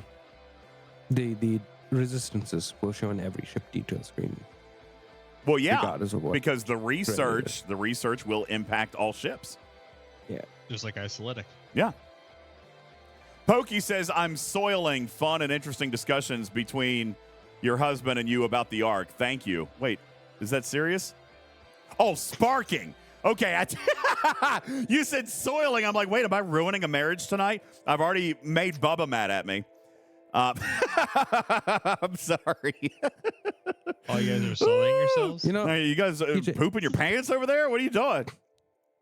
I'm sorry. Sparking, good that's much better. That's much better scenario to be in. Thank you for that. Sparking a good conversation. All right. Like, I know. I'm on a roll, man. That's what Scopely does, man. That's what G6 did. It destroyed friendships and rocked marriages. Welcome to G6, everybody. Welcome to G6. Woo! We're gonna rock your socks off. I'm. Oh man. Razla says could use base research costs from G5 Epic and the tier 6 or the G6 Uncommon Minerva. 253 billion traditional trite to 64 Sigma trite, 64,000 Sigma trite. So if you take a look at 64,000 Sigma trite, but then you look, I think I just closed that screenshot, but what was it? 1,700 Sigma trite for 340 billion. Oh yeah, that's a huge magnification, isn't it? Huge magnification. DRM says VOD. Wait, what? What about it? Yeah, there will be a VOD. There will be a VOD. But I'm live right now. All right. Is the cutting beam tech distinctiveness not dropping when killing hostiles with the beam? Yeah, no, it definitely is. We did that earlier. I was able to pick up good tech distinctiveness by hitting the appropriate hostiles, and we confirmed that loot bonus wasn't helping, and we confirmed that the chart was correct. It was dropping what it was supposed to be. Oh, did I go to Cheyenne? What do you want me to send to Cheyenne, Shorts? I'll go to Cheyenne. What do you want me to send? Regular ship, Stella, Borg Cube. What do you want? I'll go to Cheyenne. What am I sending there?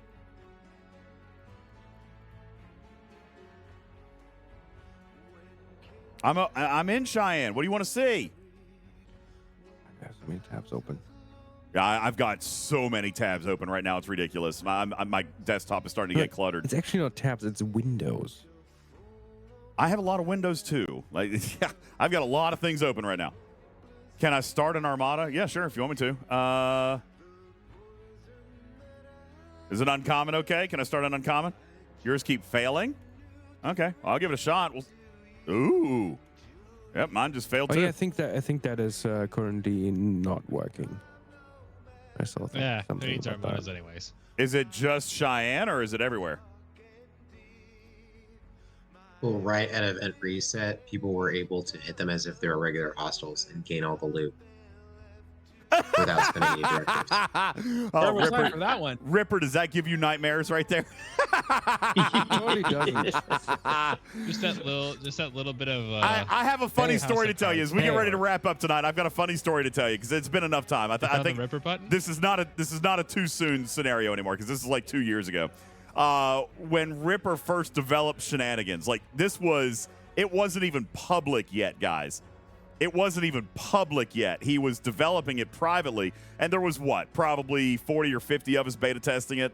And Ripper added the hotkey for the space bar so that you could hit armadas. Or I'm sorry, that you could hit hostiles. He added space bar as a kill hotkey.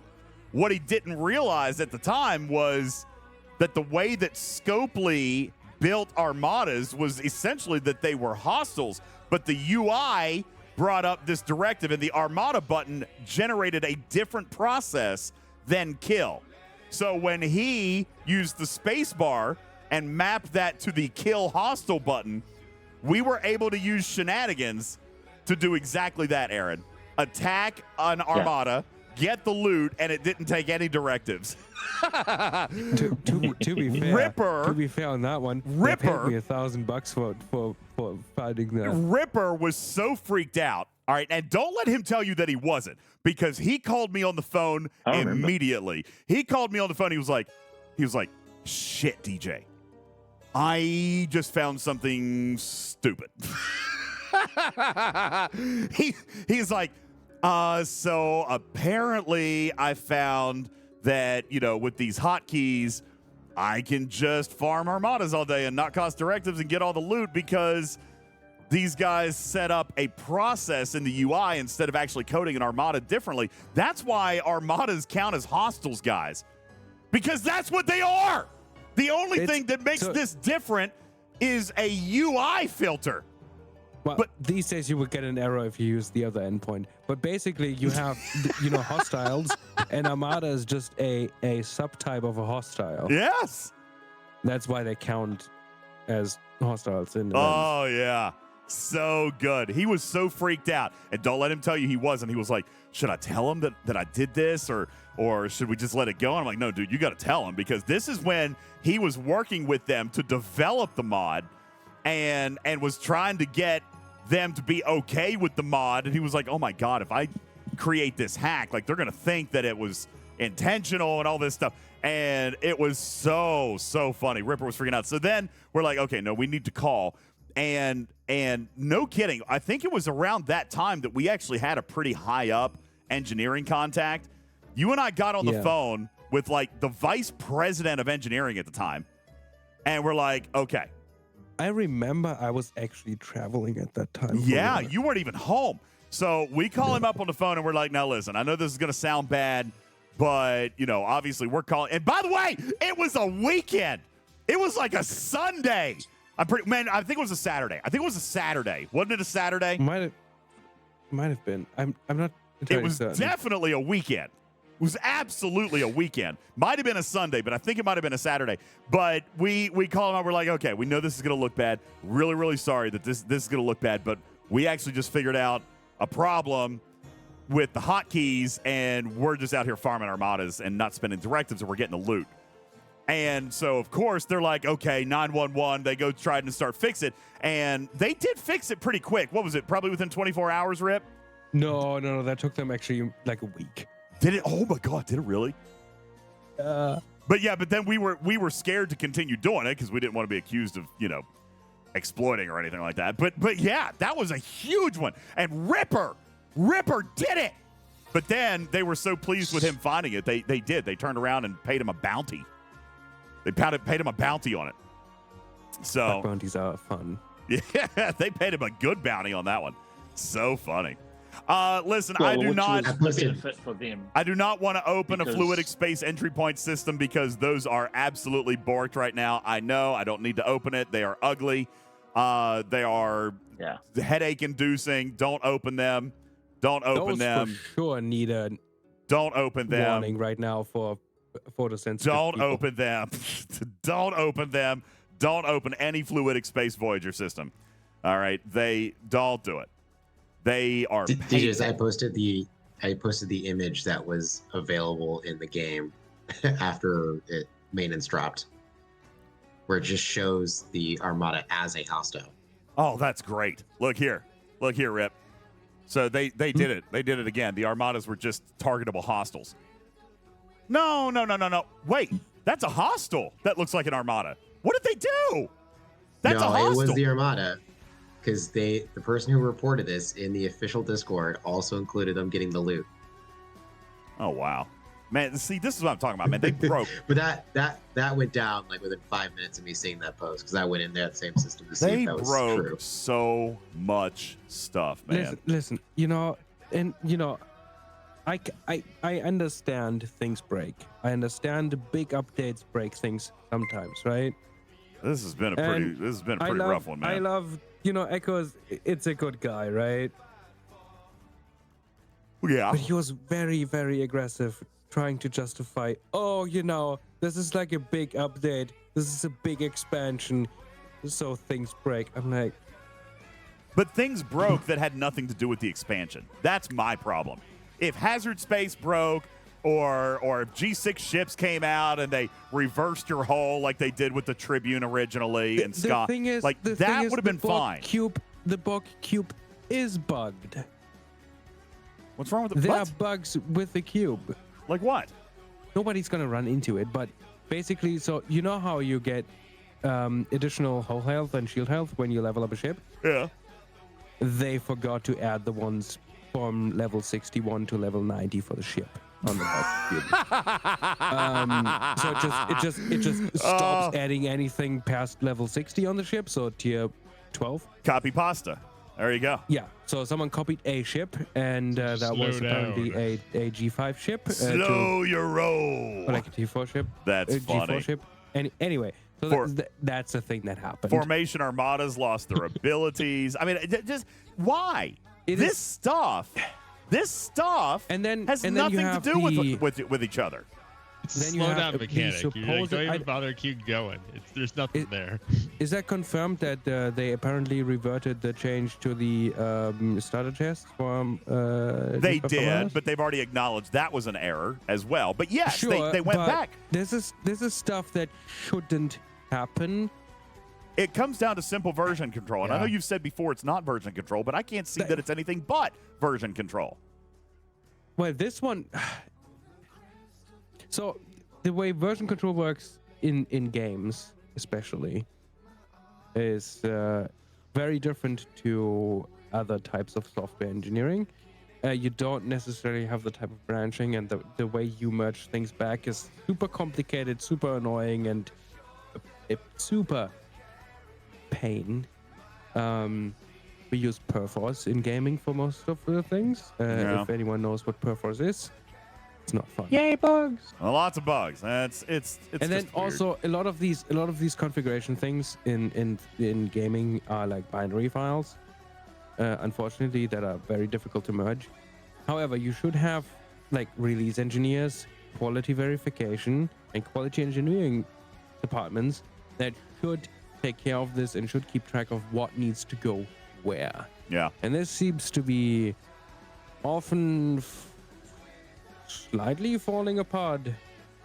And I'm really not saying like, they're idiots or anything. It's a tough thing to get all of this right, especially like if you have a big thing like G6, that was developed in one line. It branched off at some point, and obviously you have the other things happen, and then you have like additional changes happening on top of that.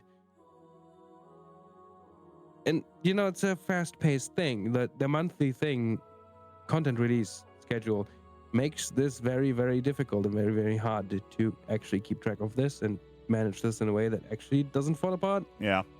So I get it, but there's still apart from that, there's so many broken things we get all the time. So many things that shouldn't break, that should have automated validation that they do not break. It just feels like there's zero automated testing happening in this game. And it's all manual, and the amount of things that need to be tested for the scheduling they have needs to be reduced so much that it is impossible for a QA department to test all the things. Yeah. And they just test some of the new things that they get told by engineering. Oh, we did this and this and this. Some things fall through because, that's just how it goes. So they do not retest what already existed because there's just no time to do that. And then things break, which again, you refactor code and sometimes existing things break. That's just how it goes, right? Because you want to optimize things, you want to change an architecture, you're working towards something new, and then you have to make changes along the way that are not necessarily immediately having a direct impact on anything particular, but they might break other things. That happens.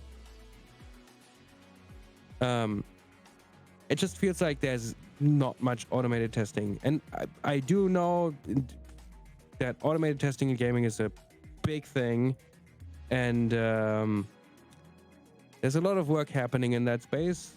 There's a lot of research happening in that space. That you can actually read a lot of research papers on the topic of automated testing in gaming because of just the sheer complexity of gaming. So I think, so take a game like Battlefield, for example, which I know the most about from the testing department. I think we need like at least 600,000 hours to test all the features. And that is just impossible to do manually. So that needs to be assisted by scripted bots, machine learning, and all these things. It sort of feels like barely any of that exists for this game, which is a bit unfortunate. Yeah. Anyway, that was very long, sort of.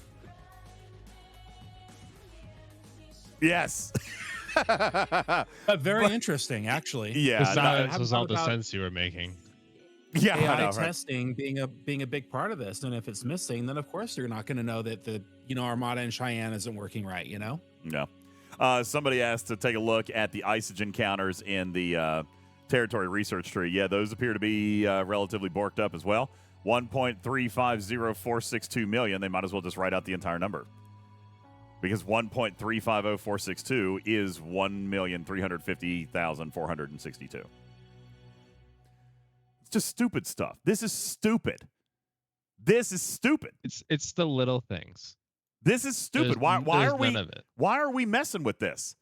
I will say there was one thing that I liked, and I think Blue, you were the one that said you didn't like it. There is one thing that I liked, which is they redid the avatar for materials and labeled them 5-star, 4-star, 3-star instead of actually fitting 5 stars on them. I actually like that, but was it you, Blue, that told me you didn't like it? I mean, the text is just so, like, you have to squint to see what the number is. I hate it. And, I can't read it. Really? I mean, like, I understand that I'm a very visual person, and just like you could just slap a big old 4 anywhere in that whole visual space. See, when I was looking at it, don't out of sheer laziness. I don't think that's it. I mean, as a matter of fact, they obviously made an effort to change this one. I like it better because for me, the stars would always blur together. They would always blend together. So whether it was 4 or 5-star, I could never tell the difference because it just blurred together in my eyes. If you want to declutter the text, that's perfectly fine. But just throw a big a big number somewhere in the whole gigantic visual space to indicate what grade it is, so you don't have to squint really hard to see what it is. Here, Scopely, we're gonna help. All right, we're gonna help you. This is what we want it to look like. Okay, right here. You ready? Okay, this is what it needs to be right here. You ready? Just like that. Okay, right through the dead ass center of the part. Okay, all right. No, you guys don't like that. Give or take 0 to 2 scale. Right there. Okay, as long as we can see the middle. As long as we can see the middle, there you go. Okay, that's what blue wants right here. Just pick a corner. There's a lot of black real estate on that image to work with. So much. There you go. Just like that. Agree. Just like that. And once much again, dead space. they had to go back in there and they had to take the smaller numbers, the things that cost 4,800K, and there. they just had to go. Does that look like a 6? Again. You can still see the icon. I'm sorry, but look like a every 6? single every single item in this game, they could have a corner and they could have an icon space for something like this is a grade of this. This is a prime. This is a something. Actually, I mean, really, Just truthfully, they could have done. Yeah, I agree. They could have done something like this. Like that's the I mean, small. there's a space That for 4 is half the size of the font of the 382.6. Why? That is true. Yeah, it is. It is very tiny. It is It's not. like, what grade is it? I sure hope it's 4. I hope it's 4. I don't know. Yeah, and Hani says, don't forget about the 2-star and the 1-star. Do we need 1-star materials? I think we do, right? The Rialto is a 1-star ship. There you go. All right, looks like we got it. Oh. Anyway. Yo, what's up, Hani? Thank you for your 19-month resub, guys. We've an done grade material. We are almost at 4.5 hours, so I've got to go to bed because we still got a podcast to do tomorrow. I got to call Bubba. Oh. Yeah, I got to do pod tomorrow. I got to call Bubba. We got to see what else we've got to teach on. There's still stuff to do tomorrow, I think. Got to call Echo. We haven't calling Echo. We haven't touched. You know it's late when you territory write yet. 2 twice. We haven't touched the research yet. Really, there's a ton. There's a lot. Well, I mean, it's a big expansion. This is at least a 12 to 24-month expansion, so there's a lot to do. All right, guys. Who's online? Who's online? Who are we raiding into tonight? Samo is online. Samo is online. Let's go say hey to Major Samo. Let me hit my little button here, and we'll get ready to close. I appreciate you guys all hanging out. That was not me saying go do that. It's just. Well, Samo's streaming Star Trek, so let's go check it out. It's Arcfall Day, guys. Yeah. It's Arcfall Day. I appreciate you guys all being here. My name is UltimatDJz. This is Twitching Trek. I'm your friendly neighborhood cat person saying meow for now. I appreciate each and every one of you. Thank you for being here. Thanks to Rip. Thanks to Bubba. I love you. I'm sorry.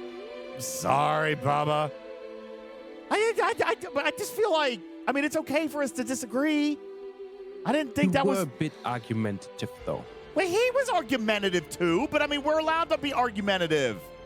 You know, maybe a Hazard bit pay. too much in the moment. It happens. It Don't might worry have been. about it. I'm not worried about it, but I mean, I love him. I don't want him to be upset, but at the same time, like, we're not always going to agree. Sometimes we're going to vehemently, I don't think that's the right word. Sometimes we're going to drastically disagree. Sometimes, you know, people do things in the heat of the moment. Well, I know. And it'll be all right. Listen, we did this before. Do you guys not remember? This is where this was born. You are wrong. Just sit down and be wrong. You are wrong. This was one of the best moments ever on the well, not the best moment on the show, but it brought the best piece of content ever on the show. But that was the last time that we had a big blow up like that. So Funny enough, I don't think we ever had a big blow up moment. No, I don't think we've had a big blow walked up. off before. But Bubba is also like, I mean, he's a leader. He's strong and he's opinionated and he will stand his ground. Listen, you remember he was telling the story about eating his vegetables when he was a kid?